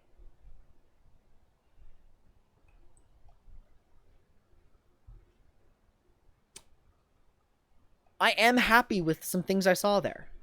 And I want you to know that. I really do want you to know that. Because I understand you're probably extremely tilted now after... Because you went 1-7 and your whole team was flaming you, right? And I want you to know that I saw, like, incredible amounts of improvement just with awareness of how to pilot the champion in a very short period of time. And LeBlanc is hard to pick up, and I understand that. But yeah, just keep that in mind. I hope you do. I'll be right back, guys. When I get back, we are going to talk to Cam, and we're going to talk about Sivir. Moving into the bot lane now. I'm excited about that one. I like Sivir. So I'll be right back. I have to use the washroom really badly.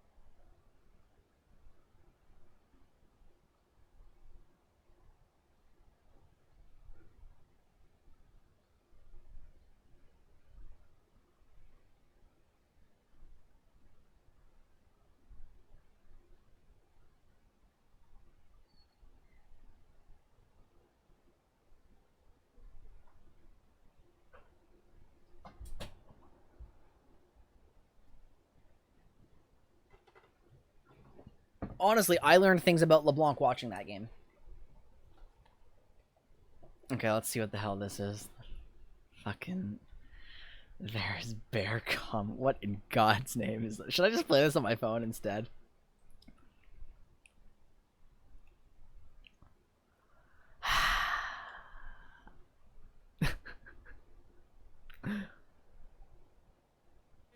Nederland gaat in de halve finale komen. Ik heb opeens zo'n gevoel dat we in de halve finale gaan komen.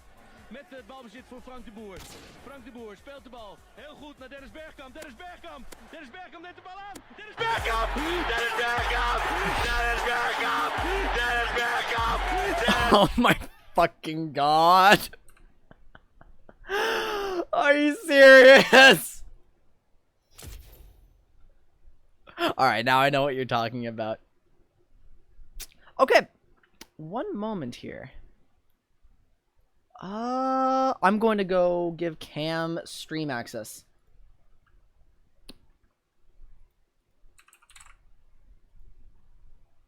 I believe you're still in chat. Yep. Yes. So you should be able to hear me. There we go. Hey, what's up? Oh. Do you not have permission to speak? No, it just takes me like 5 seconds. Oh, okay. How's it going? It's going. It's going. Well, going is better than not going, at least, right? Yeah, I'm, what's it called? I was trying to fix some technical difficulties, so we'll see how this goes. Oh, okay. I hope it goes well. I'm gonna close the stream so I don't speech jam myself right now. Yeah, that's fine. Okay, so you're branching into an 80 carry now. That's kind of cool. Yeah, sure. We've got Sivir. Sivir is a weird champion. So, just like we did with everyone else at the start, what is your experience with Sivir, like as a top lane main? There have been a couple of times where I got autofilled ADC, and I was in a call up with friends, and I asked them what the worst ADC was, so I picked Sivir just for fun. She's probably good, but I am dog shit at managing mana, and she's the only one with real mana costs in this game. Yeah, no, so... Sivir's mana costs are brutal. Okay, so yeah, we've got to get into the right like headspace to play specifically Sivir. So it's like, what the hell is her goal? What? He's right. I hate fighting Sivir. What is our goal with picking Sivir? So, first of all, Sivir has 500 auto range. Actually, 500. Literally playing Sivir into Caitlyn is like playing melee into ranged. Yeah. Sivir has the lowest attack range of any 80 carry. I think that matches Lucian, except Lucian has a dash. Yeah. Well, I mean, Lucian's got to spend mana to get move speed, so... Right. On top of that, Sivir's mana costs are so brutally high that she cannot, like, use a lot of spells in lane. Yep. So where does that leave us? What it means... Oh, sorry, like as a farming machine that notices a fight happening in a jungle corridor and just like whips out a free 600 damage on all the champs. Yeah, pretty much. You just become like a... what do you call it? Just like a moving mounted turret. Moving mounted. Yeah, so Sivir has a hard time just straight up trading in lane unless something is set up for her. And you want to farm it out to 3 items pretty much. Because your 3-item power spike with like an Energizer item and IE and Essence Reaver is pretty substantial. Yeah. Although I'm pretty sure like the 2-item spike is not as bad as it used to be. I'll admit it's like not a great analogy. I can't think of a good analogy right now. But like basically like in lane, what I'm getting at is that like, or like what I'm understanding is that on paper you like basically have 0 positions to trade in and lots of positions to accidentally draw aggro, accidentally trigger lethal tempo. You know, like it's just like the hardest time just to test your patience, just to see how much you can suffer. Just right. An obscene amount of damage when no minions are around. Well, and to you know, goon squad and like what's it called? Like gang up on a random mid laner or a random solo laner later in the game with free move speed. Yeah, no, you are definitely a scaling champion because you know Sivir, people joke around about her 400 CS power spike. Sivir is ADC Victor, pretty much, or ADC Anivia. Like you leave her in a lane and she will delete waves for you, so they can't push. Okay, yeah, I can respect that. Sivir fundamentally is tied to tanks. So when there's a tank meta, Sivir usually shows up. And the reason is her ultimate enables tanks really hard to just go in and do their thing. Meanwhile, Wait, but is she good anti-tank though? well, her passive or her ricochet can get backline access through the enemy tanks. Oh, okay, yeah. So she's tank meta because she's really good at front to back team fights. Okay. Of course, we don't see as many front to back team fights anymore these days. But that doesn't make Sivir like a bad champion. You need to hop into the lobby with and play Pantheon. Sivir trying to just hard engage early game can work. I mean, don't get me wrong, her Q does a lot of damage and is like really good for fighting and stuff. But ultimately you want to avoid fights, poke if you can, farm up because you're a hyper carry without like the range of most other hyper carries, while having utility carry stuff in your kit. Right. So that's the trade-off. Sivir's a hyper carry that gets extra utility, but sacrifices auto range for it. So let's talk about Boomerang Blade. This shit hurts a lot. Theoretically. Theoretically, yeah. If you can hit someone who's not in a creep wave, then it hurts My a lot. Boomerang Blade is like my Yasuo, so, you know. I mean, it gets by, but, like, you know, you don't see me buying crit, so... Right. Oh my god. So, Boomerang Blade is really good follow-up for your support doing something. Yep. Okay. So, like, your support gets a short trade, or, like, locks someone down, you Q them. If you can walk up to auto, go for it. But, like, you don't really want to commit a lot. You're Sivir. And if you walk up too far, because, like, Sivir and Ashe or something, like, not having fun. I mean, at least Ashe can walk up. True. But then, like, you have to get 100 units into her range to hit her, and then you can't walk out because you're slowed. So it's kind of like an all-in. Oh, you were talking about Sivir into Ashe. Yeah. I was thinking you were just saying Sivir and Ashe. Right. No, Sivir wants to avoid conflict and has the tools to just clear waves, but your mana costs are pretty brutal, so you have to get good at farming under tower. And AD carries aren't bad at farming under tower. Yeah. So that's just it. Yeah, so you said you struggled with the mana management, and it's really easy to struggle with the mana management on Sivir. That's why she rushes Essence Reaver. I mean, we'll see how it works in real games. I was just messing around in practice tool, and if you're not getting hit with spells, then yeah. Yeah, they seriously buffed E. It gives you basically half your level 1 mana bar back. I remember there was a point in time where it cost mana to use E. Ew. Yep. Yeah, so if you missed it, then you just didn't get anything. Another reason that Sivir inherently scales really well as the game goes on is her ult passive. Also, hi Pineapple. Yep, okay. Tournament starts at 4 tomorrow, and I think you guys go first. Oh yeah, I should check the tournaments. 1 sec. So, do you know Sivir's ult passive? I don't know the numbers. I know level 1 is 30. 1 sec. Okay, so you do know it gives attack speed then. That's all I need to know. Yeah, but I mean, it's 3 autos. I mean, like, obviously that's not nothing, but... It's still enough that she can get away with building IE, or like Essence Reaver into IE with Berserker's Greaves. Right. So she doesn't necessarily need as much attack speed right away because her Ricochet is doing so much. Let's check the, I'm also going to check stuff. I want the Ricochet I feel like cooldown. you can go Phantom Dancer before IE, but... You can. It can change. It can, like... I think, Static Shiv generally is not the play because you already have so much wave clear.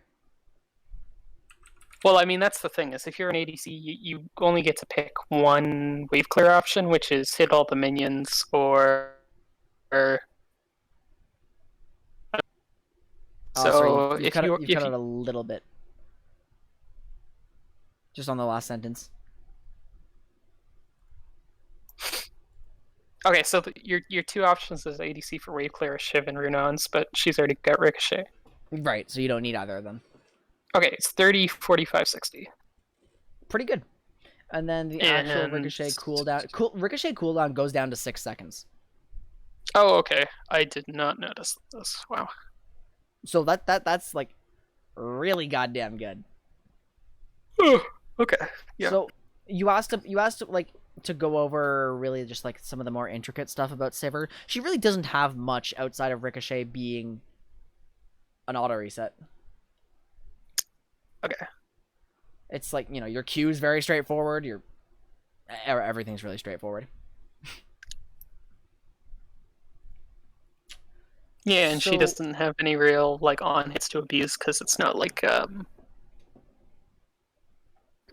bounces even apply on hits in the first place. Right. So what we want Ricochet doesn't even apply Dark Harvest apparently. Oh. So yeah, so what we're gonna do with Sivir as we go into our first game, the game plan is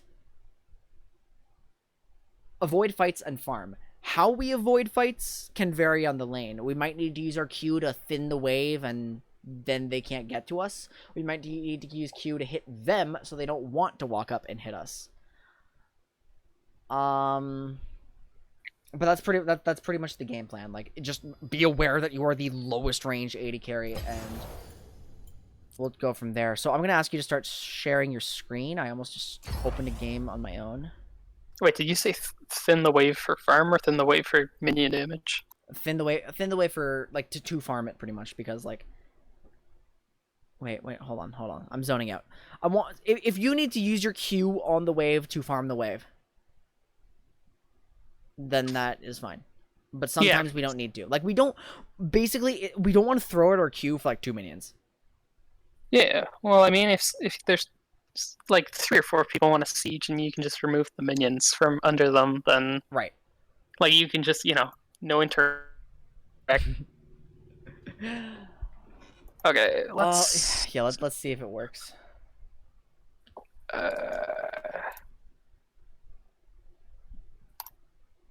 Oh, my video drivers are out of date. That's dope. Perfect.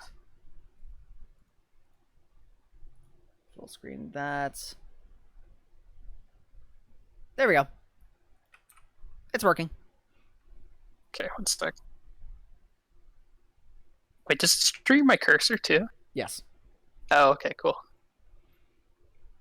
I don't know where you want to take this. Like, norms, ranked flex, they're all fine with me. Just pick whichever one you're comfortable with. Let's get some draft pick here. Okay.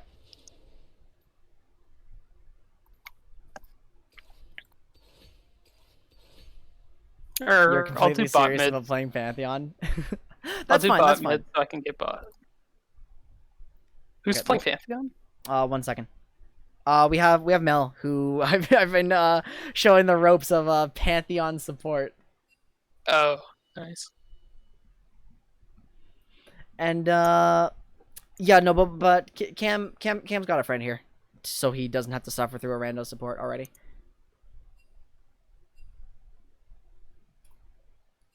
It's just blurry enough that I can't read it. You're just gonna grill? Is that what it's saying? Yeah. Okay, perfect. Awesome. Well, and also, of course, the thing about trying to talk about AD carries and supports and their game plans is things become so volatile in a 2v2 matchup, like with all these characters with goals of their own. So I might say, like, oh, I want you to avoid fights and scale up, and generally that's your game plan. But then you have, like, a Thresh into something that can literally not fight back somehow, like, and then the matchup changes. But it's fine. It's good to have, like, the general game plan. I feel like Eli difference, but possibly. Oh my god, is he actually playing Victor support? Yeah, I think so. I'm not sure if you saw the other messages, but he said grasp shield bash. Are your friends always like this? Because I feel like they are. Some of them theorycraft. Yeah. Excellent. Some of them just lose bets. Lose bets and have to play something. Yeah. I love it. Oh shit, we didn't talk about runes or anything, but I'm pretty sure you already have like an AD carry rune page. Let's see. Sivir. Oh. Oh, I hate that. That's funny. Anyway, Presence of Mind I like. I think that's a good call. Bloodline or Alacrity. I think if you have Bloodline, it becomes harder to go Essence Raver into Infinity Edge.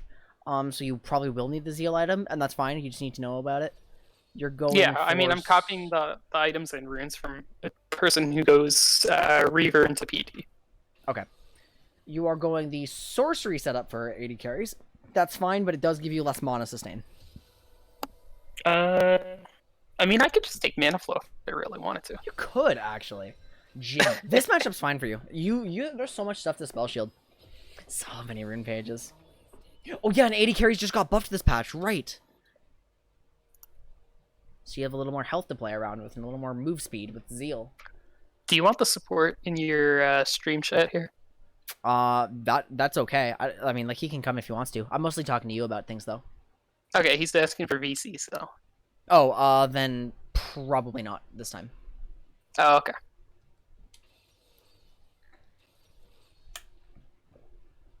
You're against Jin Shen. Wait, the Shen. Oh man, wait, is it? Wait. Yeah, okay, I can see it. Yeah, probably. I mean, yeah, Xerath, no one else. Xerath mid and Xerath has to be mid, so. So in this matchup, there's a lot of things you. If you do not spell shield the first CC, you're going to get like chained. I think. It could be Gnar mid. Oh my god. I don't have chromas, right? Oh, golden. Okay. Ick. So you have a Victor support. I don't know how that will work in lane, so I will tell you just what the Sivir wants to do. Being aware that the support is probably not going to put out a lot of damage or pressure in the early game because it's Victor. Jin's strong early. Shen can set him up. It's like you're just... But honestly, like, the engage potential of that lane is not nearly as high as, like, an Alistar or something. And even then, like... Alistar's tricky for Sivir because of the spell shield timing. Because it's like, if he allows the W to hit to consume the spell shield, then he can just Q. It's weird. Anyway, are you, can you still hear me? Yeah, I was just had to DM some people. Oh, okay. I missed the first part. I heard the engage versus Alistair. It's pretty brutal sometimes. Mel, thank you so much for the follow. I really appreciate it. I hope you enjoy your time with us. Grass bootier. Has your thing opened yet?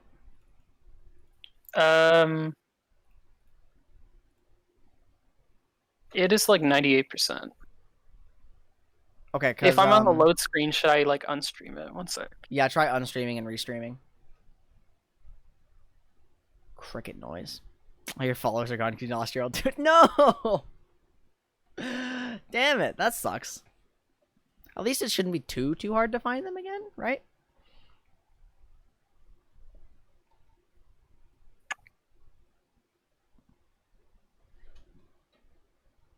I do not like the amount of heat my computer's putting out lately. Huh. Might not. Yeah, it's not streaming to me. Does it not recognize it as a process? I don't know. Are you in full screen league or borderless? Because I don't know if that makes a difference for Discord streaming. I think it's a good question. Unless it's this vague window called new notification. Maybe? Sec.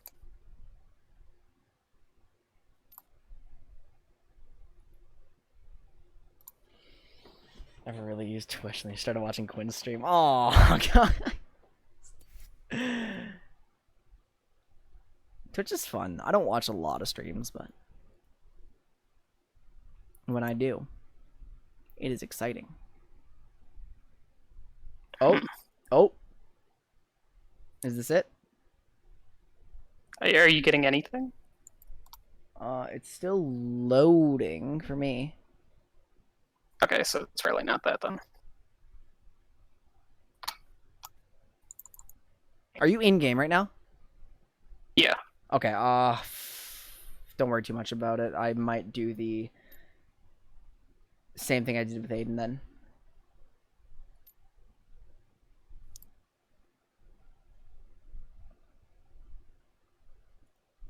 Yeah, I'll just spectate it, I think, from here. Okay. Because if we can't get it running, I don't want to like ruin your game. Yeah, I don't get why I couldn't just select League of all. Yeah, it's so weird. Okay, if you want to join your support and voice call, then feel free. It's not going to be as good an experience, and I'm sorry about that, but... Close stream there. Depends on what you want. Do you want me to, like, talk to you about stuff I'm seeing from 3 minutes ago, or... I guess we can ask questions in this format. It's up to you. Yeah, I don't mind. Okay, I will stick around then. I mean, obviously I missed the first 3 creeps because I was in Fountain, but... Right. Ooh, so you missed the XP too, huh? Yeah. Shit. Okay, that's not great. I might have gotten the XP, it's unclear. I'm gonna assume I did miss it. I'm loading in very slowly.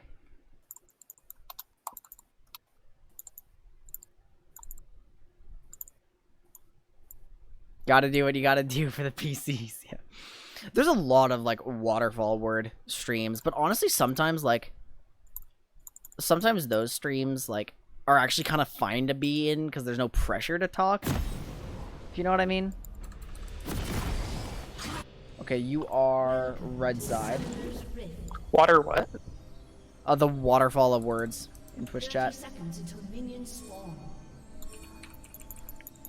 Okay, so generally with Sivir, I think you probably already can guess, but QWE max? Yeah.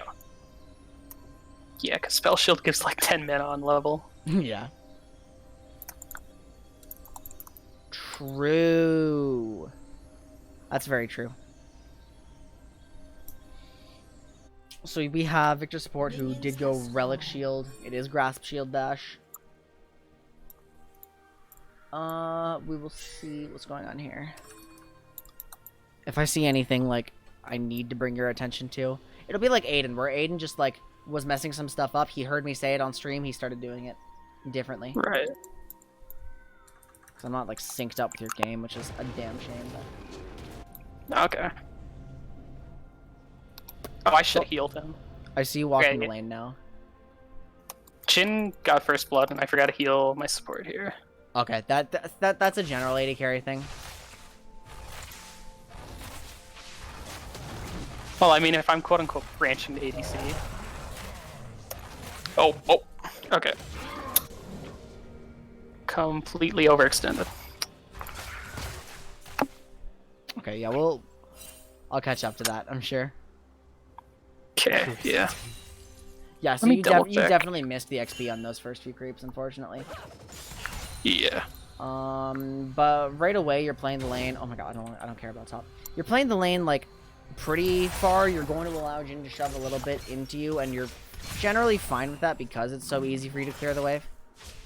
Yeah, it's just a mess as soon as Victor dies, because I stay in lane and then I walk up and try to Right. pull and die. The ward, not bad. Yeah, you're just letting it come back to you. But once Farm. if you get the treat of watching Udyr just randomly run to the back of the bot tower. One thing that I probably would like to see is fitting the wave a little more with the auto attacks. Like your first wave. Because this whole thing is going to crash entirely under tower. By that point it might be tricky. There's the boomerang blade. Hits Shen, hits the wave. Yeah, that was a good Boomerang Blade. I tend to not want to like push everything out. But And if you think it's like hard to farm under tower, then I'll definitely auto it a bit more. I think if you let it crash directly under tower, then you are going to shove it later. Okay, That's just how the minions are going to deal with it. But if you have kind of like a pseudo freeze going, where they're not really gaining any ground, you're not really gaining any ground, that favors you because you're a hyper carry and you don't want to fight them. Okay. And using your abilities in this way with like the occasional Boomerang Blade to thin things, get a little bit of damage out. You're still a very high mana. You still have the opportunity to do something if you need to. Like emergency, clear a full wave. Because right now, what I'm seeing at 4 minutes is that... Well, I'm seeing nothing because the game is refusing to feed me any more data. But okay, there we go. This wave is definitely pushing in your favor. But Jin is actually clearing a lot, so you never know. He might have just messed up and allowed you to get back to that favorable position of just getting shoved a little bit. Shen getting very close. There's when he goes on Victor, so they're not even bothering with you. And yeah, I see what you mean. Should have healed. Miss Boomerang Blade onto Jin. That's okay. Like just a little mechanical thing. I'm gonna watch that back actually. See if there's anything like. Yeah, Shen was going in. You just tried to beat him up. Like, do your best appeal for Victor, who... You guys were definitely not in a good spot because Shen could just walk up there. I think you probably should have started trading with him a little sooner before he could just straight walk up there. And, yeah, then it's just a botched. Oh, wait, what the fuck? I just realized that was Udyr. What? Right. Hello? You're gonna see it again at 8 minutes. He just runs behind the tower again. I love it. So in cases when your AD carry is, or when your support is dead, you are still pretty susceptible to dives, but you've got like a bajillion tools to just not let that wave hit your tower. So I think that's when you should just start like melting the wave so they can't dive you, instead of trying to trade with Jin a little more. Because again, like Jin, if you commit to a trade with someone, and then you leave because it's a short trade and it's not an all-in, you are probably going to lose the trade because they can almost certainly get an auto that you can't match because of the range difference. He just went from a teddy bear to a teddy turtle. Oh, it's Udyr. Oh, it's the definitely not Udyr skin. Now I know what we're talking about. Wait, so don't start an auto fight, or you're saying if you're like starting an auto fight? Like, if you're starting an auto fight, it's probably to the death, or you're because unless you just straight out damage them with your autos, you are going to lose it as you back out. Yeah.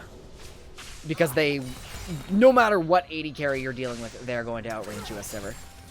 Well, also, and just like being stuck inside Jin's range while he's about to force shot you. So. Right. You get taunted. Yeah, so that's the big issue with Spell Shield. If you do not Spell Shield the Shen specifically, you're going to get CC chained and die. Right. When you're playing Sivir, you always need to be aware of like specific abilities to Spell Shield. Yes. And in this case, like Jin W Shen taunt, and maybe Udyr auto, like the E auto. Can you do that? Yeah, if Udyr bear punches you, you can Spell Shield it. Okay.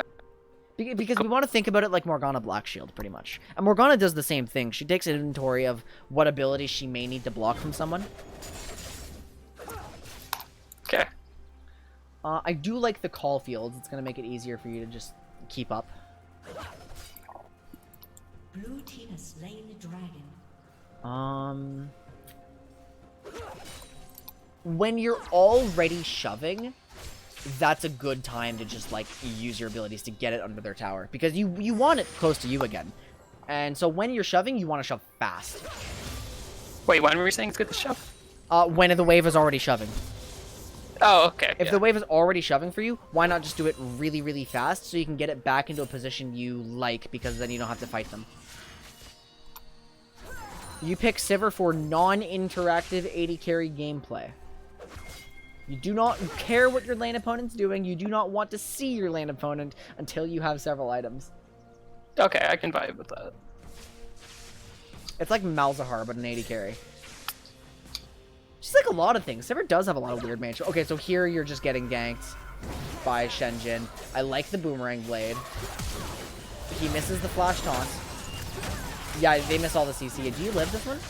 You might kill Shen here. Nice! And there goes Udyr behind the tower. Yeah. He's kind of can't, like, he's pseudo camp. He's doing his job right. It's just really funny because it's fucking Udyr. I mean, like, mechanically, I don't have a problem with your Boomerang Blades, honestly. How much gold did you have when you based? You bought 700, boots? 760. Oh, wait. Oh, that was 1k. Another 1k. It was more, like more D blades. Boots, sword was the 1k where I didn't have the call field. Right. Unless you're talking about the next back. The next back was 765. Well, so... you killed Shen and then died to his ignite.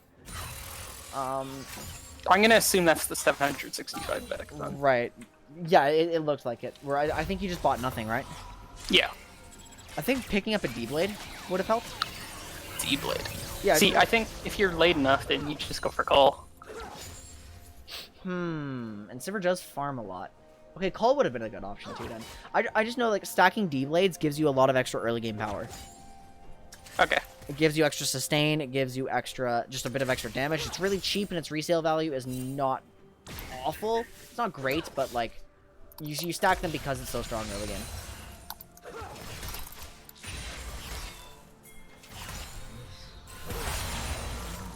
Jhin is now definitively stronger than you in the bot lane. Like, it really matters how much AD people have.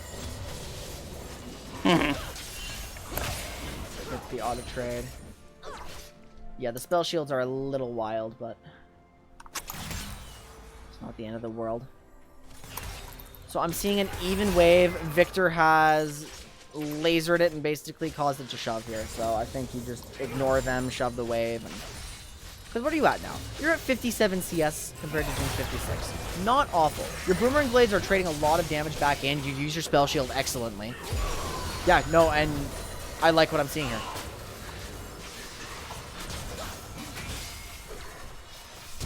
And that was pretty in line with the Sivir way of doing things. You basically were just chilling and... Oh, here comes Zera. Lol. Yeah, watch me not dodge any of this. Yeah, so the reason you won that fight, that was exactly what Sivir wants to do. She just sat back, she was farming, they got aggressive on her, she spell shielded something, she turned on them and killed them because they were close enough in her auto range now. Right. So she didn't have to initiate an auto trade that she loses. They closed the distance for her. Right. And so that was, like, honestly really good for you. You are now basically 100 gold away from an Essence Reaver. And go back to lane, and let's just see more Sivir things. Boomerang Blade so they don't crash it into tower as easily. Could use some ricochets there, but yeah, see, this is so easy to farm under tower now that you have AD. The wave is gone. Yeah. Just straight up gone. You're chilling, you're vibing. Rampage. I suppose another Sivir way of not interacting with her opponent is just permanently shoving them under tower. Well, Taking notes on how to fight Sivir. Udyr is going to interact with me if I push up. Yes. Long, but... Yes, he will. But that's also like a warding or map awareness or support helping you out kind of thing. Like, now that you have ult spell shield, I guess it is Udyr, so he's fast, but like having ult spell shield makes it safer for you to push up. Okay, so right. actually, I do want to say this. Sivir, as the game goes on, I think is actually a pretty good champion for top laners. Because she is uniquely good at split pushing almost as an AD carry. If the Yeah, I situation can do that. really calls for it, she can do it because she just shoves so fast, and it's like her tower take isn't necessarily the best, but she's got like 3 faster autos. This is a Right. good dragon rotation. You are, I'm a bit late to the party. you definitely got like really melee to Udyr. You Yeah, don't I have didn't spell shield it. Yeah, you don't have a lot of auto range, but you do have enough to still stay ranged against them, Right. especially with your ult. Oh my. active. I think the Zerath is fed. Yeah, he's 4-0-0 in the shot I have. So if they're not in lane, if they're actually not in lane, you have no reason not to shove it into tower. I see a boomerang blade here Okay. that's about to be used. I was tunneled onto bot and I just got insta-killed by Zerath ult. Oh no. Yeah. Easy plays. You should base for Essence Reaver here. This is immediately after the drag fight. Jhin ults. You spell shield while Victor's body blocking you. You will have to burn heal. Damn.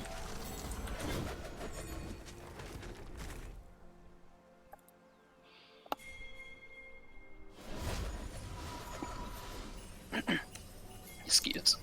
I am seeing, like, because you were saying your mana conservation was just terrible. I disagree. I'm seeing good things about, like, how you're managing your mana here. Oh yeah, yeah. I think it's because probably you, like, chose to keep the wave closer to your tower and you weren't perma-shoving the whole time. Mm-hmm. I feel like I could shove it out more, but I'm definitely using less mana than I was in practice mode, so... Well, it's like, but do you need to shove it out there?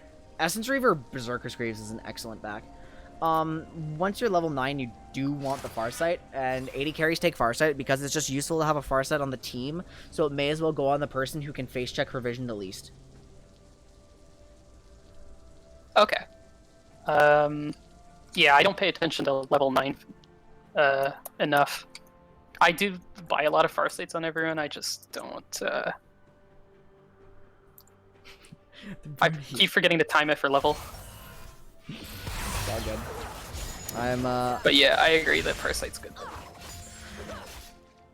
So now that you're on Essence Reaver, this is not like your core power spike, but this is a big power spike. You have so much shoving power now because it is so much harder for you to run out of mana. You can throw out your abilities a lot more often with Essence Reaver.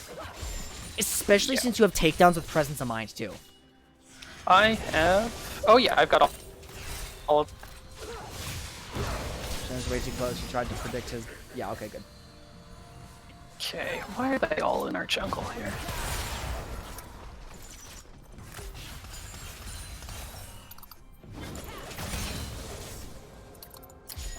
So yeah, what I'm seeing now that you have the Essence Reaver is a perma shove, and I like it.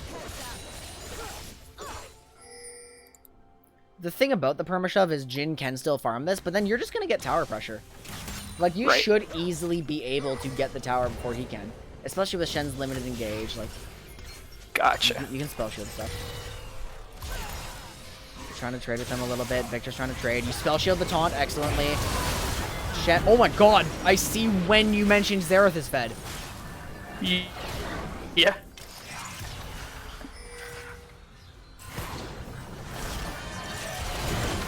Ah, that's unlucky. That thing is more just general awareness of people coming down rather than just how to play Sivir. Yeah, well, I mean, and it's not even like he's down. Like, it's like we don't have vision on him, but you have to watch for him being missing. So. Because it's Zerath, yeah. And that's like, in one sense, that's a skill. In another sense, you also have like a guessing game because you know he's just sitting on red, like ulting someone. Well, your team got Herald.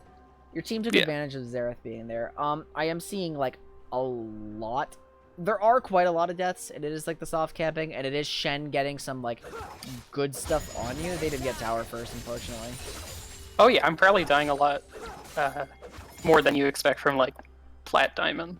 Right.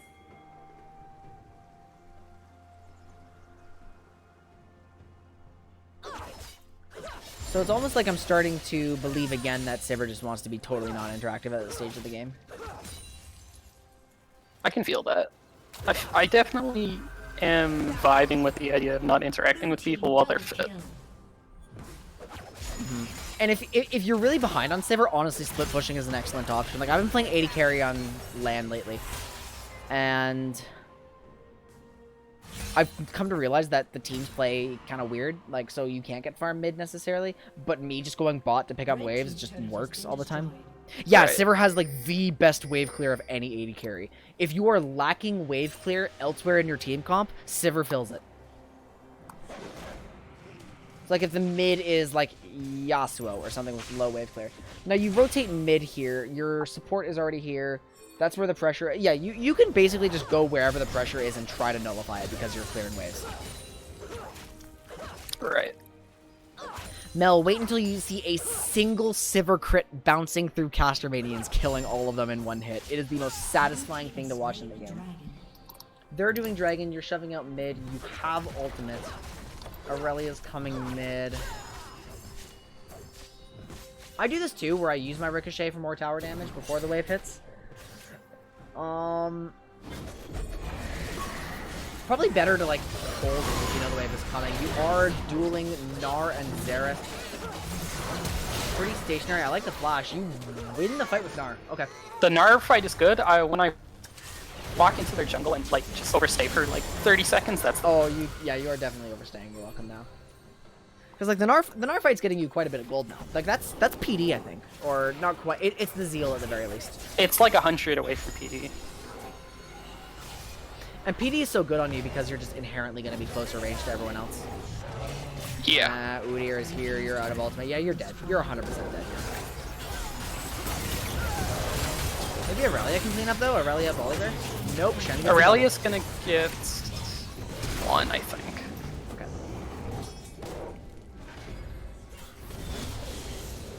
You are starting to get to the point where being 100% non-interactive is not necessarily what you have to do anymore, but you still have to, like, just recognize that you fighting people is inherently more commitment than other 80 carries because of your range.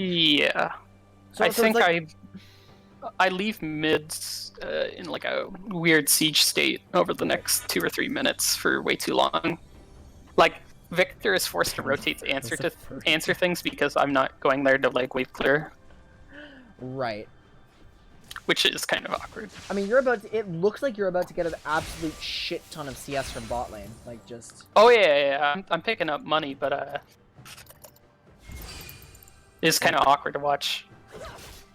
What's it called? The rest of the team dance back and forth on mid. Right. I mean, it's not terrible because they're not getting too much tower progress, but at a certain point, it might have been easier if I just pushed it out to... Yeah, well, you're pushing Stop bot. them. You get a tower off this. They are not successfully sieging. You're getting another wave off this. Like, Sivir loves waves. Yeah.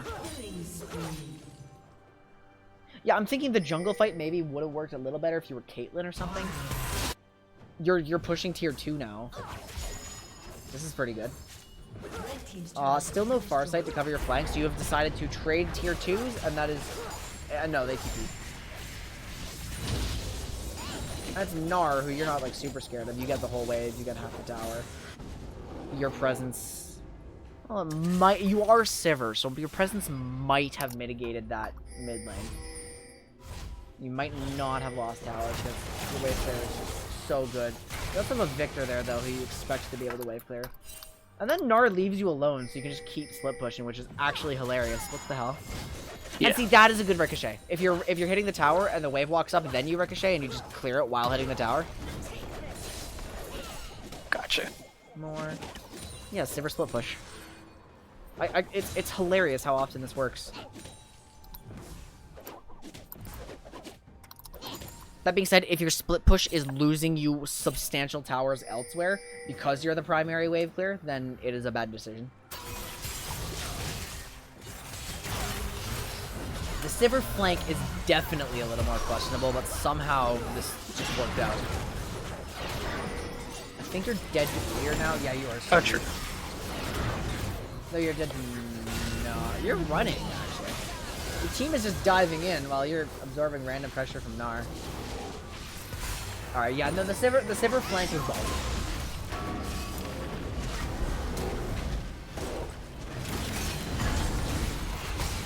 really, really... If you're flanking with someone else, like your ultimate is setting up Mordekaiser to flank, then I would love that, actually. Because Sivir's really good at getting her big, beefy men in on people.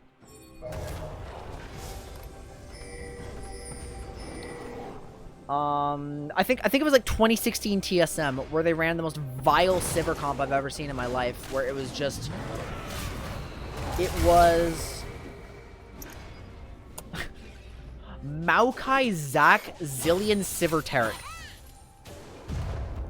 Where Sivir just pressed R, the tanks rushed in like maniacs, had Taric invulnerability. Like, it was disgusting. Like, my point is, you were not inherently wrong to flank on Sivir, but to do it alone was definitely, like, a really low percentage play.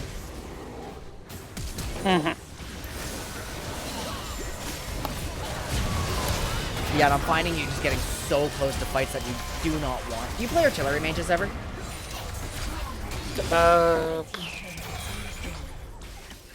I once... There was, like, one game of Xerath. I'm not sure if you were in it. Okay, because Xerath typically does not walk into the jungle if it's unwarded. Because it's I built tabbies. It was kind of funny. You are dying a lot because you are just straight up walking too close to people in fights that you don't want to take. Oh yeah, totally. Because again, it's a general 80 carry self-preservation concept where they don't want to be like flanking or close to things that can one-shot them, but it's honestly like so much more important on Sivir because while she can keep herself safe from one thing with a spell shield, if there's a bunch of people there and you have 500 auto range, yikes. Yeah. I like your decision to stop chasing and just insta-clear on mid-wave. You now have 168 CS at 24 minutes. That is the highest in the game, so not bad. You want to be highest in the game on Sivir? Yeah, you're at the point where you're almost at 3 items, so you're just gonna insta-kill waves with QW. That's good. Yeah. Hey, Days, how are you doing? The only awkward thing is there's this moment where like the enemy team isn't anywhere on the map, and I zone out and forget where they could be. Farsight helps with that for sure. If you were I farsight the dragon, they're not on it, surprisingly. And then I forget to look at the minimap and like take the farsight off and just steal the dragon while I'm not looking. Oh no. Yeah, no, it's super awkward.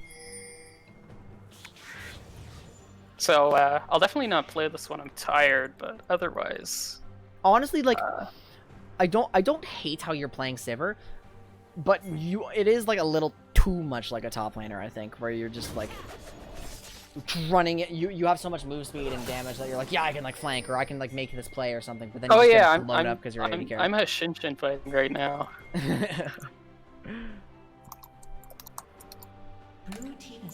I will give, yeah. But I think you're coming in here with like the most baseline experience out of the 3 people we were talking to today.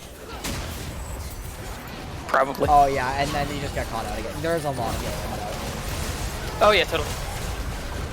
There's a lot of bad spell shields, a lot of getting caught out. It is nice to have the most CS in the game. It is awkward when you're most CS in the game that has the Gnar that flashes in mini form. Yeah,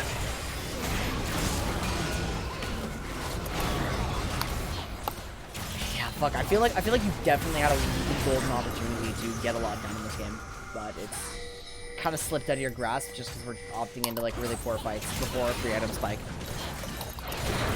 And even when, like, remember how I said like Sivir is so inherently ingrained in tank meta? It's because she needs an engage buddy.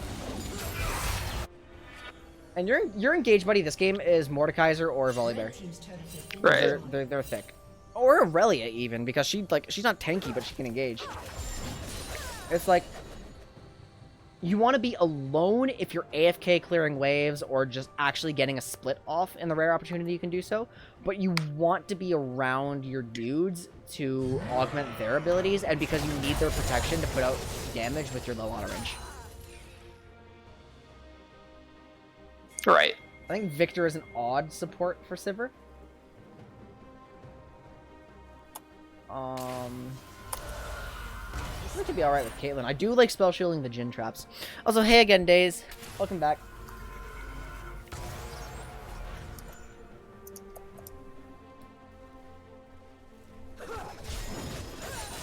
Yeah, like from a purely mechanical standpoint and like from a purely kit understanding standpoint, I'm not seeing any like major problems. It's just, you know, like sloppy spell shields or not properly like playing to Sivir's strengths. I definitely would like to practice the ENR more. It's a, I'm definitely bad at them right now, I think. R lasts 8 seconds. You get 8 seconds of move speed. So you can so like this is a big chaotic team fight. What you're doing here? Yeah, it's brutal.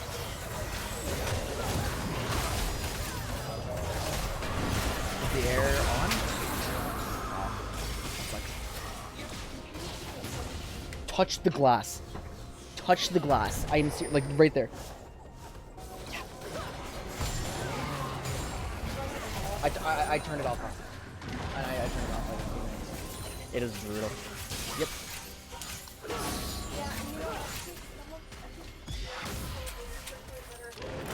Maybe. Okay, that fight went great for you. Like you were with all your goons. Like that is your champion. Oh my god, this hair. What is this? It's all. A little bit.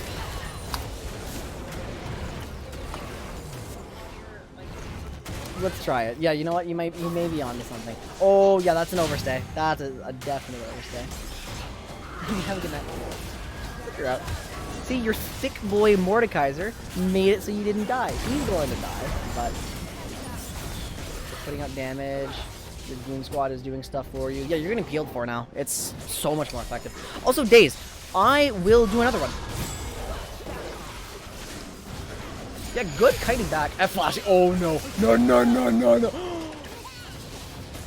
Flashing into Udyr was a massive bra moment. Yeah. Because, like, first of all, you're doing Sivir things, kiting back. Right. You're playing with your goons, and then you just flash into everyone. Now you're no longer with your goons, and Sivir doesn't like being not with her goons while there's people not letting her be AFK. I got very greedy and hopeful that Yeah, and that's fine. pick up one, but like obviously flashing forward wasn't gonna really allow me. It's not like I can get out, so yeah, that's a bit awkward. Still, though, 200 CS. I mean, Sivir's one of those champions you actually can get 10 CS a minute on. If you're just running around getting CS. You are not quite at your Infinity Edge yet, so you're not at this. Oh wait, yes you are. You have like so much money in pocket. So you get Infinity Edge. I would recommend like some defense item, like maybe Mercurial, probably some Lifesteal. Down to learn how to play League, honestly. If I can just help you understand the basics of some champion, that would be good enough. And yeah, guys, just League teaching Thursdays. That might help me too. Or we'll just do like analysis night of some sort, where we'll do research, we'll do coaching, we'll do VOD review. Damn it, that's a good idea.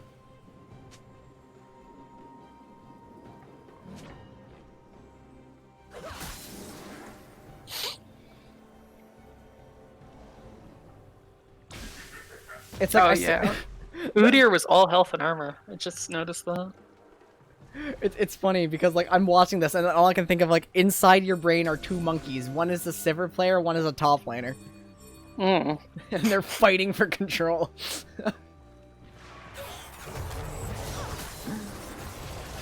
See, here with your goons all in front of you, easy Boomerang Blade, or yeah, you can get in there pretty cleanly.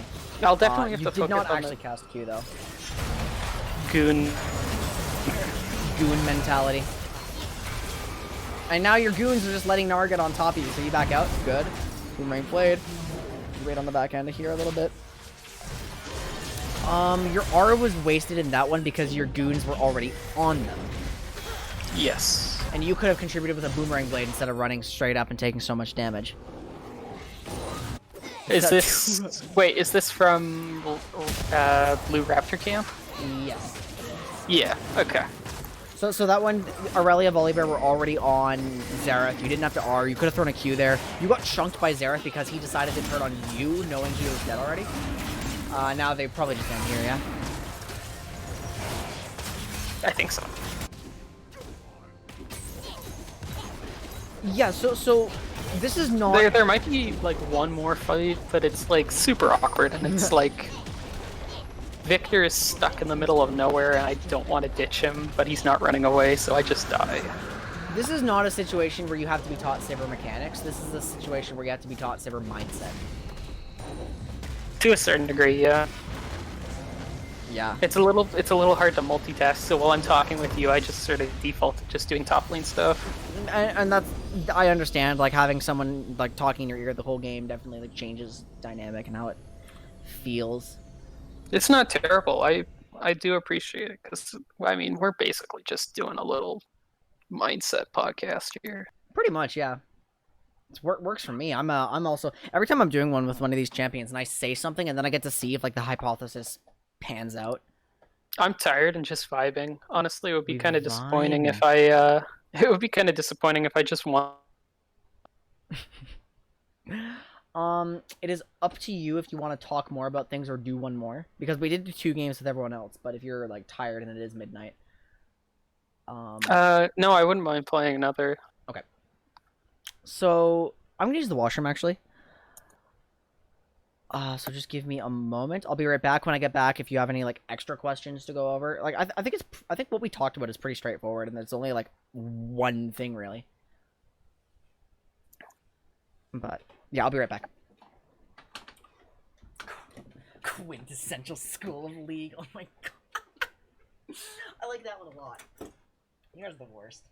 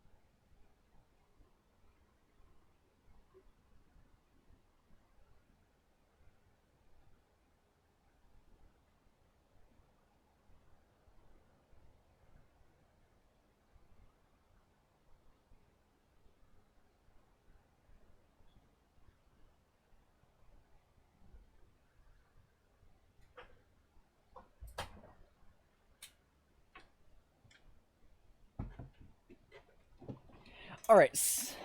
I actually forgot. I was muted on Discord for a moment. I just got back.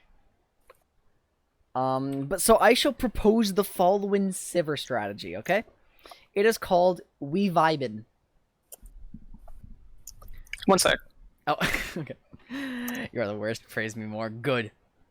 And how'd you break your chair days? What the hell?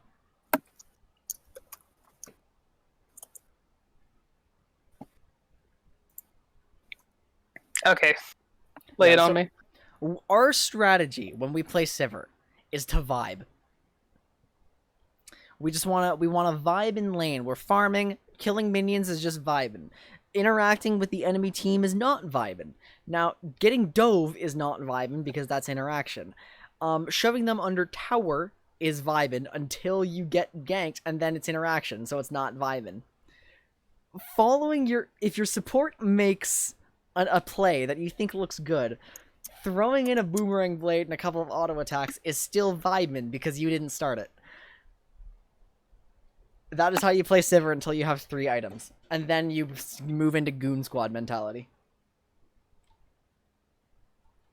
Until you get 2 items or 3 items? Well, 3 items is your biggest spike. Until 2 items is probably enough, because then you move into Goon Squad mentality, where you either vibe in a lane, split pushing because you're fine to do that, or denying their push because you have such good wave clear, or you have your Goon Squad allowing you to make plays, or you help them make plays with your R. Yeah, okay. Vibing and Goon Squad. That's Sivir.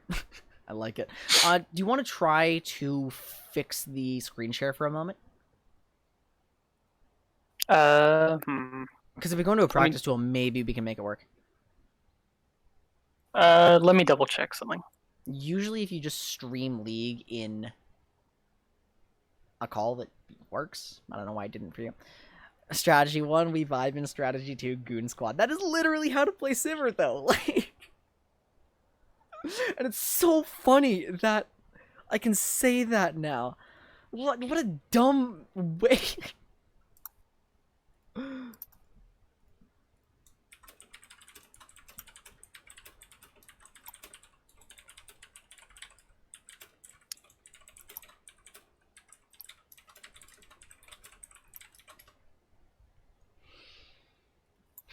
But, like, when I boil it down, that is literally just what Sivir does.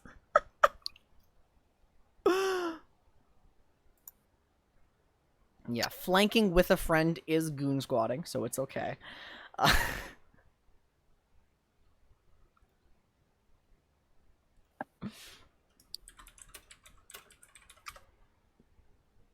And the header, quintessential school league. Oh, yeah, guys. Also, I want to show this off for a second, because I've shown this on stream before. And, oh, wow, that was like, my airway just went like, or something, like, very strange. I want to show you guys something that I do. And, of course, incomplete, and we're still working on it. That is not the right one.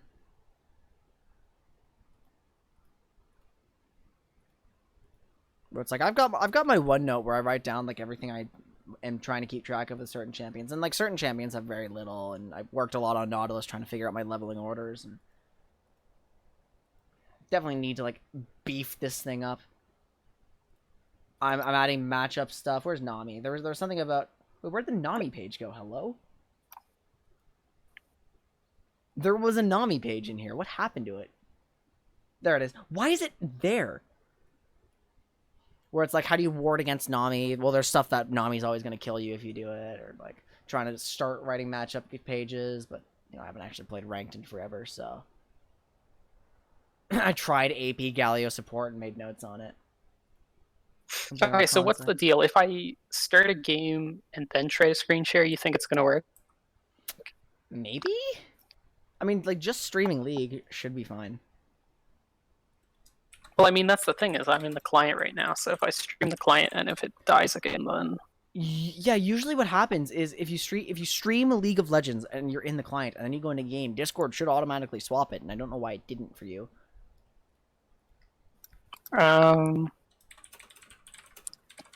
I don't know, this new client is kind of cursed, because they removed the words profile and collection, and then just made them into button. So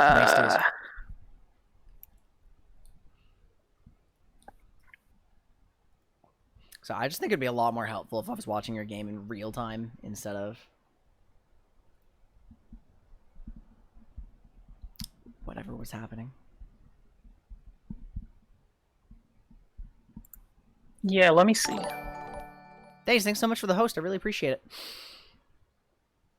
Yeah, I'm muted on Discord now. We're on just one more game with Cam. We're going to do one more game of Sivir because I'm giving everyone 2 games so we can, like, have a first introductory game with the champion, start talking about the concepts and the mindset, because every champion has their own mindset and their own goals. And I'm starting to become more in tune with that.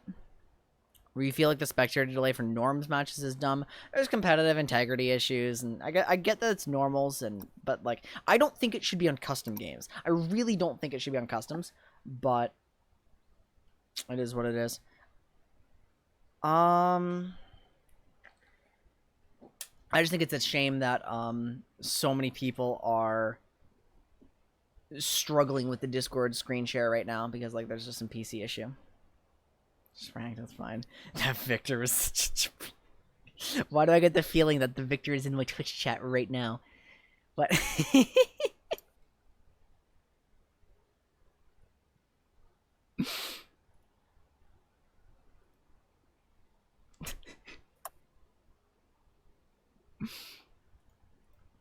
Any progress or no? I mean, I can try streaming the like the client right now. I think you should try and then go into a practice tool and just see if it works. I mean, I'm already in game, so. Oh, Like, and you can't stream it, or? I mean, I could have tried a practice tool, but I already got into a champ select. Oh, you're in Champ Select. Yeah. Okay, let's try the stream anyway. Let's just try it for right now, and if it doesn't work, we'll turn it off right away. And oops, wrong one. Oh.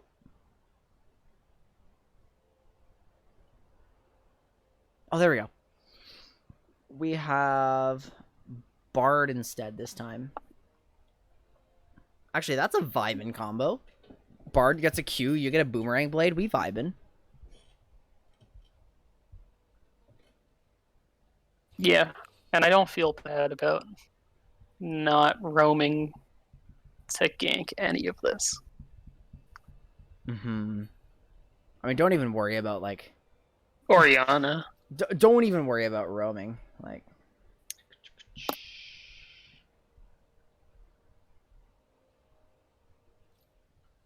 What am I trying to say? There's not really much competitive nature in Norms. It's a place to cultivate skill. Stream is being buffed. My stream or this stream? Because this stream is pixelated, but that's fine. My stream, I don't know. It's Sivir.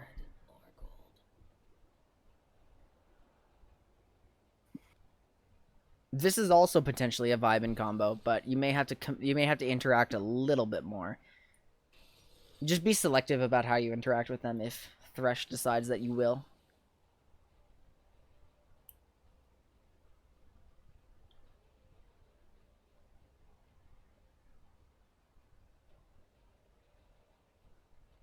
Because the Discord stream isn't buffering at all. You know what?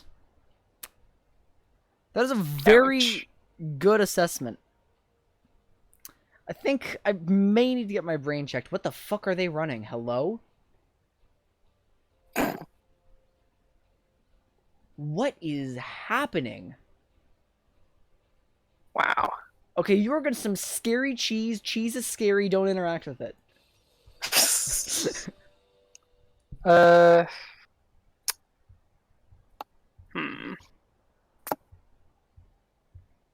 Yeah. Honestly, I can't tell. I have no idea what you're laning against. Possibly. I think Lux is probably involved. Lux Jarvan, maybe? Lux Jarvan is my bet. Fought a Yasuo Yumi. That sounds like a terrible combo. Yasuo AD carry wants like Rakan or Janna or like Alistar.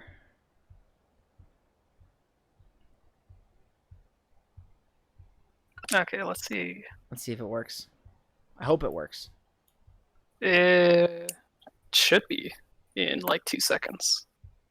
Because when your window opens, it should automatically swap to that. Oh, yeah? Yeah. Okay, are you getting in? I am no, it still says the stream is paused. Huh. Which is a bit annoying. I guess keep trying until you're actually... Oh, no, you're back in client now. Fuck. Oh, okay, so if I swap the client, it does do it. But if I swap the game... 1 sec. Okay. Yeah, Yasuo AD carry is something that's not entirely atypical. It's just uncommon. Darius AD carry is definitely atypical. What if I... Wait, Darius... Senna is literally the only support that could allow Darius AD carry to exist. Like, that's fun. Man, fuck League players sometimes. Just, come on. I'm not seeing it. Yeah, the stream has ended. It's not live. Okay, I'm gonna switch VCs then. Okay. I will. If you want to know what I'm saying, like after this game, just check out the VOD, and I'll talk to you as soon as the game's over. Yeah, I think we'll see the VOD and we just work from there. Okay, sounds good. Good luck with this game. Yeah, sorry about that, but it happens. It's fine. You'll still get the information at the end of the day. So yeah, it's just a little less convenient for both of us. just all good. Technical difficulties being very fun. Okay, have fun.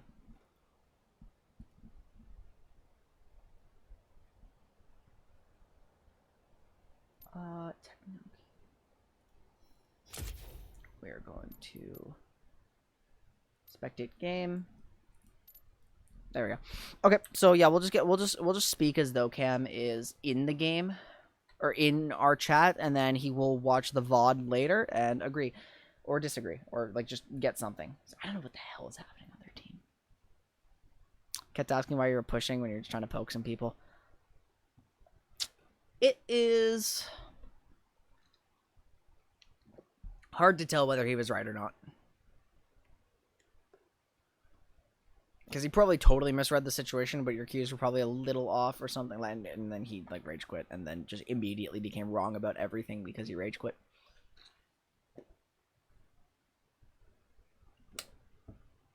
That's how it works, by the way. Now, the worst thing ever is when someone who's flaming you like hard and being a jackass about it actually has a point. Because it's like, well, thank you for having a point, and like I learned something from it, but you're a dick and I hate you and I never want to interact with you again. It's like heartbreaking. The worst person you know just made a really good point and then disguised it in racial slurs. Fun.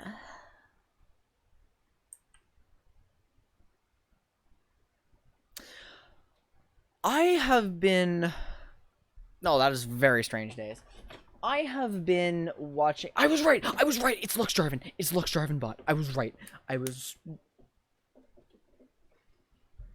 a genius.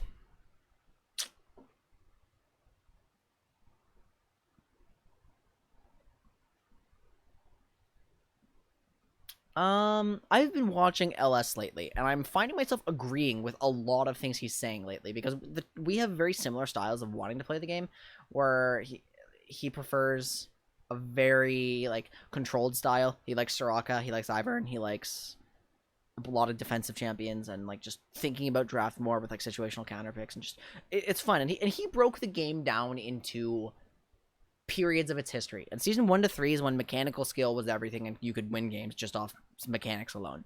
And season 4 to 6 is season 4 to 5 rather is when you had people start to pay more attention to stuff like the minion wave dynamics, proper itemization for counter picks, like item counter picks pretty much. The fundamentals of the game became more pronounced, like the macro and overall elements that are outside of just fighting people. Season 6 to 9 was a big refinement of those concepts, but as he put it, creativity died. People just played like meta and weren't looking for new counter picks and weren't looking for new things that work, and just season 10 we're seeing like the new era of League, as he put it, where people are trying things to such an incredible degree. We're discovering all these things that work that we didn't like know would work before. So it's like literally Xerath bot lane, like the mages are taking over bot lane, marksmen are finding places in solo lanes. We're seeing all these crazy supports. We're seeing like Hecarim top, we're seeing Soraka top, we're seeing Veigar bot lane, we saw Yasuo bot lane.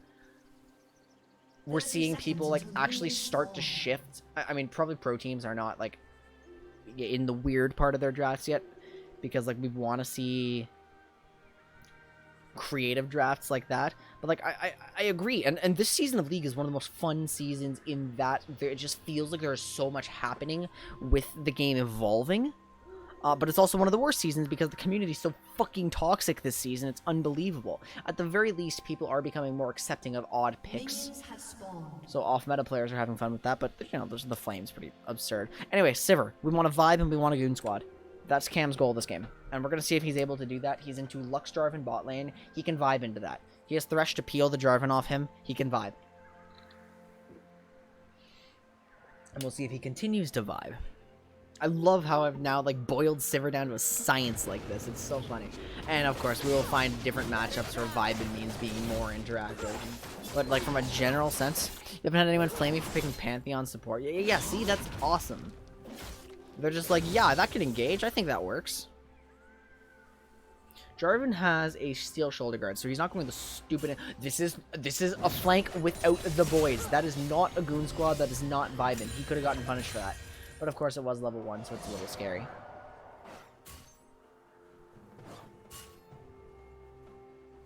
No, they're doing their thing. Now, the two of them are in comms this time. I don't necessarily like that boomerang blade because he used a lot of mana for 2 CS that he possibly could have just autoed. And it didn't get a shove, and it didn't get his wave, like, in a vibeable position. So I think that particular Q was poor mana conservation.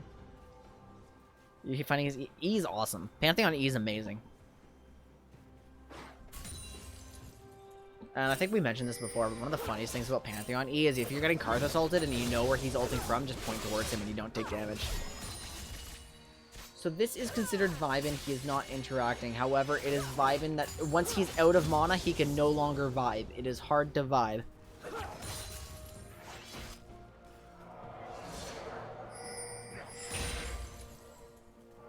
This is so funny. I will plug something for a moment, guys. Tomorrow we are not continuing with the Celeste playthrough. Tomorrow is the beginning of the Vanilla Cup tournament. We're going to have 15 games, 6 teams, round robin, regular Summoner's Rift tournament, no gimmicks this time. It's not an off-meta tournament. It's not like an ARAM tournament. It is a no-gimmick, honest 6-team tournament, the biggest we've ever run. So I'm looking forward to that. Let's see. He is shoving because the wave was already shoving and he doesn't want to interact. Now, Vi is threatening interaction. So far, it's not interaction. That has to hit tower, so he needs to use his abilities, but he's very low on mana for them. Like, he can't cast them. When's it starting? 4 p.m. tomorrow and then 4 p.m. Saturday, because we have 8 games on Friday and 7 games on Saturday. This is not vibing. This is very likely to go badly. I think it was just... Unless you body block with... That was a sick hook. If he body blocked the Vi punch, maybe Thresh could have gotten out there a little bit. 7 p.m. your time then. Yep. Jesus, we're up at 3:30. I stay up until 3:30 and then hate myself. I mean, it's not my place to judge. I recommend getting a good night's sleep because I've been getting terrible sleep lately and I'm cranky because of it. So, the only I do think he should have shoved under tower because it's shoving. The only reason it ended up being really bad is because there were some poor boomerang blades earlier that made it so he ran out of mana to vibe. And now the wave is just in an awkward state. Where... Honestly, this is helping me more than just playing League would have. This is like actual analysis and actual thinking. Like, I understand all 3 of these champions so much better now. Well, maybe I understood Ivern like the same amount. But... How much gold are you on? Not enough for anything good, but like... It's coming back. You don't really need mana to vibe here. Non-interactivity feels good, man.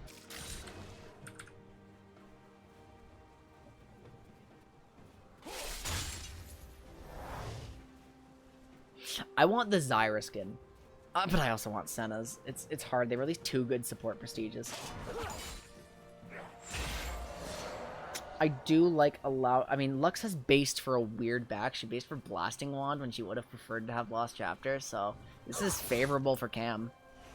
It's just gonna push back now, and he's really vibing in this position. Conserving his mana, letting it push back to him, just last hitting. This is like some serious vibing. This is excellent Sivir gameplay.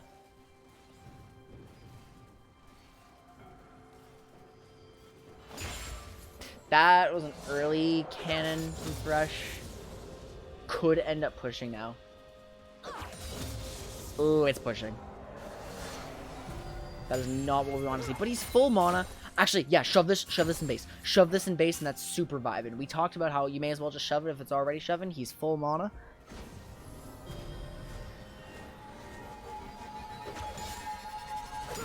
Yeah, there's no reason not to shove it right here, because you have BF sword.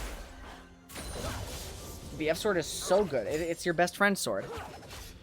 But now it's shoving back to them. See, the only reason I don't like this is because there is such a good buy available. We're overstaying now. Full health, full mana, but no items. I guess Vi's around, so he doesn't want to shove, but like you're not staying if you shove.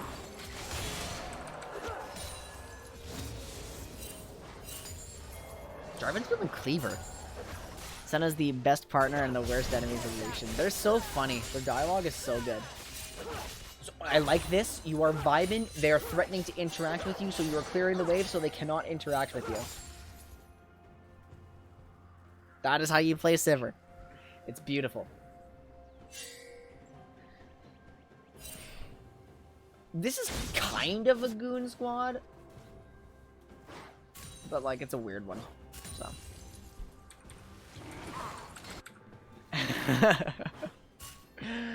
Oh, Lucian. Oh, Lucian is fun, by the way. Lucian is such a fun champion. I don't play enough of him. This is already shoving. You have 1700. For the love of God, please get out of lane. There was a golden base opportunity that was just missed. When Thresh took the cannon and started shoving, and they had enough for BF Sword, just your full mana, commit to the shove, you are good. This is potentially vibing. Yep. What was that, Lucian? Didn't quite catch that. But look at Sivir. She's out of mana. She casts like 3 spells and she's out of mana. It's insane. Which is why it's harder to shove from nothing. I think I made a slightly incorrect assessment. When it's shoving, you may as well just shove it faster. Yes, I still agree with that. However, I think it has to be shoving closer to this point before you really start using your abilities. That should be... Yeah, you can't Boomerang Blade. Yeah, I think I made a bit of an incorrect assessment there. And that's my bad. When it's shoving in like this configuration, and you only have to push 1 wave to really speed it up, there's no reason not to. I think that's the way to go about it. That's my bad. I gave advice that was not conducive to vibing. Although this should be really easy if you just shove it right now. What the heckerim is happening up there? I'm hilarious. Okay, we don't care about this. We care about Cam's response. Cam has no mana, 2200 gold. Shove it. Shut fucking... Shove it, shove it, shove it, shove it, shove it. Shove it and run for the hills. You are so close. You are in the way. He doesn't know what's happening. He does not know what's happening. Red team double kill. Okay. Spell shield? Oh no.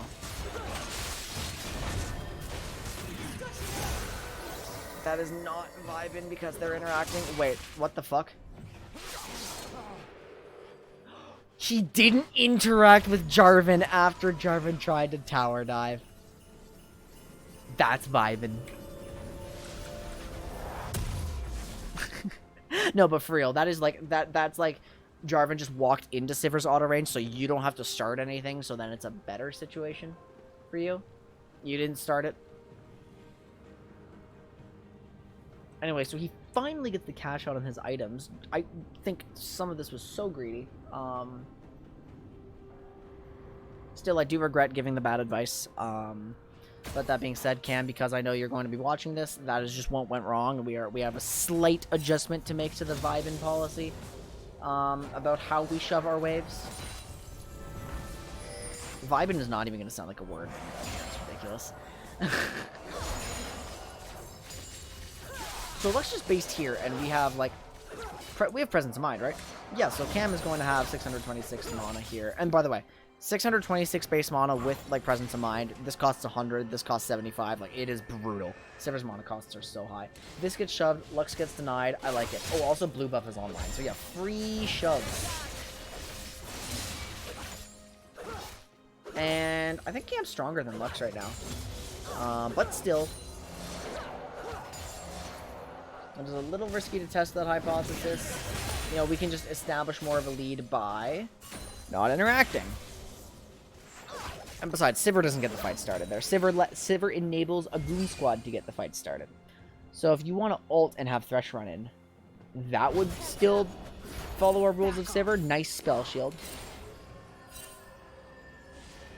This is potentially an R right here, but no. Hecarim did not find anything.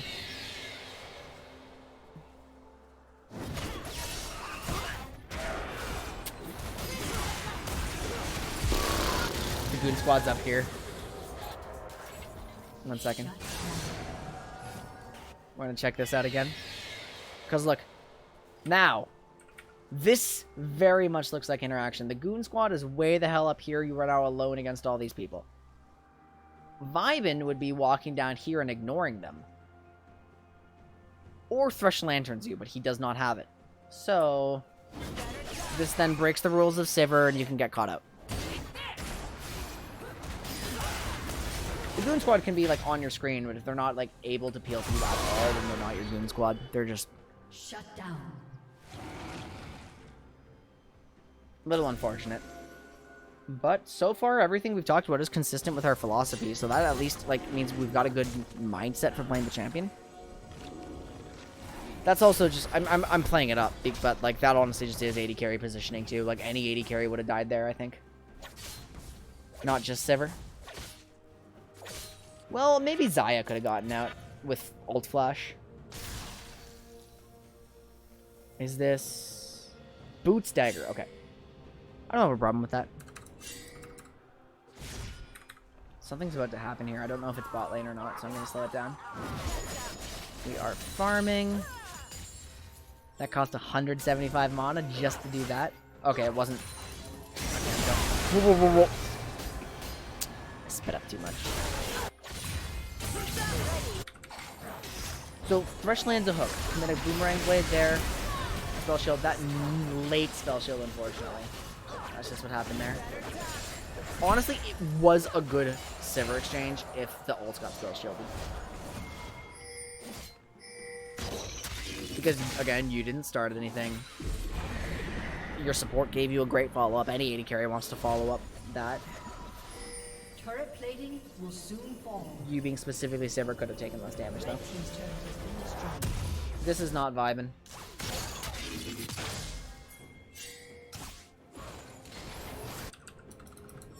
I think you're happy to not be a part of that. So you just like to rotate mid here. And you are poking at someone and trying to do a little bit. I mean, like... Sure. You are definitely now actually flanking them because of the position of the wave. That was a good spell shield, though. But, yeah, see, but it's at the cost of that, because that is a flank. Sivir can flank, but not alone. Goon Squad rule. And it stems from the fact that you did go mid and, like, tried to do something here, and then let the wave push to that position where it then became impossible for you to just gracefully insert yourself into the lane.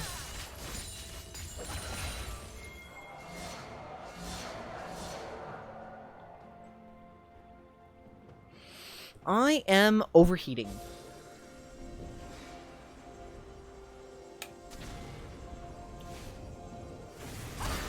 This could be an ultimate, potentially. Yeah, but for now...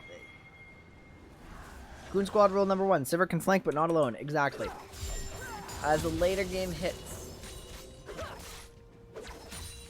Split pushing falls under Vibin. Playing with your team with a shitty 500 range is Goon Squatting. Yeah, no, Sivir is a champion who people build entire teams around. Sivir comps in Season 6 were, like, the thing. And that is literally because of what we're now calling the Goon Squad rule. Where she is just so effective at setting up, like, thick tanks. And playing with them. What did you base for? You based for Zerkers? Excellent base. Oh my god, it hurts. Excellent base. We're at we're caught up to the game now.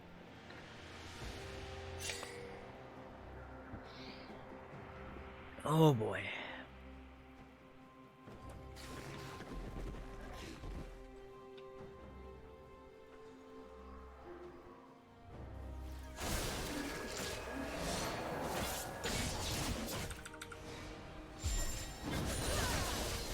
And look, we're honestly just getting farmed. Cam does not have the highest CS in the game this time because Garen's farming really well, and he has given up CS from like a couple odd roams, and like I think he is trying to roam too much. Solo, like he can go with his support or something, and that's goon squatting.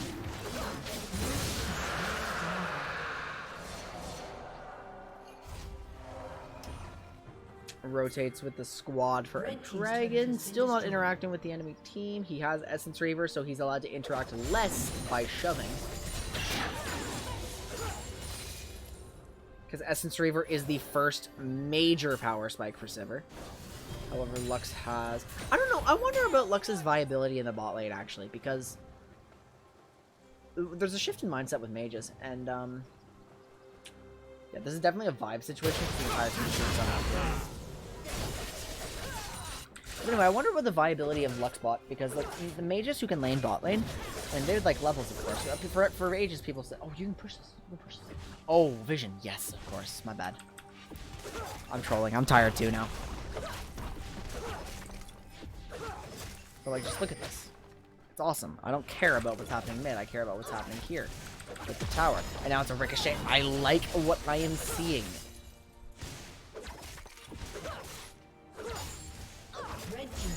There we go. What is Ricochet's cooldown right now? It is 7.2 seconds.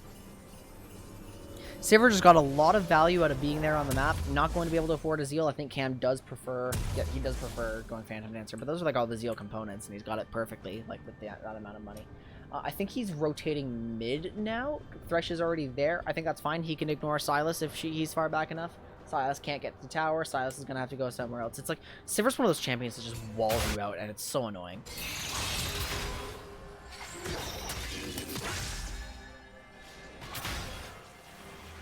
Yeah, no, stepping up too close to this is not vibing. This is scary. Oh. Huh. Sylas misplayed it. It was a sloppy spell shield. Sylas heavily misplayed it. Fortunately, he did have someone around. I personally would not have gone for that fight, but I guess Cam is seeing something that I didn't. So that's well played by him. I do believe it still followed Sivir rules because he had a goon squad, kind of. At first, it definitely didn't, and I was really nervous about it. And I honestly do still think he only lived because Sylas missed E2. Yeah, you know what? Come to think of it, no, that definitely broke Sivir rules. That was not a goon squad. I should not justify it as such just because an Oriana was there. That's results-based analysis. Reference to something you said earlier. There's a few different levels of learning. Each one teaches more. Learning through vision and sound, being taught, taught being doing, organizing, teaching. Teaching is really good for, like, actually... That's why I started coaching last season. Because I was struggling to climb further when I hit Diamond. And I wanted to organize thoughts and make sure I understood the game enough. And now I've come to realize, I actually just watched a lecture today. I've come to realize that I'm stuck in Plat right now. I'm Plat 2. I've had mental health issues. I've had bad sleep. Coronavirus is getting to me. I haven't played ranked in a while, too. Excuses. But I'm Plat 2 right now. There's things I was doing at a diamond level. There's something I was doing at a gold level, I've come to realize. Like, literally a gold level. In terms of like the way I'm approaching things with the plan. So that's what the fuck is happening top. Holy shit. Okay. Yeah, Cam's vibing right now. Should he be there? Probably. That could be a goon squad. Actually, no. He's farming. He's getting his item spikes. And he's actually generating pressure on the map too. He's actually doing something good. So this is vibing. But yeah, trying to justify the mid lane play against Sylas as goon squad was extreme results-based analysis. Because no, it was not. He should have died. Yeah,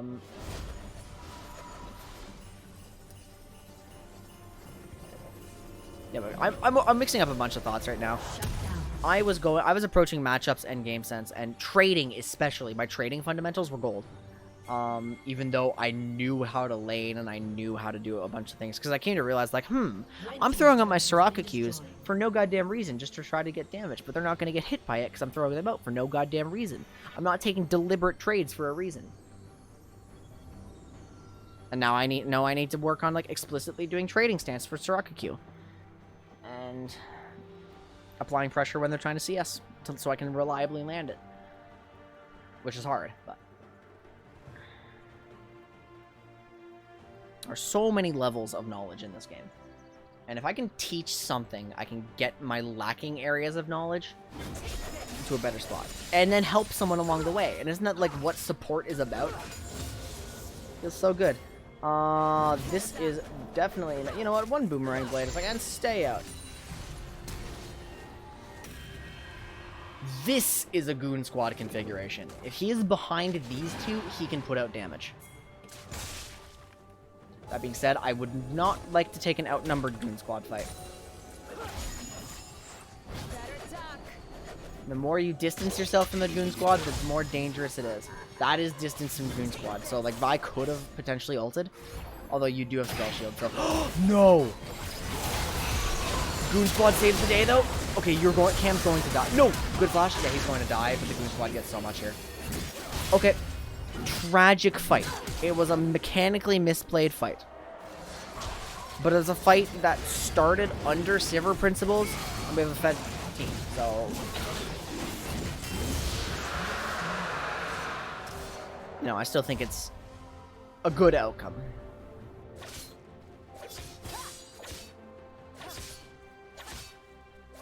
I will openly admit if I don't 100% know something. I will tell them, it's like, how does this matchup go? I will say, I don't know. I've not played this matchup enough. I can't tell you for sure, but what we should do, because I don't know, is find out how it goes. Just be reckless, figure out if you win or lose. And I need to get that, like, sense of needing to win out of my head, because it does not help me. It's a mental game, too. League is a hugely mental game. The best way to get good at it is to adopt a mindset that makes it easier to learn. This is a Goon Squad, and I like the fight. He should have... He did not have ult. Okay, so he didn't ult because he didn't have it. Slip-ups and silly mistakes in teaching. It happens, yeah. See, and that got Hacker and Deeper. That is scary, that particular positioning. But it worked out very well. I guess sometimes you just have to get aggressive on a short-range champion like this. He's on an item spike with a Goon Squad. Playing AD carry is, to quote Double Lift, like playing on a knife's edge. You have to take risks sometimes. This is good. He can kite back. This is good. Ricochet through all these minions. Look how fast they die. Very well done by Cam.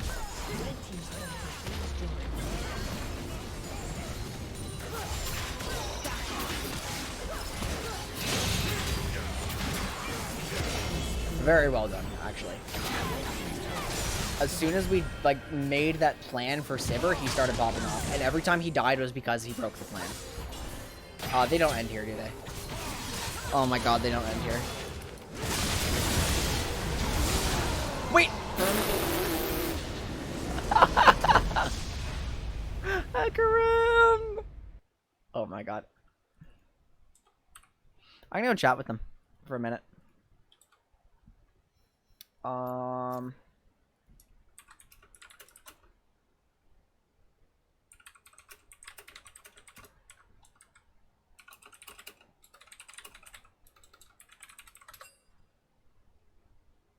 Stream. Holy fuck, my PC's putting out so much heat. It's so good. Let me go around this Nexus. Oh, Cam, if you're here, I can just talk to you. I think we came up with a very good plan. Yeah, so ignore my league chat message. I think we came up with a very good plan, because the way you played that game was just way better. I do have to make a slight adjustment to it. Actually, he is going to come into the call. Lol.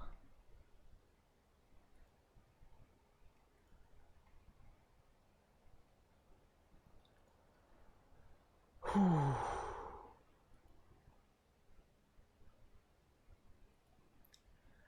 Oh, I am sweating.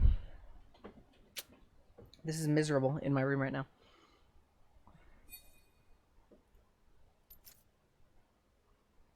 If that's the case, yeah, I'm just gonna come here. I'm just gonna come here if you guys are gonna. Hello. Hello. Yo. I think our bullshit Sivir rules actually worked out a lot. Yeah, I was vibing with them.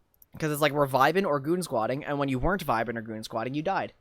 And when you were vibing or goon squatting, it worked out great.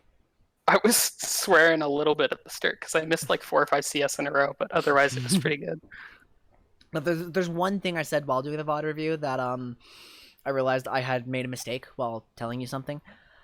I said if it's already shoving in your favor, you may as well just shove it at them and not interact with them. I noticed by doing that we spent way too much mana, so we definitely need to let it push organically a little bit, like to the halfway point probably, so we only have to hard shove like one wave. But other than that, I think vibing and goon squatting, and then we can play Sivir. Yeah. That would well, and also at level 1, you have a tendency to just fling spells. So if you accidentally, if you're level 1 and you throw Boomerang Blade, you're gonna lose all your mana doing nothing. Yeah, and you spent one of your Qs just getting 2 creeps, and then it kind of fucked your wave for a bit. Yeah. No, I definitely panicked a little bit at the start because I was like, oh shit, like my wave state is fucking garbage. But no, like it came back around really well. Yeah, especially since Lux Charvan couldn't do anything. That was a weird lane, but like I actually wonder if Lux bot lane is a little bit viable with a proper support. Well, yeah, it's funny because like most of the things that you don't like to see in bot lane kind of inevitably come back every once in a while. That's a 754k M7 Lux, and she did insane damage because I kept fucking up the. Never got the kill, so it's not that bad. It worked out pretty well. No, I am definitely especially since we got versus Vi jungle with no enchant. Wait, you never enchant? I didn't notice. Yeah. No, I'm definitely really happy with like what we came up with there. So yeah, just have fun vibing and goon squatting, I guess. Yeah, and still came out with top CS. I wish I hadn't died at the end. Dream. Like the only thing that annoys me, I mean, obviously there's a lot of little mistakes in, when it's the end of the game, you're just fucking around. But like, when Jarvan's chasing me, like, oh, okay, I'll queue to like get move speed, and that just like gives him the millisecond to Goomba stomp me. That was the one thing that was kind of unfortunate. I wish there was like a better option there, but I think when you have sums down, you actually can't do anything. Yeah, I guess so. Anyway, I'm going to end stream because I am exhausted and overheating. So thanks for being here. I really enjoyed it, and I hope you got something out of it. Want my Victor build? I did. The Victor build was pretty cursed, but I did like it. Yes. I'm glad I definitely feel like I got something out of it, and I'm glad that we focused on mindset because, like, I mean, I've definitely got the bare minimum experience, like playing every champ 2 or 3 times over the course of 5 years. So I know what abilities do roughly, but it's obviously important to review numbers a little bit beforehand and then spend a lot of time learning how those players play because what is this? If you haven't played it before, like I know it personally takes me about like 5 or 6 games, or I have to watch somebody for like 2 hours. I'm well aware it was Shield Bash Victor. Oh my god, that's funny. Yeah, no, I had a good time. Thanks for being here, guys. I'll talk to you later. I'm dipping. I'm burning alive. Adios. Yeah. I like this, guys. If you want to do it again, I will do another one. I will teach people other champions. I just need to know who's going to be involved and what champions to teach so I can prepare. Who are we raiding tonight? Are we doing a raid? Are we even doing a, like... What is up? I guess Schmuck is online. We'll raid Schmuck. Vanilla Cup tomorrow. Great coaching today. I'm dead inside. Just so hot. I'm gonna have to turn off my computer or something, but I need to process video overnight. Oh, so I can't. But anyway, I really do appreciate you guys being here. I hope you all learned something. I definitely learned something. Have a great night. Don't forget to love yourselves, respect each other. I hope to see you tomorrow for the Vanilla Cup. I'm gonna go pass out. See ya.